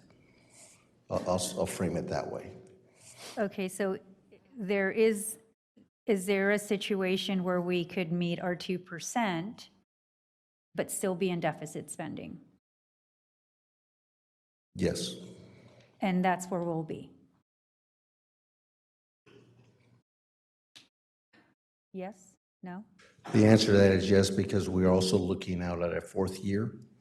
And so at the third interim, I will be bringing back, we are short about $6 million in the fourth year. So the answer to your question is yes, because of the outline here that we need to be very cognizant of. So once we identify $35 million in savings, we still need to look in the out years to identify even more savings. The answer to that question is yes. In fact, some words of wisdom given to me by Mike Fine's predecessor, Joe Montero. I asked him how do you make a district fiscally sustainable? And he told me, look out the fourth and fifth year, because this is like an aircraft carrier. And Joel had an awesome smile, and he goes, in Quinto, you're not going to turn it around on a dime. So you need to look out 4 and 5 years so you can bring that back and let your superintendent and board know 3 or 4 years out, this is what you're headed to. So you can make adjustments. It takes time because of the large bureaucracy. And so I've always heeded Joe Montero's, which helped with my previous experience. So while we'll be bringing back at the third interim, the impact of this and given us an opportunity to look at our fourth year out. But I need to review that with our fiscal advisor and see how these go to pencils on the paper, because there's some other areas. We have the 3.2 million that was discussed earlier. We have some indirect costs that we're going to flow onto the paper. So this is where we're at this moment in time. So this is the most accurate and correct answer I could give you as of this date, but I can also tell you that we do have other things that are coming, as the superintendent alluded to, on our third interim. And I'm very optimistic about bringing that to you. Okay, just moving forward, it would be very helpful to have beyond 3 years because of where we're at in our district. So it's to constantly be reminded that this is a long time recovery. What we're doing today is just to stave off a state takeover. But the work is going to go beyond this year. I concur. Thank you. Thank you, Board Member Garcia. Oh, Board Member Pritchett's question was answered. Do we have a follow-up question from Member Morosky? Yes, thank you. I really wanted to ask about, and I don't think I reiterated my aversion to a state takeover as well, but I think I have earlier, and let me just say again, that is not a road that we can accept going down. And in that vein, just because adopting a plan for savings through negotiations, I mean, what are our options if that doesn't, if we can't achieve these savings? The options are, our game plan was simple: make an accurate budget. So when we first got here, Terry, Ms. Riley and I started at the same time. Roll your sleeves up, make sure we have an accurate budget. One of the things we found was position control, so we brought that to the board October 4th. Thereafter, we found that our position control, which is 91 cents of our dollar, needed to be trued up. There was a lot of vacancies in how we did our one time, so there was quite a bit of work there. We didn't, borrowing Mike Fine's comment, we didn't get here overnight. It took years. So as we go through this process, we're trying to be prudent to make sure we're understanding the implications of every decision we make, because it has financial impacts years later. And so we're trying to bring that discipline and just not be in our silos and be mechanistic. So we trued up position control. With that being said, there was a FCMAT finding, and something we started early on when I got here was moving to what we call the cohort survival method. So we engaged in a contract with Decision Insight. and staff to the cohort conservative model. They have a moderate projection too, which is used for facilities, but the conservative model is used for staffing. Right. So moving forward, as you can see, the methodology was starting to move forward. Once we got to first interim, we knew where we were at. Second interim, we brought to you with further reductions with the one-stop staffing, and then the superintendent brought his cabinet together, and we looked at, as you should, central office reductions. So at that point, we went through the process of identifying, okay, we need to cut at the top. And that's how you go about that. So cutting at the top, making sure that we're carrying out our collective bargaining agreement with fidelity. And the next step, the next biggest step, is to look at all of our unrestricted programs. So we'll be reviewing those and bringing back some information to the superintendent. But we are asking for authority to go negotiate and asking your approval for the 28.7 million, because that's what we need to meet our 2% reserve. So Dr. Quinto, I think the concern that you're hearing from Member Morowski and Member Garcia and others is that we have a fiscal recovery plan that is largely reliant on negotiated savings. Now, I know, given the benefit and salary structure in Sac City Unified, and the decades that have been warned towards changing this practice to avoid finding ourselves in this fiscal predicament, that we have very little other areas to cut. And yet, we have to be able to talk about what savings we can find, even if they fall far short from the total monies needed to avoid state receivership. And so, we will be taking action to move this proposal tonight, but the reality is we will continue to have to talk about draconian cuts that are painful, like what we heard tonight on the child development front, recognizing that absent these negotiated savings and this willingness to come to the table, all parties, in finding those savings, we will not be able to avoid takeover. And this is just the reality that we as board members are grappling with, no matter what we do to understand the numbers, to be grounded in the past trends, the FICMAT analysis of today and of decades before. And it's very difficult, given how little we have outside of negotiated savings, to rely upon in balancing the budget. And I think that that's what we're trying to say. So with that, I'm going to entertain a motion. I'm sorry, can I just clarify on what, so basically you're asking for authority to move forward with the district's proposed plan for solving the budget deficit?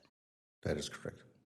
Okay, but this is not, it may not be the final plan depending on how things go, correct? Okay, so this is not this is a done deal. This is March 21st plan. This is the March 21st. Yes, Okay. correct. This is just providing because I guess I was, a bit confused on the, this is the fiscal recovery plan.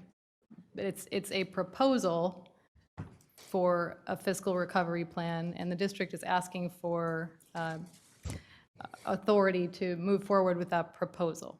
Correct. This is our target number. Okay. And as we work with our labor partners, we will hone in and look at what that proposal is and bring that back. And I would like to also elaborate a little bit further on the answer to you. 91 cents of our dollar goes to salaries and benefits. Our unrestricted budget is about $400 million. Our salaries and benefits is 320. That only leaves $80 million. So we almost have to cut half of that to get there. As you notice tonight, it's 23 million just in operation. So when President Ryan talks about draconian cuts, we just don't have the money there. Yeah, so I think we just health need to savings and know things. what our flexibility is. What do we have flexibility? Even if it's terrible, we need to know what those are, right? And So, and, you know, I assume you're still going to move forward with pursuing and not stop looking at all of the other options that we talked about, just because we're absolutely. moving forward to Yeah, tonight. we call them outliers.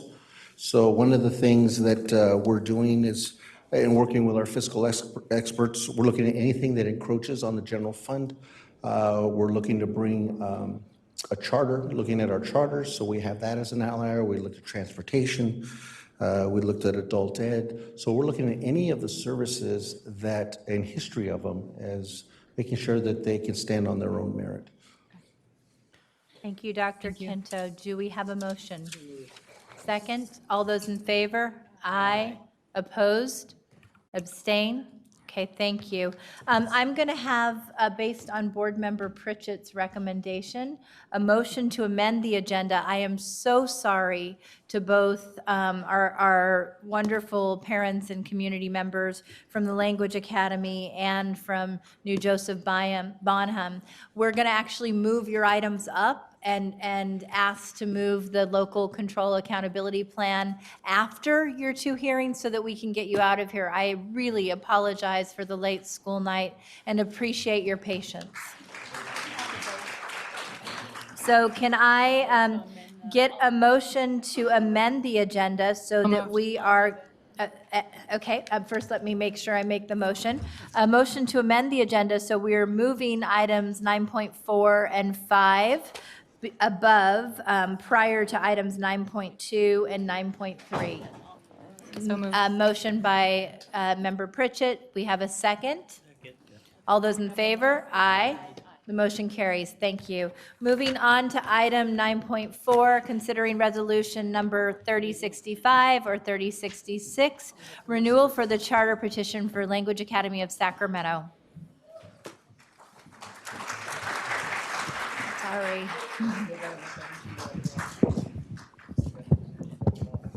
I know. Good evening, Board President Ryan, esteemed board members, and Superintendent Aguilar.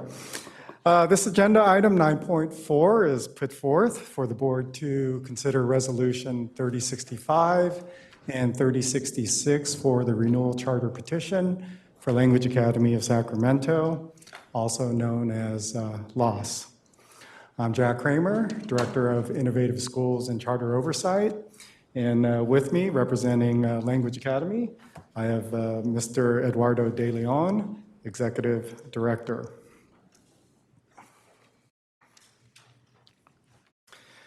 This presentation tonight, it will entail an overview of the charter school, an introduction to our charter review team, minimum standard for charter renewal, criteria to deny a charter renewal, and it will conclude with staff's analysis and next steps. I'd like to note that items 2, 3, and 4, they will serve not only this agenda item 9.4, but to save time, it will also serve agenda item 9.5, which is subsequent, and that is also a renewal charter petition. As a quick refresh, this overview for LOS is the same as presented at their February 7th public hearing.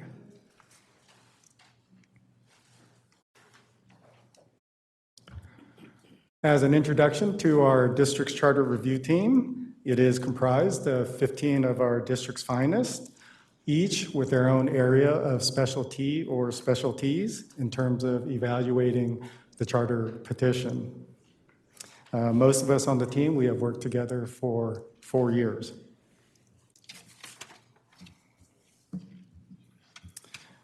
For agenda items 9.4 and 9.5, we do have driving governance, Ed Code 47605 and 47607. All charter renewals, they must go through a two-step process, of which it first starts with the minimum standard. And so the minimum standard, the first step that must happen is that you must meet one of the following criteria before receiving your charter renewal. Now, I stop at these first 3. They are API related, and they were in the books up until June 2018. So we did have to recognize that from a statutory perspective. However, due to Education Code 52052F, we do now use an alternative, and that is criterion 4. In essence, we look at the academic performance of the charter school as it relates to the academic performance of the schools that the charter students would have attended had they not attended the charter school.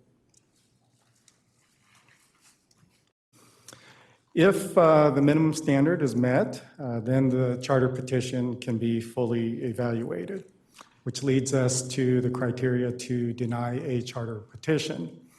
And the governing board may not deny a renewal petition unless it makes written factual findings of one of the below 5.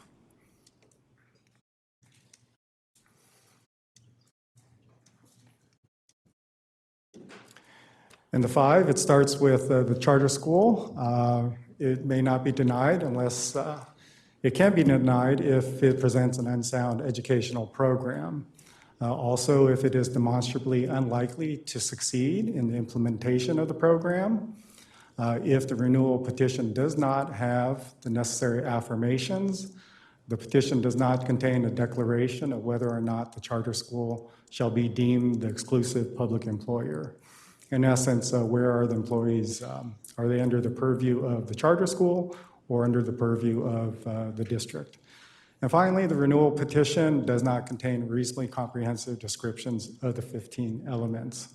So once again, one or more of those written findings need to be found in order to deny a charter petition.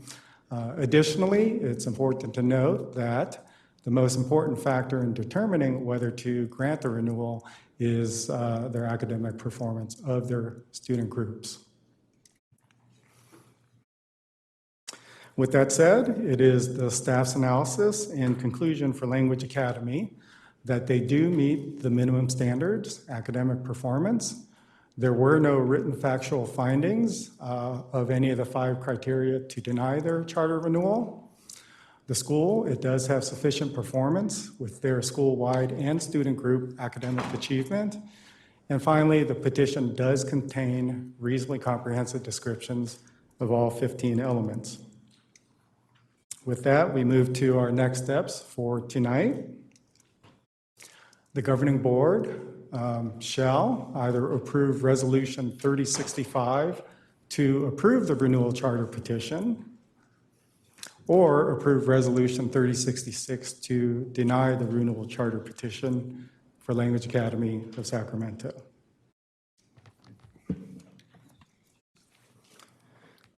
Public comments. Do we have any public comments on this item? We don't. Okay, wonderful. Do we have any board member comments? First Vice President Wu. You know, in light of late hour and in consideration that tomorrow is a school day, I'm going to move to approve Resolution 3065 in favor of the renewal of this charter petition. I'll second. And having several friends and community members who attend your fabulous school, I'm happy to also support this. So with that, I will go ahead and take a motion. All those in favor of voting for the charter renewal resolution? The renewal is 3065, correct? 3065, yes. I think we have been missing the preferential vote. And we will stop for our student board member preferential vote. Aye. Thank you so much, Rachel. You have been uncharacteristically quiet tonight. All those in favor? Aye. The motion carries. Thank you. Congratulations.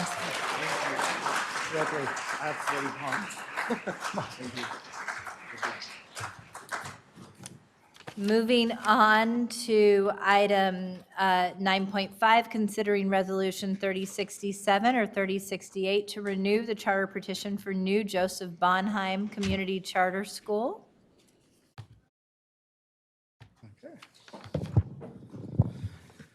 Welcome again. This agenda item 9.5 is for the board to now consider Resolution 3067 and 3068, this time for the renewal charter petition for New Joseph Bonheim Community Charter School. And with me, I have Principal Christy Wells-Hartman.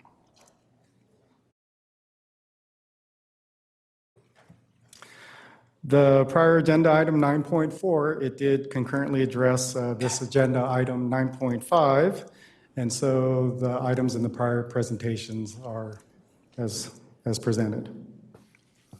With that, we can move on to the overview of the charter school. And once again, this is a quick refresh, and it is the same one presented at the February 7th public hearing.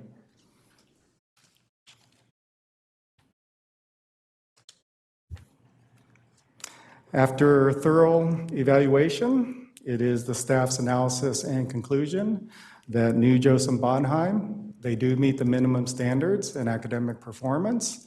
And actually, I'll save a couple seconds.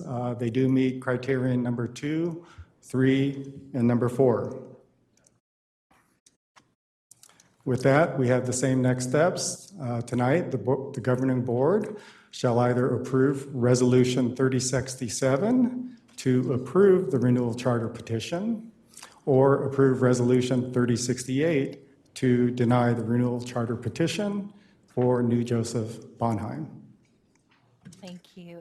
Do we have any public comments at this time? We do have one from Lisa Romero / Arthur Ailman. Are you combining your time or 2 minutes each? Okay, no problem.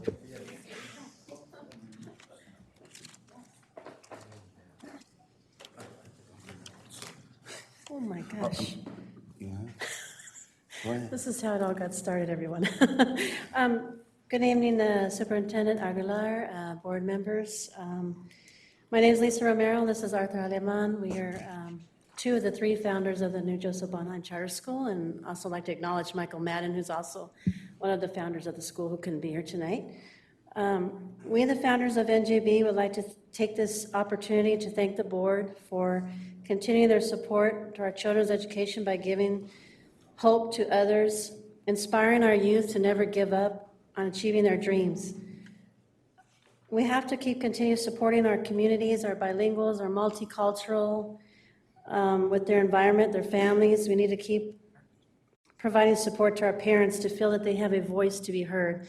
5 years ago, we were here before the board and we asked you for this, and we appreciate that you've listened to our parents, and we petitioned the neighborhoods. And that's what we come here tonight to keep fighting for these schools to be open and our children to get their education. So I ask that you keep NJB open and to continue supporting our multicultural and our community needs. Thank you.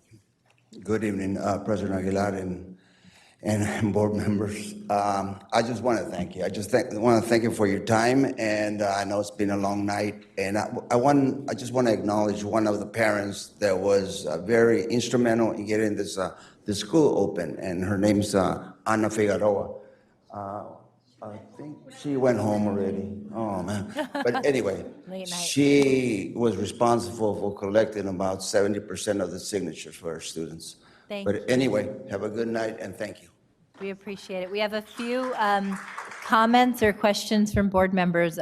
Lisa, Board Member Morowski, followed by Board Member Garcia. Thank you, President Ryan. I don't know, is it protocol or possible to ask Principal Wells-Hartman a question Absolutely. at this point? Okay, thank you. It's actually preferred. Okay, wonderful. Just my first time. So I appreciated the time, was it 2 board meetings ago, when you had, the students out here, and I'm really impressed with the community you've been able to build, it sounds like, over the last few years. And I also appreciate that a lot of our charters seem to have a very good symbiotic relationship with the district. And in that vein, I wanted to ask, one of the things that I did notice on the data that was displayed was that the African American achievement is worrying to me. So, given we just discussed the African Achievement Task Force recommendations, I wanted to ask if you're willing to engage with the task force, with the recommendations, to see if there's things you can incorporate that maybe fit into your academic environment from those that can help boost the African American achievement at New Joseph Bonheim. Maybe you can talk about, just for a brief moment, what you would envision that looking like? Yes, thank you so much. That is something that is very serious that NJB is looking at, and what we can do to impact and close the achievement disparity with African American students. A couple of years ago, I was on the task force for the African American students, and we've also worked with Daryl White, that's come to our school with the Black Parallel School Board. And there's a lot of data points that we're looking at in our improvement science to improve. One, we're looking at the relationships with home visits, because we have found in our data that our African American students that have shown proficiency or years growth in reading, literacy, and math foundational skills, the relationship piece with the home visits was critical, so we're looking into that. We're also looking at our chronic absenteeism. We're also looking at other data points such as parent involvement. Are we creating a welcoming environment that is culturally representative? And quite frankly and honestly too, is what are we doing as a team having those courageous conversations about implicit bias and race? And also too, are we consistently delivering culturally responsive teaching practices? So there's a lot of data points that we are very serious about, and we have to serve our children. That's our purpose for doing this, and so we want to work. We look forward to partnering. I work with Dr. Mahone as well. She's also supported our school, so I'm very excited to hear what the task force presented tonight and how we can partner. Wonderful. I'd love to, maybe in the next year or so, have an update on as to how. that's Absolutely, going. and I would love to come back and report our progress monitoring and share, and then get feedback. Wonderful. Yeah, Thank you. thank you. Board Member Garcia? Yes, thank you. I also took note of the student achievement for African American students, so thank you for the answer. There was another area in, it's page 7 of our agenda item, relating to increases in pupil academic achievement, and towards the end, the district staff will continue to monitor the charter school's performance closely over the course of the charter term. I just wanted to understand what closely means. Is it once a year, multiple times a year? Closely means that we do have a formal process. Every single charter school, be them independent or dependent, they have an annual performance report that's submitted. And for all intents and purposes, it's almost like a mini petition. And so the thought process is, as we gather this information, and from a longitudinal basis, there is no surprises coming up to renewal time. The academic performance report, it covers everything from their governance to their fiscal to their suspensions, everything about the school site. And in essence, it acts as a formative for the charter school. They take that information and they do receive feedback from the district, and then they can make adjustments accordingly. And does that information come before the board, or does it stay at the staff level? It does stay at the staff level, but it is definitely available. Okay. Thank you. I'm going to entertain a motion to extend the clock, okay, to 11 p.m. All those in favor? Aye. Okay. Board Member Pritchett? Thank you, President Ryan. As one of the original board members who supported NJB when at its conception, I support you now. And so with that said, I move to approve resolution number 3067 and 3068, renewal charter petition for. Oh, sorry, just the just first one 67. to approve. Yes, sorry. It's late, I'm sorry. Give me a break.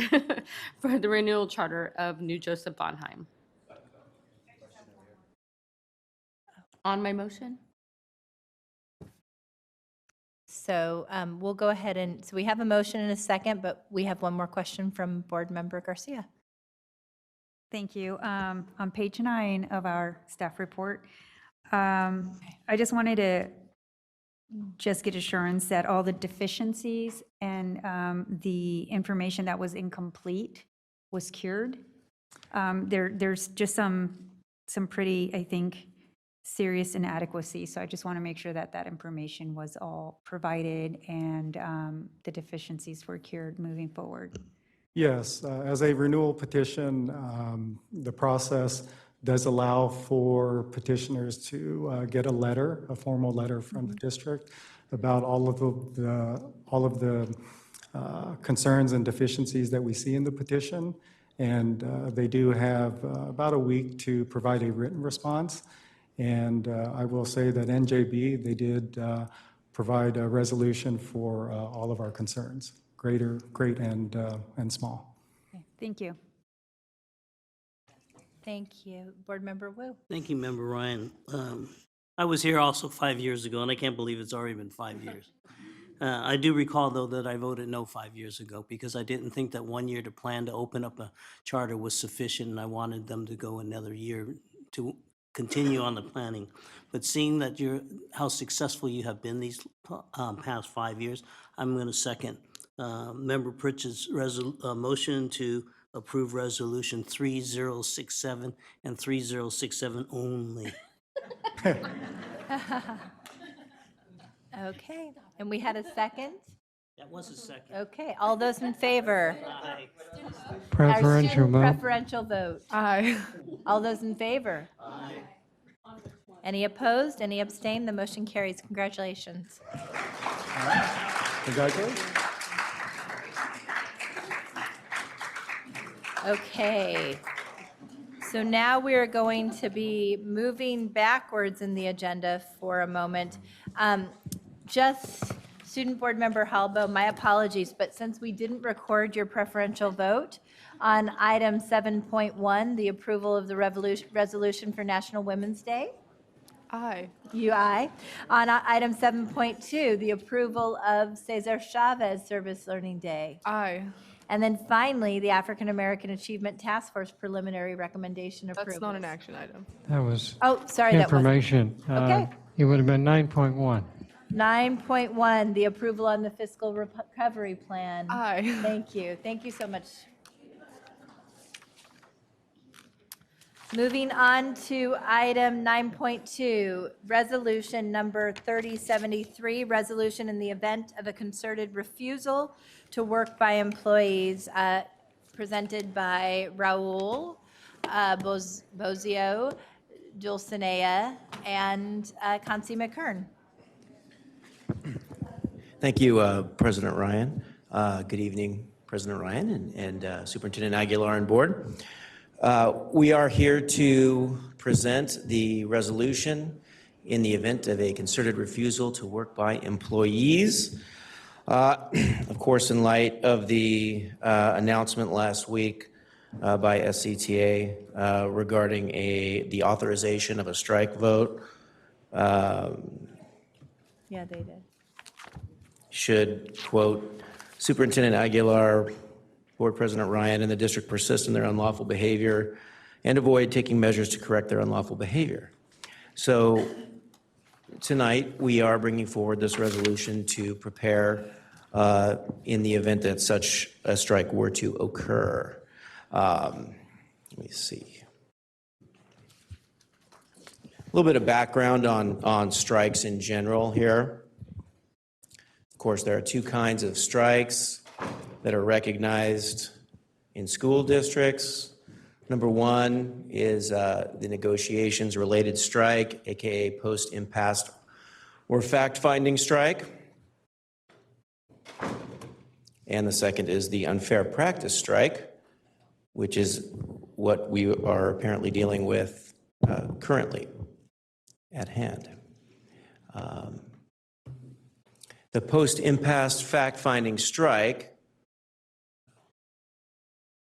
the parties to negotiations have an obligation to negotiate in good faith throughout the bargaining process until all applicable impasse procedures are exhausted.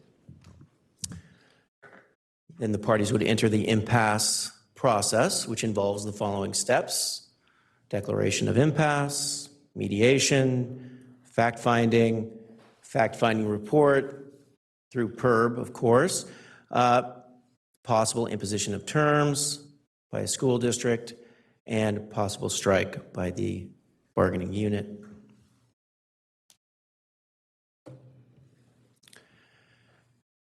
An unfair labor practice strike, which is, again, apparently what SETA has been referring to, involves a strike activity that's initiated in whole or in part in response to an alleged unfair labor practice committed by an employer. The union must show, importantly, right, the union must show a causal connection between the employer's action and the strike, meaning that the employer committed an unfair practice and the employer's unfair practice provoked the strike. As such, the resolution that we have brought forward to the board tonight is again to prepare for that event, if that were to occur. And consistent with the applicable Ed Code and government code provisions, our district existing policies and regulations, specifically policy in Reg 4141.6, concerted action work stoppage, provides specifically, when feasible, the board desires to keep schools operating during any work stoppage. The superintendent or designee shall take steps necessary in order to help ensure the safety of students, staff, and district property during a work stoppage. The board recognizes that preparation is necessary to reduce disruption during a work stoppage and to ensure that students receive the education to which they are entitled. The board believes that employees shall be held accountable for their behavior during any labor dispute. The district may take disciplinary action against employees, taking into account the seriousness of the behavior and the district's efforts to rebuild relations following the withholding of services by employees. So with that policy language as well as the regulation, the resolution that is brought before you is attempting to follow that policy language and ensure that the district is prepared in the event of a strike by one of our labor partners. The resolution, as you'll see throughout, essentially delegates the power to the superintendent, the power of the board to ratify, enter into contracts which he deems are necessary to ensure the continuing operation of schools in a safe manner, ensure that students are provided with the educations to which they are entitled. Essentially, the superintendent is delegated the power of the board to ensure that that any actions that he deems necessary in order to achieve those ends are taken. Some of the particulars of the resolution involve the hiring of emergency replacement teachers. Again, any decision that a particular school or facility might need to be closed or an activity might need to be suspended, an extracurricular event or a sport type of activity and that sort of thing. And the resolution, of course, talks about the types of requirements for an employee who may be submitting an excused leave due to illness, the types of requirements for that. And again, the sorts of contracts and steps that the superintendent may take to ensure the safety of school sites, securing security services, and so on and so forth. Ms. McCarn, our Chief Officer of Human Resources, can speak a little bit more to some of the steps that the district is taking, specifically along those lines, to hire qualified emergency replacements if needed, and to make sure that district staff cover any situation that might be needed at a particular site during a strike.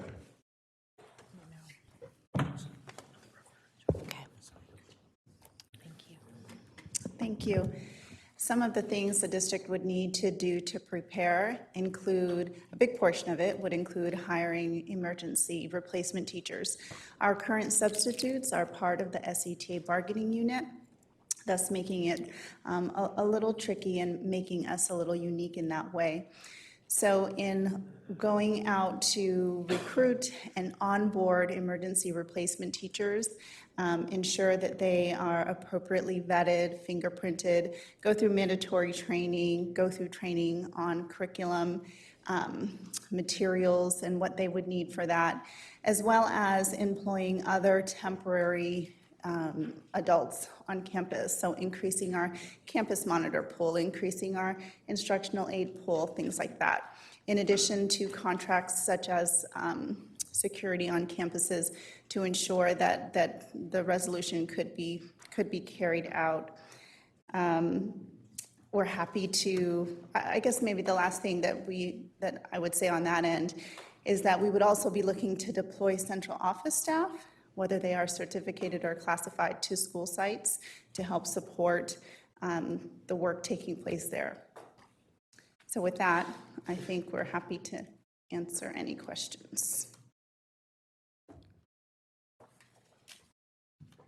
Do we have any public comments on this item?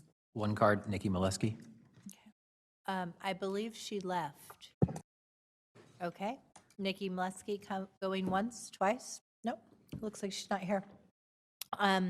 Board Member Fang. Thank you, Mr. Bauzio. I just had some questions regarding the resolution. How early, what's the protocol around informing the district when if I'm a union to take a strike? Like how early what's the timeline on that? Yeah, generally speaking, there is some notice requirement, somewhere in the range of 48 to 72 hours, probably minimum is what is what we would expect is provided. Okay. Given the financial crisis that we're in, what's the implication? What's the financial implication if we were to pass this resolution? Do our teachers get paid when they strike? How do we determine the cost for substitute if this is something that we want to move forward? Could you speak on that? Okay. Well, strictly speaking, from the resolution itself, there's no cost, right? But your question is regarding, the impact of a strike, and certainly the impact of a strike would come with a significant cost to the district, primarily presuming the loss of ADA if students' attendance were to drop significantly. We, generally speaking, a district would not pay their teachers who are out on strike. So there's some sort of offset there between loss of ADA and loss of or the reduction in salary payments. Did I answer your question? Yeah. And then for safety reason, what is the board's legal obligation, to keep our schools open during a strike? Do we have that option? And that is what the resolution calls for. That is what our policies call for. That is our definitely our prerogative. The superintendent under the resolution, has that power to make that call. Generally speaking, that is what our policy calls for, to keep the schools open. We, of course, have a duty once we keep our schools open to maintain a safe environment. So that's one of the primary considerations for this resolution and for any action we would be taking is to maintain that safe environment. How do we do that if we're going to keep schools open? Okay. Mm-hmm. My other question is, because I'm just learning about the different types of strike, is in this in particular, you're saying that SETA is striking because of unfair practice strike. Is that correct? That's their rationale? That's their rationale as far as we understand it today. And have those unfair practices been shared with the district? Have SETA shared those with the district? There's been some communication through their press conference and through some correspondence. It's pretty general, and we're trying to analyze exactly what they're referring to and what they mean. But we have some ideas with that in that regard. I just want to share. I meet with the union monthly because I think open communication is incredibly important. And I was shared, union leadership did share a letter with me that was sent to superintendent on March 15th regarding having a meeting to discuss with the district opportunity to cur its unlawful actions. And they had requests to meet on March 26th and March 28th. I have this letter here, and I think, Superintendent, you may have received it. And this question is actually directed to the superintendent. Have you responded to this letter yet? That's the first question, yeah. Yes, we have, Member Vang. We responded to that letter yesterday afternoon at about 6 o'clock. Okay. I think it's incredibly important that we do everything we possibly can to avert a strike. And I know from my conversation with teachers and the union that no teachers want to strike. I also know that for a lot of my students and families in Area 5, in Meadowview and Florin Road, oftentimes the only meals they get during the day is the meals they receive from our schools. And so for me, it's absolutely important that we keep our schools open. And so, again, I think I would urge Superintendent for you to, I hope that you can meet with the union to discuss their concerns around unfair practices and so that we can avert this strike because I know it would impact our students, our district. Also, you know, our students know our teachers, right? And I think it would also be really, I mean, it's going to take years to heal if we end up having a strike. And so I'm urging the board and the superintendent to do what we can to avert this strike. Thank you. Board Member Garcia. Yes, thank you. I do have several questions. One going to the cost analysis of what it means for our district. I'm just wondering if you've done a cost analysis, how much revenue do we lose? Does that accelerate our insolvency? Does it mean that we have to go back to the drawing board and find additional cost savings? So, and would we get any numbers or any information moving forward? That analysis is definitely being done, and some preliminary analysis has been done. So the answer is yes, and yes, we would certainly be sharing that with the board once it's further refined. But I think ultimately to your question, depending on the amount of student attendance, certainly revenue would be impacted, and so it depends on. You're saving money by not paying the teachers who are on strike. So how many teachers go on strike and how many students show up for school? And there's that equation there. But certainly there's the risk that it could heighten or increase our deficit issues. So would that fiscal impact be felt in 18-19 or 19-20? Mm-hmm. I can't really speak exactly to, probably in future years. With Dulcinea. Hi, I'm Dulcinea Grantham, legal counsel for the district. So in terms of where the costs are felt, you're going to feel those costs in terms of some of the revenue that you would potentially see in 19-20. It can also potentially impact attendance calculations on which your future funding is based. And so when we look at strikes, there's the immediate cost in terms of students aren't coming to school, so money is not being generated. Maybe that's offset to some extent by savings, by not paying some employees, but you are paying substitutes or replacement teachers to cover for those employees. But it can have an impact on your daily attendance count for future years, which is what generates your funding formula in 19-20 and out years. Okay, and in terms of, I mean, I just can't imagine that you can backfill for however many teachers decide to participate in the strike. So I'm just wondering how the district determines which sites to fully staff which sites maybe to partially staff, just depending, I just don't know what the analysis is. Yeah, I mean, it is difficult. It's very difficult because in most cases, you don't know until the day of. And we have to prepare based on assuming a certain percentage level. So what we do is look at each school, staff a portion of that school, and then have kind of crews ready to go centrally to be deployed at whatever school might be needed given the specific day. And so it would all need to be monitored on an hourly basis in most cases. Wow. Okay, just a couple more questions. So, and that fluctuation of daily attendance also has an impact on the on-site after-school programs. I know at my girls' school, if they don't go to school, they wouldn't be able to use the program during the school hours. It's only available before or after school, so it's really not an option for working parents even to consider using those after-school programs.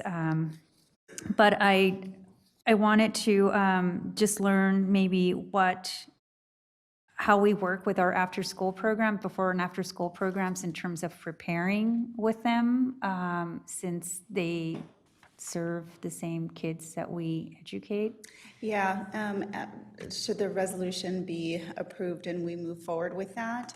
In recent experience, we did do exactly that. We engage with all of our after-school providers. Some of them are third-party providers, some of them are with our own youth development department, but those conversations have to take place so that we have a sense of what the reality will look like for that school if there happened to be a work stoppage.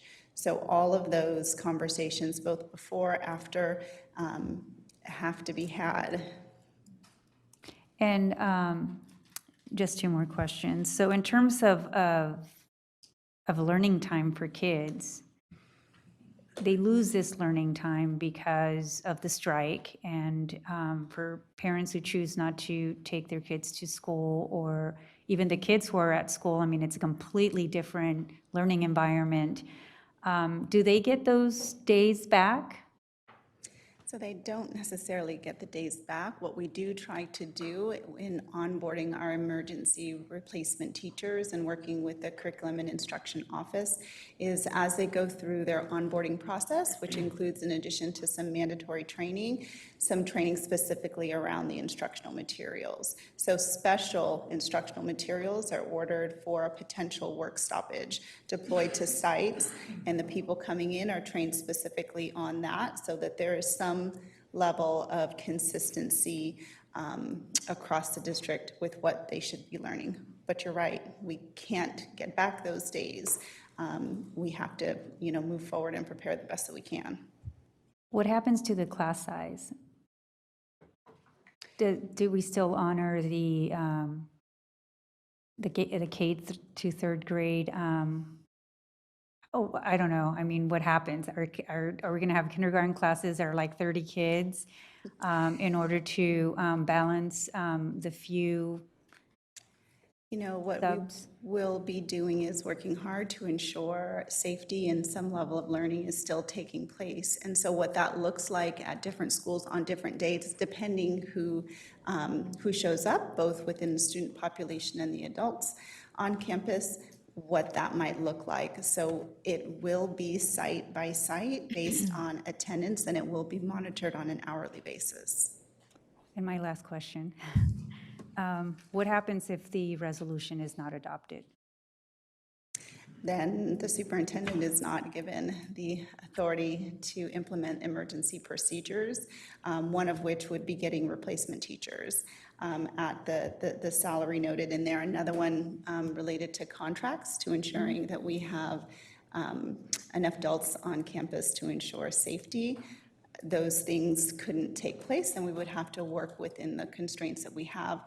Again, our substitutes are part of the bargaining unit, so it would be impossible, near impossible, for us to fill enough positions to ensure that we had everything covered if we are not able to utilize some sort of emergency teachers.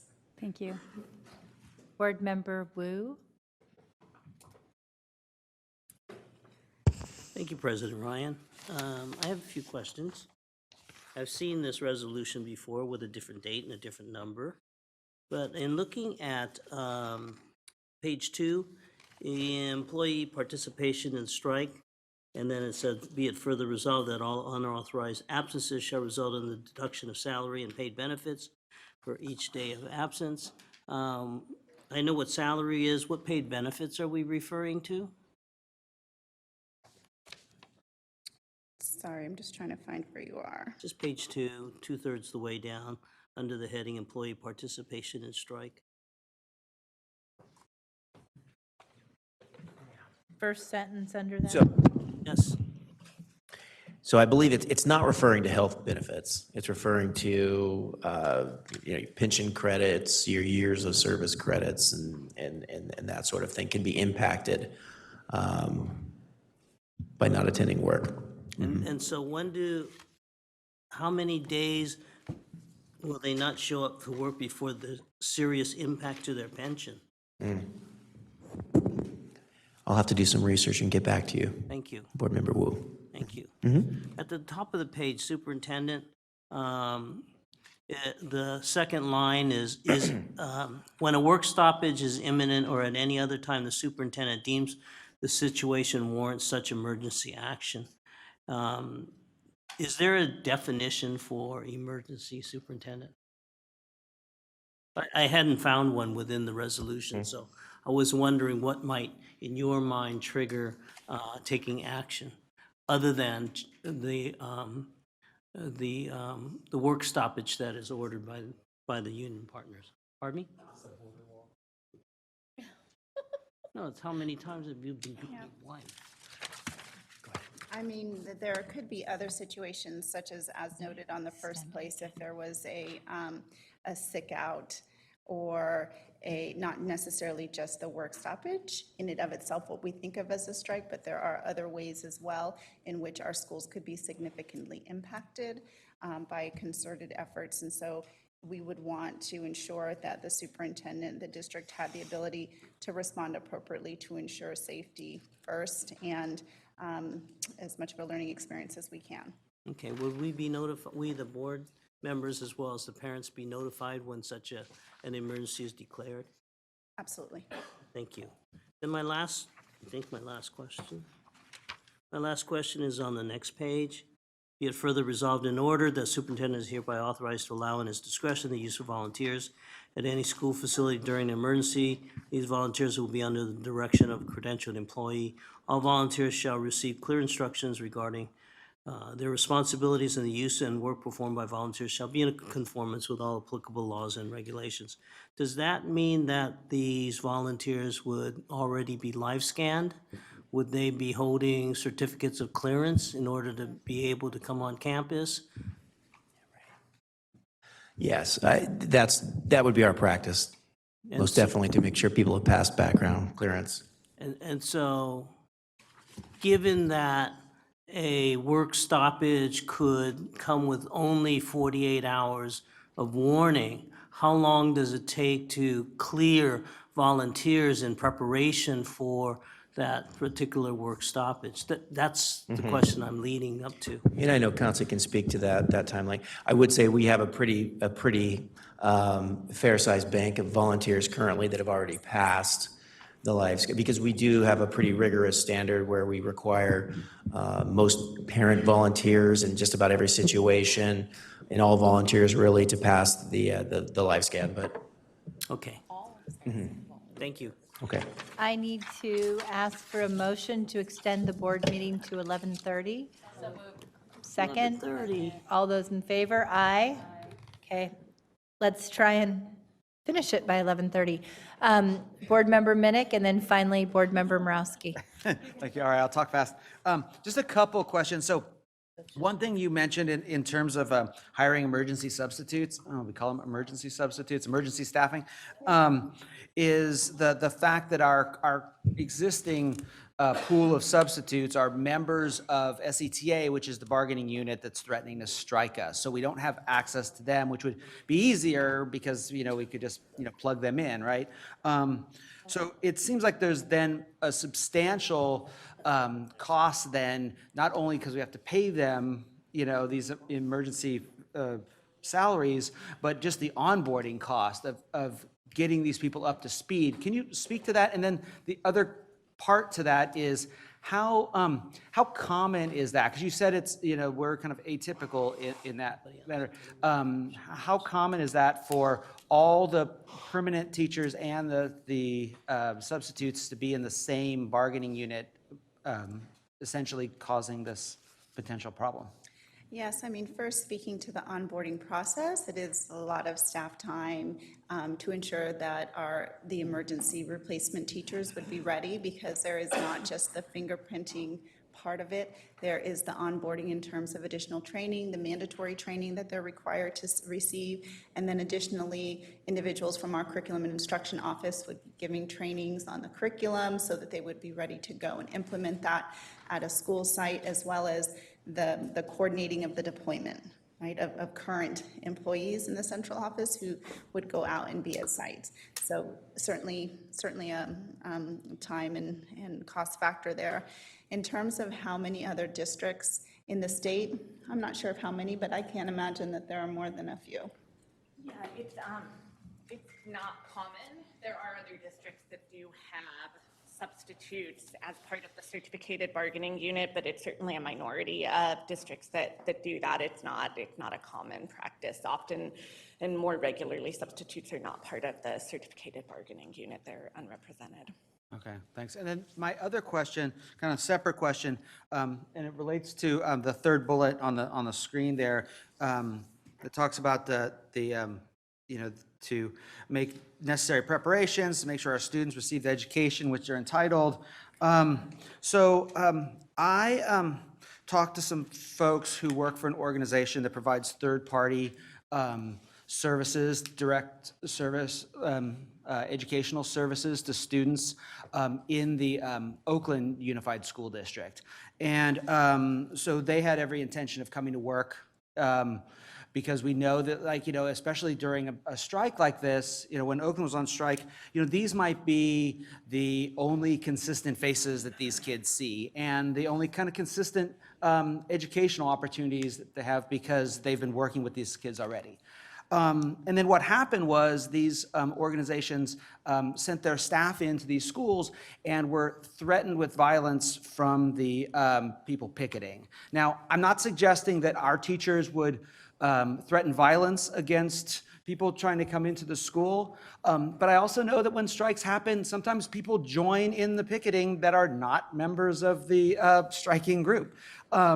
And so my question, so this brings me to my question of that bullet point is, I'm wondering, does this give authority to start making plans, expending resources necessary to ensure that our kids, our substitutes, our third-party service providers are all safe? Because I'd hate to have us, go through all this trouble so that we can keep these schools open so these kids have a safe place to go and learn, and then have people turn away for fear of their own personal safety. So I want to find out if would that be covered in this resolution? Yeah, I mean, the ability to enter into contracts, such as what you're describing, to ensure that there are enough adults on campus to help with that safety component is one example of something this resolution would allow.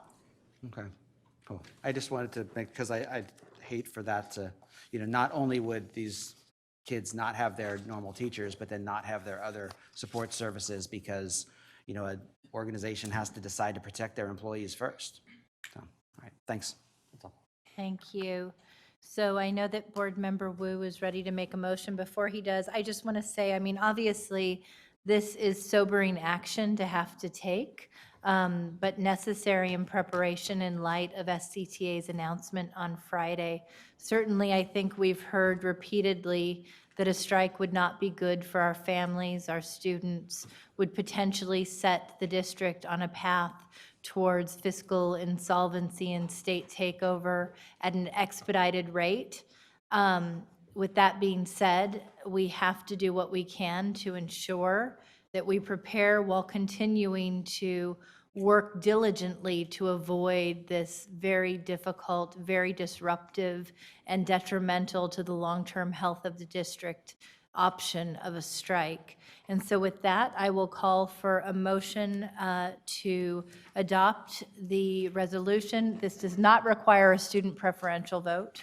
I move resolution number 3073 on a roll call vote.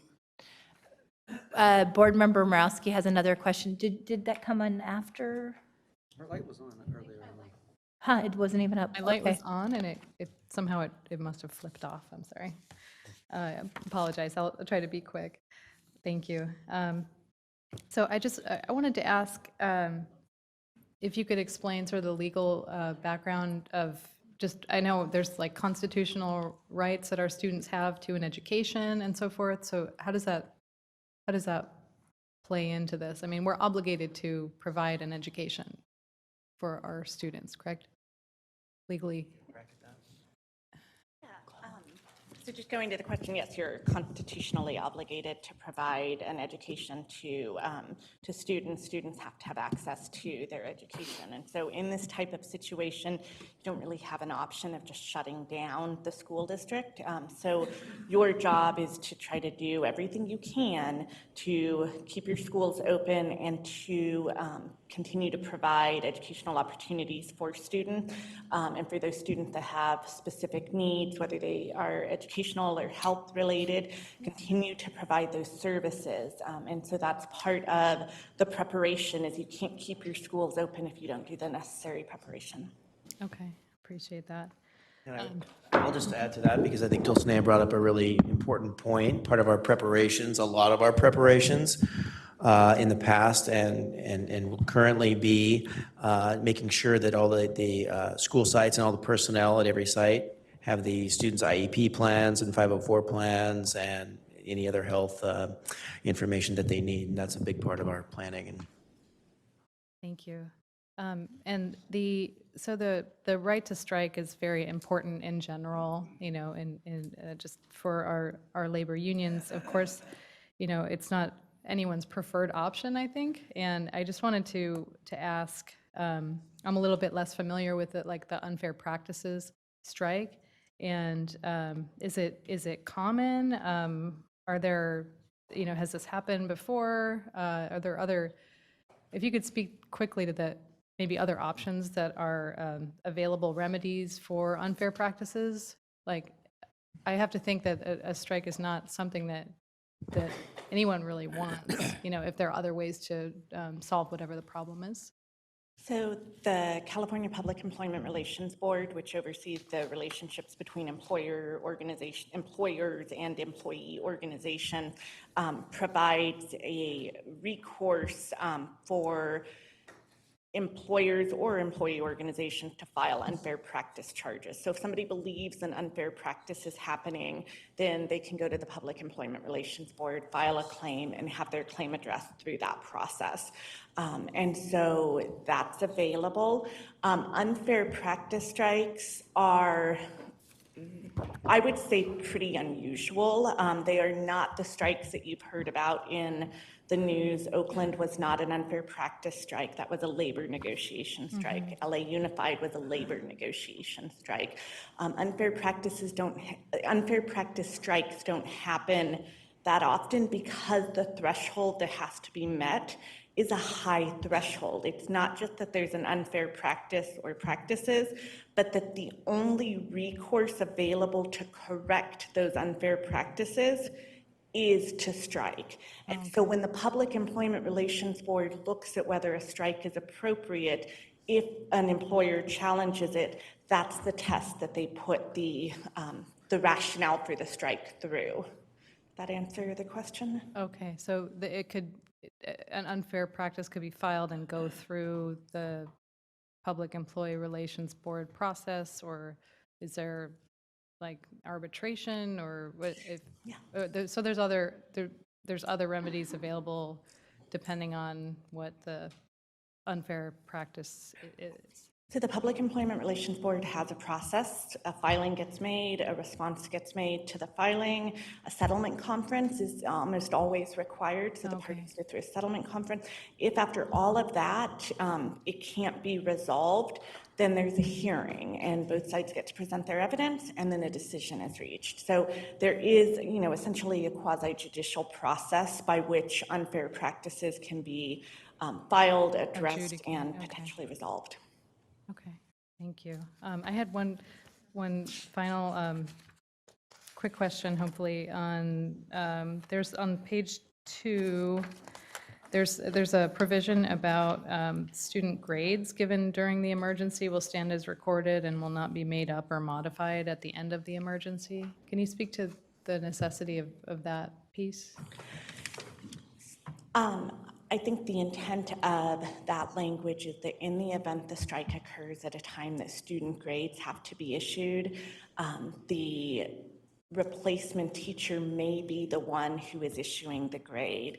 And to the extent that the teacher of record comes back to work after the strike is over and doesn't agree with the grade, this is essentially trying to address that issue by saying students aren't going to be in limbo. If the replacement teacher has to issue the grade, that grade is going to stand. Replacement teacher's grade goes because they were the teacher of record at the time, even when the teacher of record actually comes back. So I think it's intended to try to provide as much certainty and stability to students and student grades as possible. Okay, and it wouldn't, it wouldn't really be done in from a practical matter unless it really had to be? I guess there's certain deadlines and college applications and so forth, that you may run into student grades need to be issued, but. Yeah, I would assume from the district standpoint, as much as it could, it would prefer that the teacher of record assign a grade. However, if that was going to potentially put the student at risk of missing certain deadlines, or if a grading period was up, there may not be any choice. Okay, thank you. I know that Board Member Pritchett wants to make a second. I do want to just very quickly ask one question. I promise it will be very, very quick. I am concerned because I have heard that there have been inquiries around the census date whereby our ADA would be determined for out years. And if in fact there were to be a choice to strike around that date, it could impact our enrollment funding for next year and beyond. Can you speak very briefly to that? Yes. So school districts by law are required to, they have attendance reporting period, and what's called the P2 attendance reporting period happens in the spring. The P2 reporting deadline varies by districts, but usually it's March or April. And that P2 reported attendance is the basis for your subsequent year's funding. So if you have X number of attendance reported during that time, that's what the state uses to determine the funding for the subsequent year. And so in the event that there's a strike that drives that attendance down and affects that reporting, it hits you in that next year and affects your funding because the attendance was driven down by the strike. So it becomes a very timing of strikes and student attendance during strikes become really critical because of the potential to affect out year funding. So the potential would be if we were to strike in that census date, then we had 40% of all total students show up. Then potentially for next year's funding, we could be funded at a much lower attendance rate based upon that census. Yes, at a lower rate based upon that census. That is gravely concerning to me. On top of all of the other myriad reasons we've just articulated, a strike would hurt families, the district, and move us closer to receivership. With that, we have a motion and a second. All those. Actually, I had like 5 questions. No, I'm just playing. I'm just playing. I'll second it. I'll second. All those in favor? We're going to take a roll call vote for this. Member Garcia. Aye. Member Morowski. Aye. Member Minnick. Yes. Member Pritchett. Yes. Member Ryan. Yes. Member Vang? Aye. Member Wu? Aye. 7-0. Thank you. So we have one final item for the evening before moving on to the consent agenda and receiving business reports. Item 9.3, the Local Control and Accountability Plan Annual Update. Thank you to those who have stayed on such a late night to be a part of this conversation. We deeply appreciate your service on the LCAP Parent Advisory Committee and the work of the staff. Good evening, Board President Ryan, Board Member Superintendent Aguilar. My name is Vincent Harris. I'm the Chief Continuous Improvement Accountability Officer. I'm joined by Ms. Morrison, our SIPSA LCAP Coordinator, and Gloria Chung from our Budget Office. We're excited this evening to present to you the LCAP Annual Update. What's important about this presentation is that, of course, obviously the LCAP's been a strategic document for the district over the last several years, and tonight we'll give you a status update, but equally important, we'll actually give the board a sense of some of your direction over the past year, particularly in terms of making the LCAP much more integrated with budget and the SIPSA process. So you'll see very concretely how we're moving forward in that work, and then also some other improvement updates that directly tie to board feedback, specifically student engagement. So tonight you'll hear some of the specific work that's been done to engage and enlist more student voice in the LCAP process. In terms of the annual update, basically that is something that's given as guidance from our county office. It's something that we do, and so that's really what tonight will offer this opportunity for you to just see where we stand on an estimated basis with some of our LCAP spending. We'll briefly review the goals, reviewing some of our expenditures as well. And then as we think about, the essence of really where the LCAP and budget and SIPS all intersect, this is really an important milestone for us, because as we think about the planning processes for the district, obviously the budget is mission critical and has been a key topic for tonight. But really when we think about the work of the district, it basically manifests in both our site plans and in our district plans through the LCAP.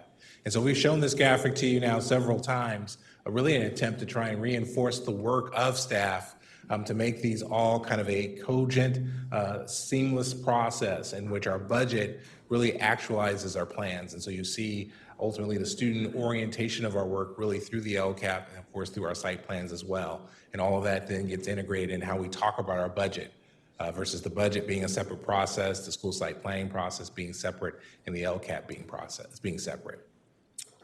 In a broad sense, the LCAP covers really the fundamental goals of all school districts in terms of this notion of college and career readiness for students, being life-ready graduates, the notion of being safe in school and emotionally healthy, empowering our families, and then ultimately efficient operational excellence. SCOE provides guidance in terms of how we should stage our overall LCAP process, and you'll see that basically this update is coming to you within the window that SCOE generally recommends that districts provide a public update on the annual update on the LCAP. And so that's really why we're doing this specifically tonight at this board meeting. As we start talking about the financials within the LCAP, we'll start with just giving you a quick summary of our supplemental and concentration funds. These are obviously most important as we talk about our students tonight, and certainly our students who are most at risk in terms of being LCFF designated. And obviously in terms of this funding, this is specifically funding earmarked to support those students above and beyond the base funding that districts receive.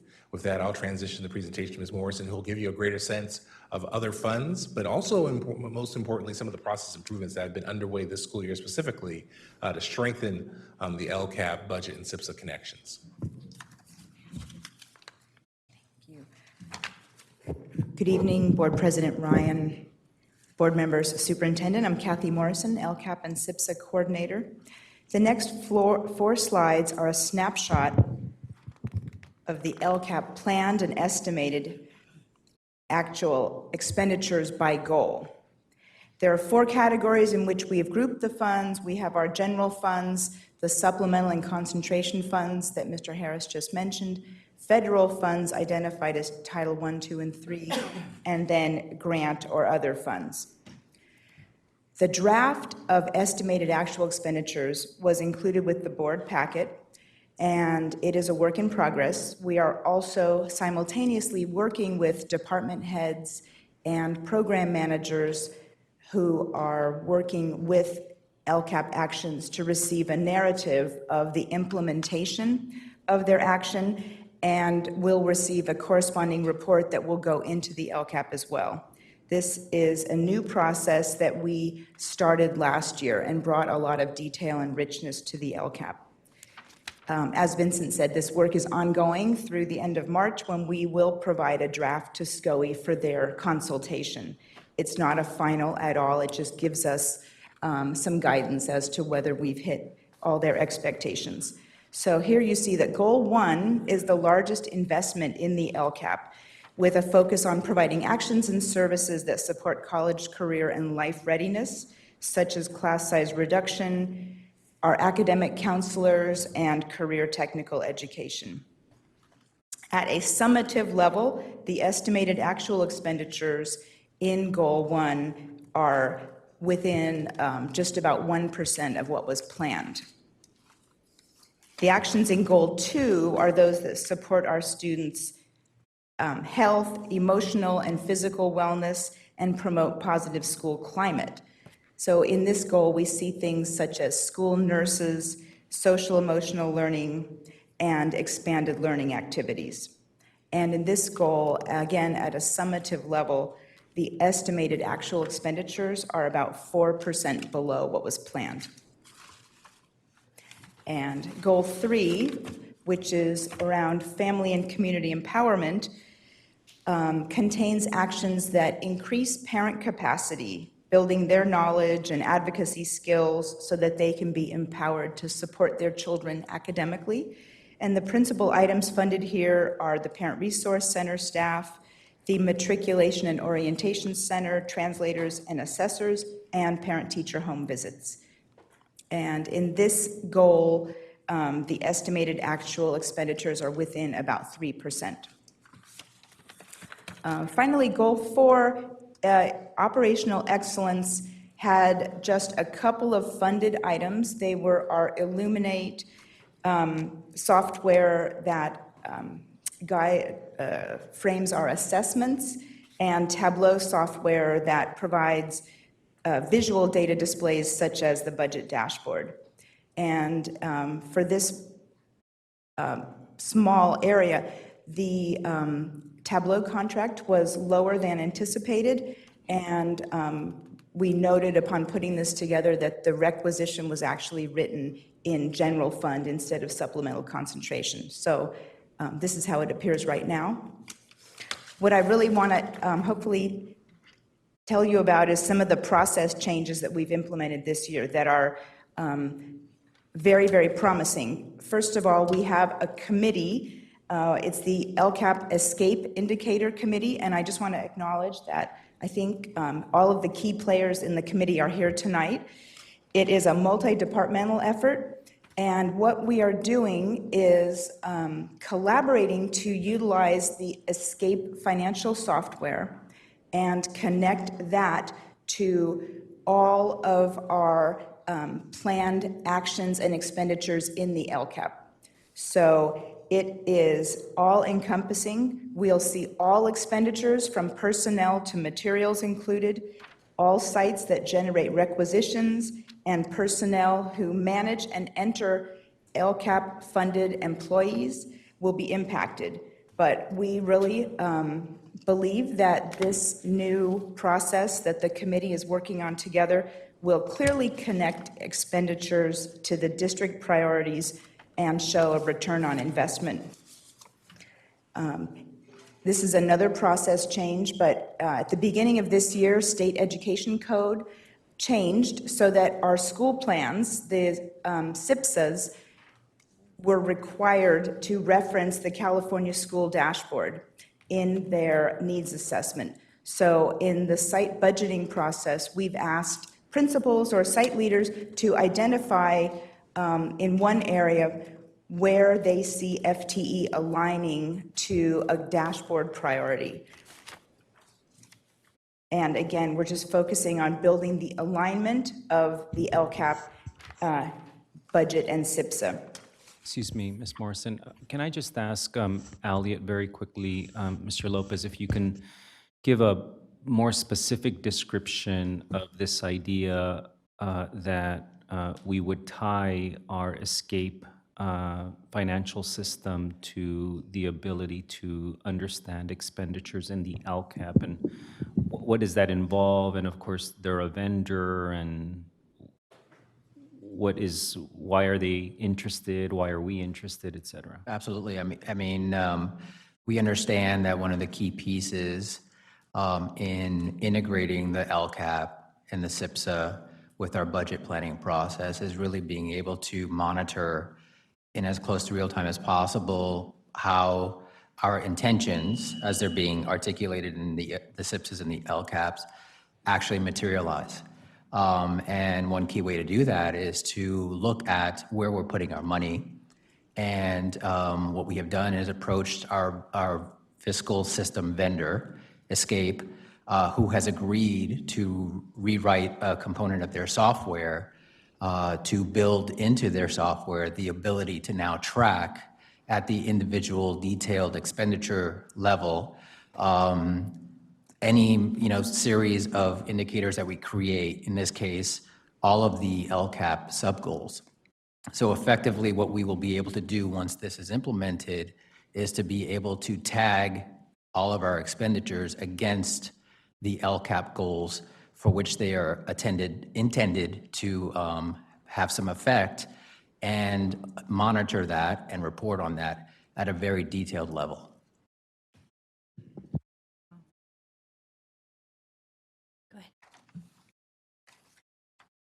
So, thank you. That's more technical than I can get. Again, another step toward fiscal transparency is the new budget dashboard, which is just building our stakeholder capacity to understand how we're using our funds. Now, some other updates I'd like to briefly let you know about is with the LCAP Parent Advisory Committee. They have been, throughout the year, learning about topics they had interest in, and now we've reached the point in the year where they've expressed their priorities, and now they are beginning to write their recommendations to the superintendent and the board. And we are planning that this will be complete probably within about the next 2 weeks, which is much earlier than typically is provided. But the committee felt that by providing the information in June is a little bit late. The draft is already out. So we're getting a jump on providing PAC advice. We also, annually, we have been doing a post-evaluation of how the committee functioned and how the topics went and whether the facilitation was effective. And this year now, we're doing a self-evaluation of the work as a team. So we've taken one kind of toe dip into how are we doing as a team? Do we understand the roles? Do we have good routines? And then we'll repeat that again in June. So that's the self-evaluation you see here. For student engagement, there are a few things that I could describe briefly.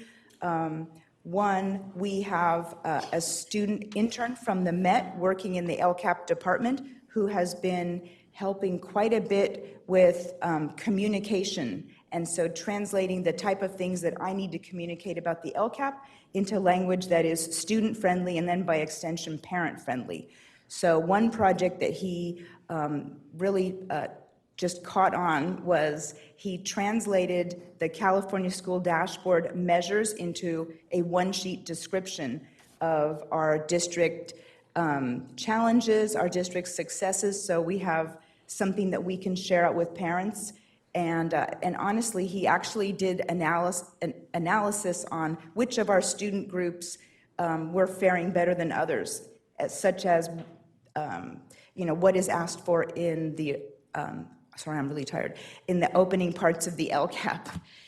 So we also have a really fabulous youth participatory action research project taking place that's headed up by the Student Advisory Council. And I met with them yesterday and saw their preliminary report, which I don't want to steal any airtime on, but it is really going to be really impressive. They've done lots of outreach, 1,200 students surveyed, and a number of focus groups. My intern and I have done 2 focus groups and have planned at least 2 others. So we're going to see a lot more student voice in the LCAP this year. And I expect we're over time, I'm sorry. So wrapping up, we're basically looking for that LCAP PAC feedback, and also DLAC. We'll be at the DLAC meeting next week to get feedback from that committee.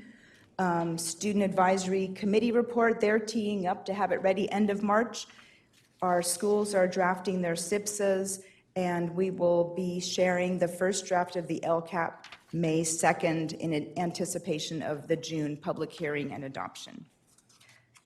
So, thank you.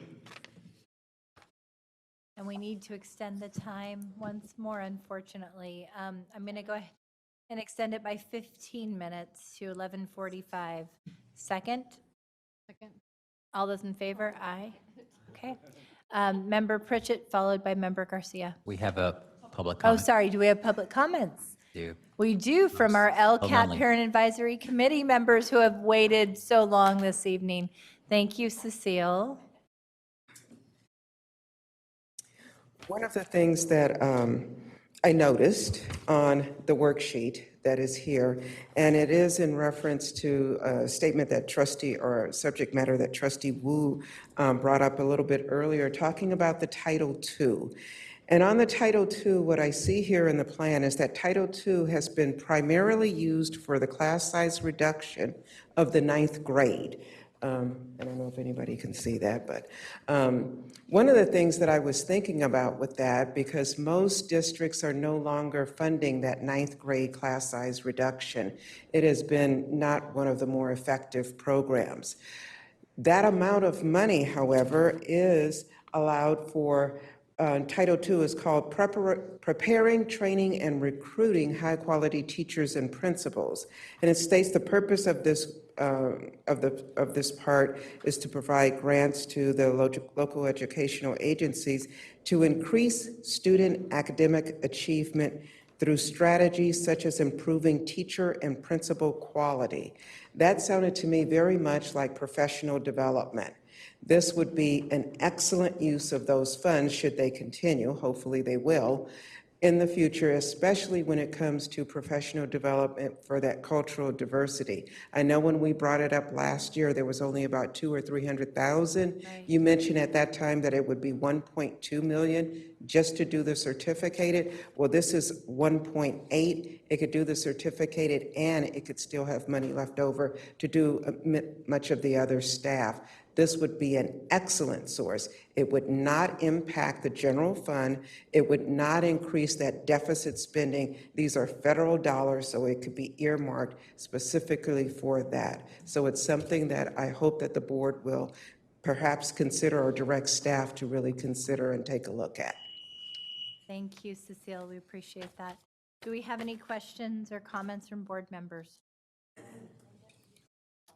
Board Member Pritchett, followed by Board Member Morowski.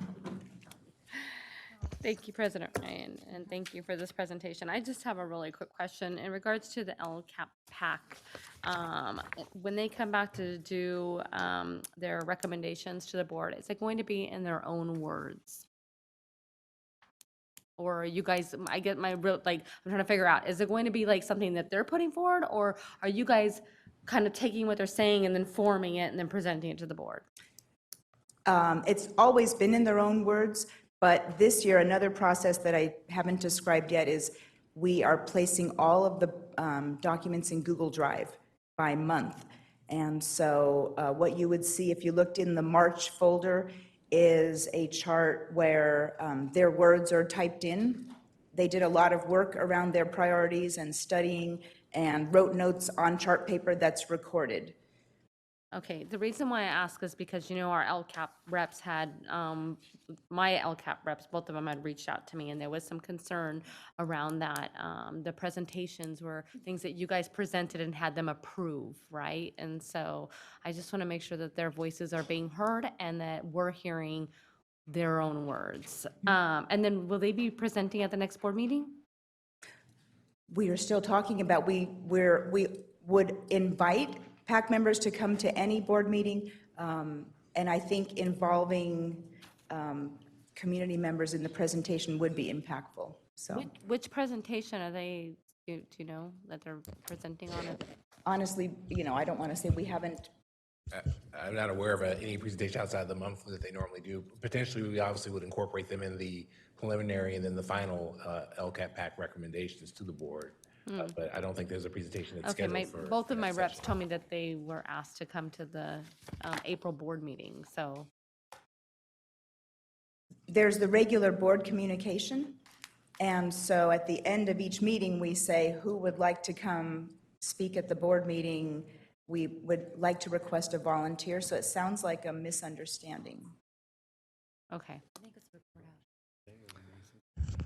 Member Pritchett, if I can just mention that I have scheduled, I believe, a meeting with our new LPAC PAC members for April 29th, I believe, just to get a sense from our newest PAC members, how they're feeling about this process. And so I will report back to the board on that meeting. I think that would be good. Yeah. Board Member Morowski. Thank you. Just wanted to very quickly say I appreciate the work in integrating the LCAP, SIPSA, and budget, and look forward to having more discussions about that and learning more about that process. Thank you. Vice President Wu. Thank you, President Ryan. I just want to thank you again for such a thorough presentation, but I do have one question, and that is, in developing the LCAP every year, the expenditures are supposed to be tied to outcome improvements. And so you're supposed to be able to articulate some degree of improvement that you're going to expect with this level of funding. And when will we start seeing whether or not those results have in fact panned out? So, Board Member Wu, to your question, that's ultimately the power of the ESCAPE project that Mr. Lopez described. Because ultimately, the associations will actually draw to student actions through our Performance and Target Action Index. So, for example, we'll be able to track an expenditure specifically about moving students potentially from borderline to redesignated, or expenditures that are specifically targeted to improve chronic absenteeism.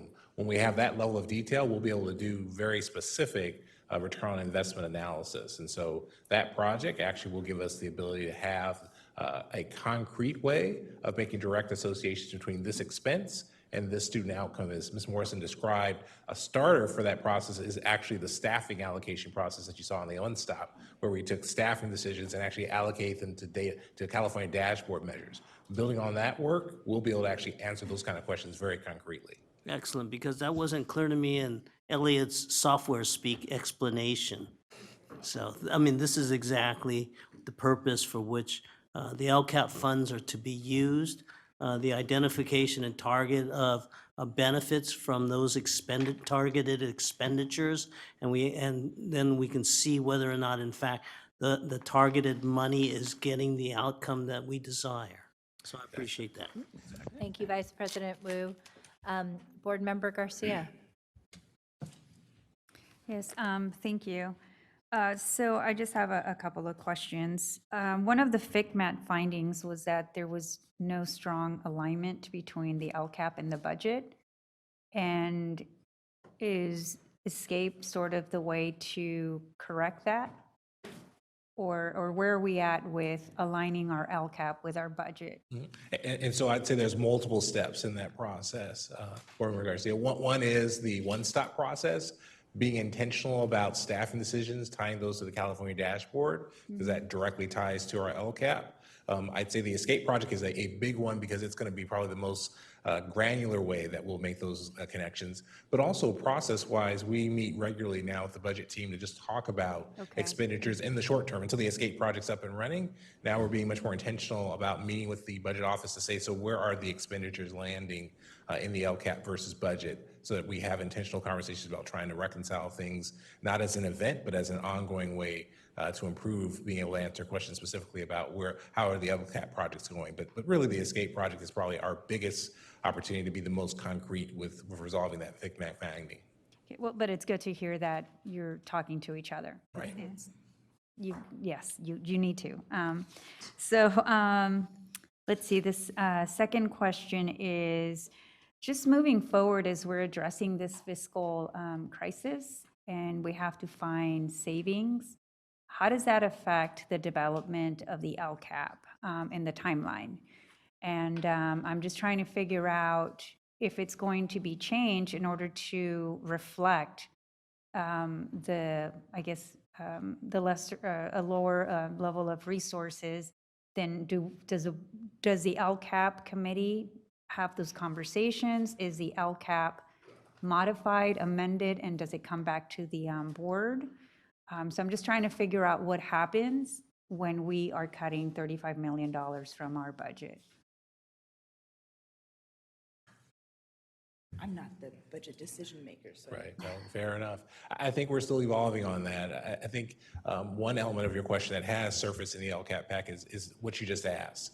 Let's be really intentional about return on investment first and make sure we're doing things that provide outcomes for students. And so I think the first step that the LCAP pack has taken has been to really be intentional about saying, okay, if we're doing these initiatives in the LCAP, can you show us how are those showing up in terms of outcomes? And I think that's kind of first phase of the prioritization. I can't speak to the kind of the complete answer because we're still talking about it in our monthly meetings, but I do know the LCAP pack has been much more specific about we want to invest in things that work. And that's kind of the first step in trying to prioritize to make sure that even though funding may be reduced, we don't want to cut things that we know are working. And the same logic would apply to the SIPSAS? Oh, exactly. Okay. Okay, thank you. Thank you, Board Member Garcia. So we might have to extend for a couple more minutes for the last few items before we go back to closed session. Move the consent. We're going to go ahead and see if we can make it through this very quickly. So on the LCAP item, it was information only, so we don't need to take action. We're going to go ahead and move to the consent agenda. Do we have a motion? A second? All those in favor? Aye. Any Preferential vote? student preferential vote? I'm sorry for not being fast, but on item 10.1I, I want to say huge congratulations to Nick Fleming and Bunny Spurlock for qualifying for the Tournament of Champions for policy debate. That's like the national championship. So congratulations. And I vote yes on all open session items. That's wonderful. Thank you. Thank you so much, Board Member Halbo. Do we have a question, Board Member Garcia? I do. On 10.1F, is Kathy Allen here? No? Kathy Allen is not here. Oh, okay.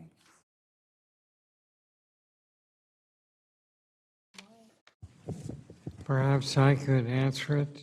Okay, just looking for someone. I just needed to understand this extension in the negotiating agreement, and I'm just, it's an extension of 6 months, additional 6 months between the parties, the district and the interested developers, and I'm more interested in learning if this is a normal timeline, just because it seems as though this has been going on for a couple of years. To start making. Has, and the focus has changed a bit.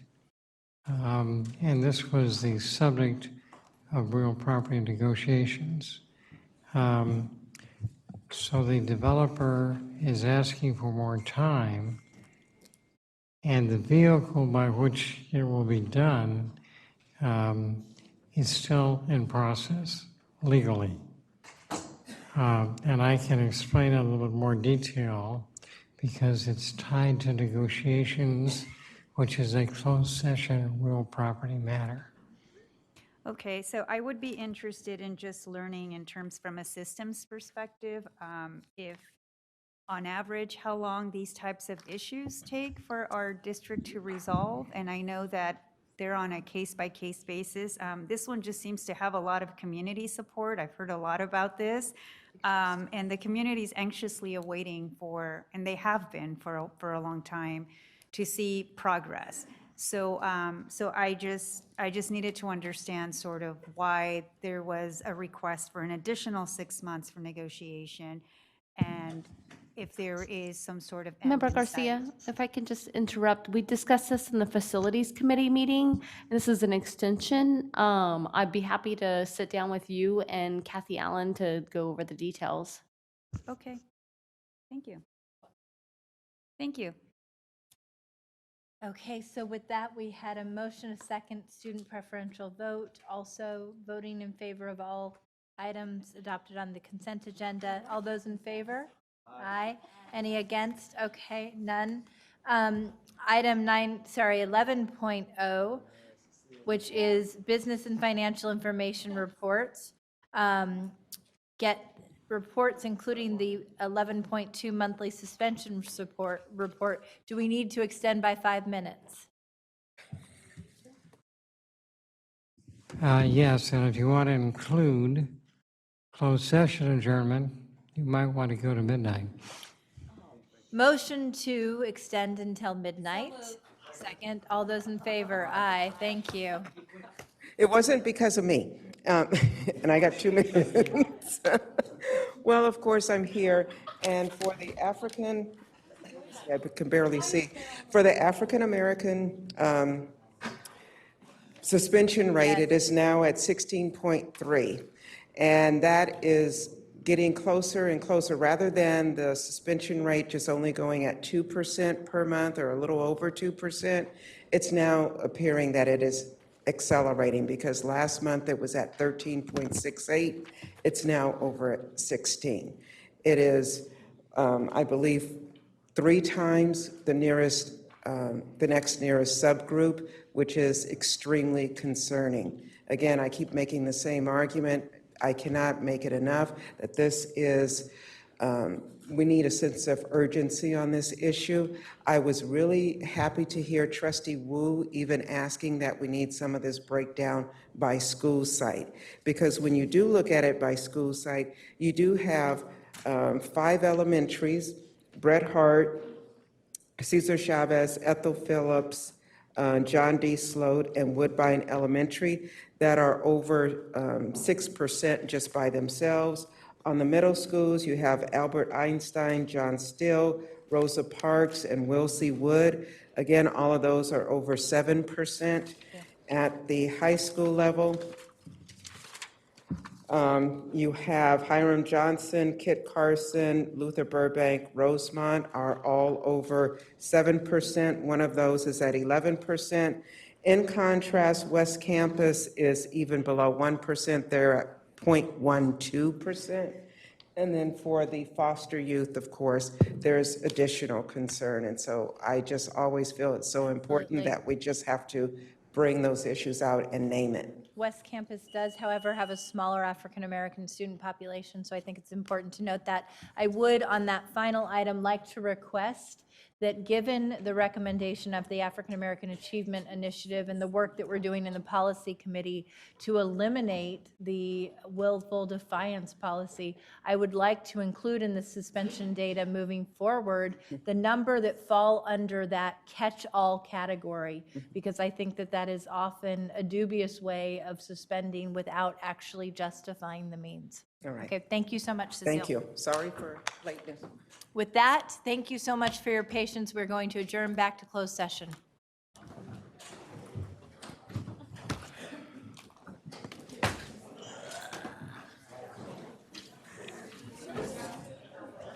Make it fast.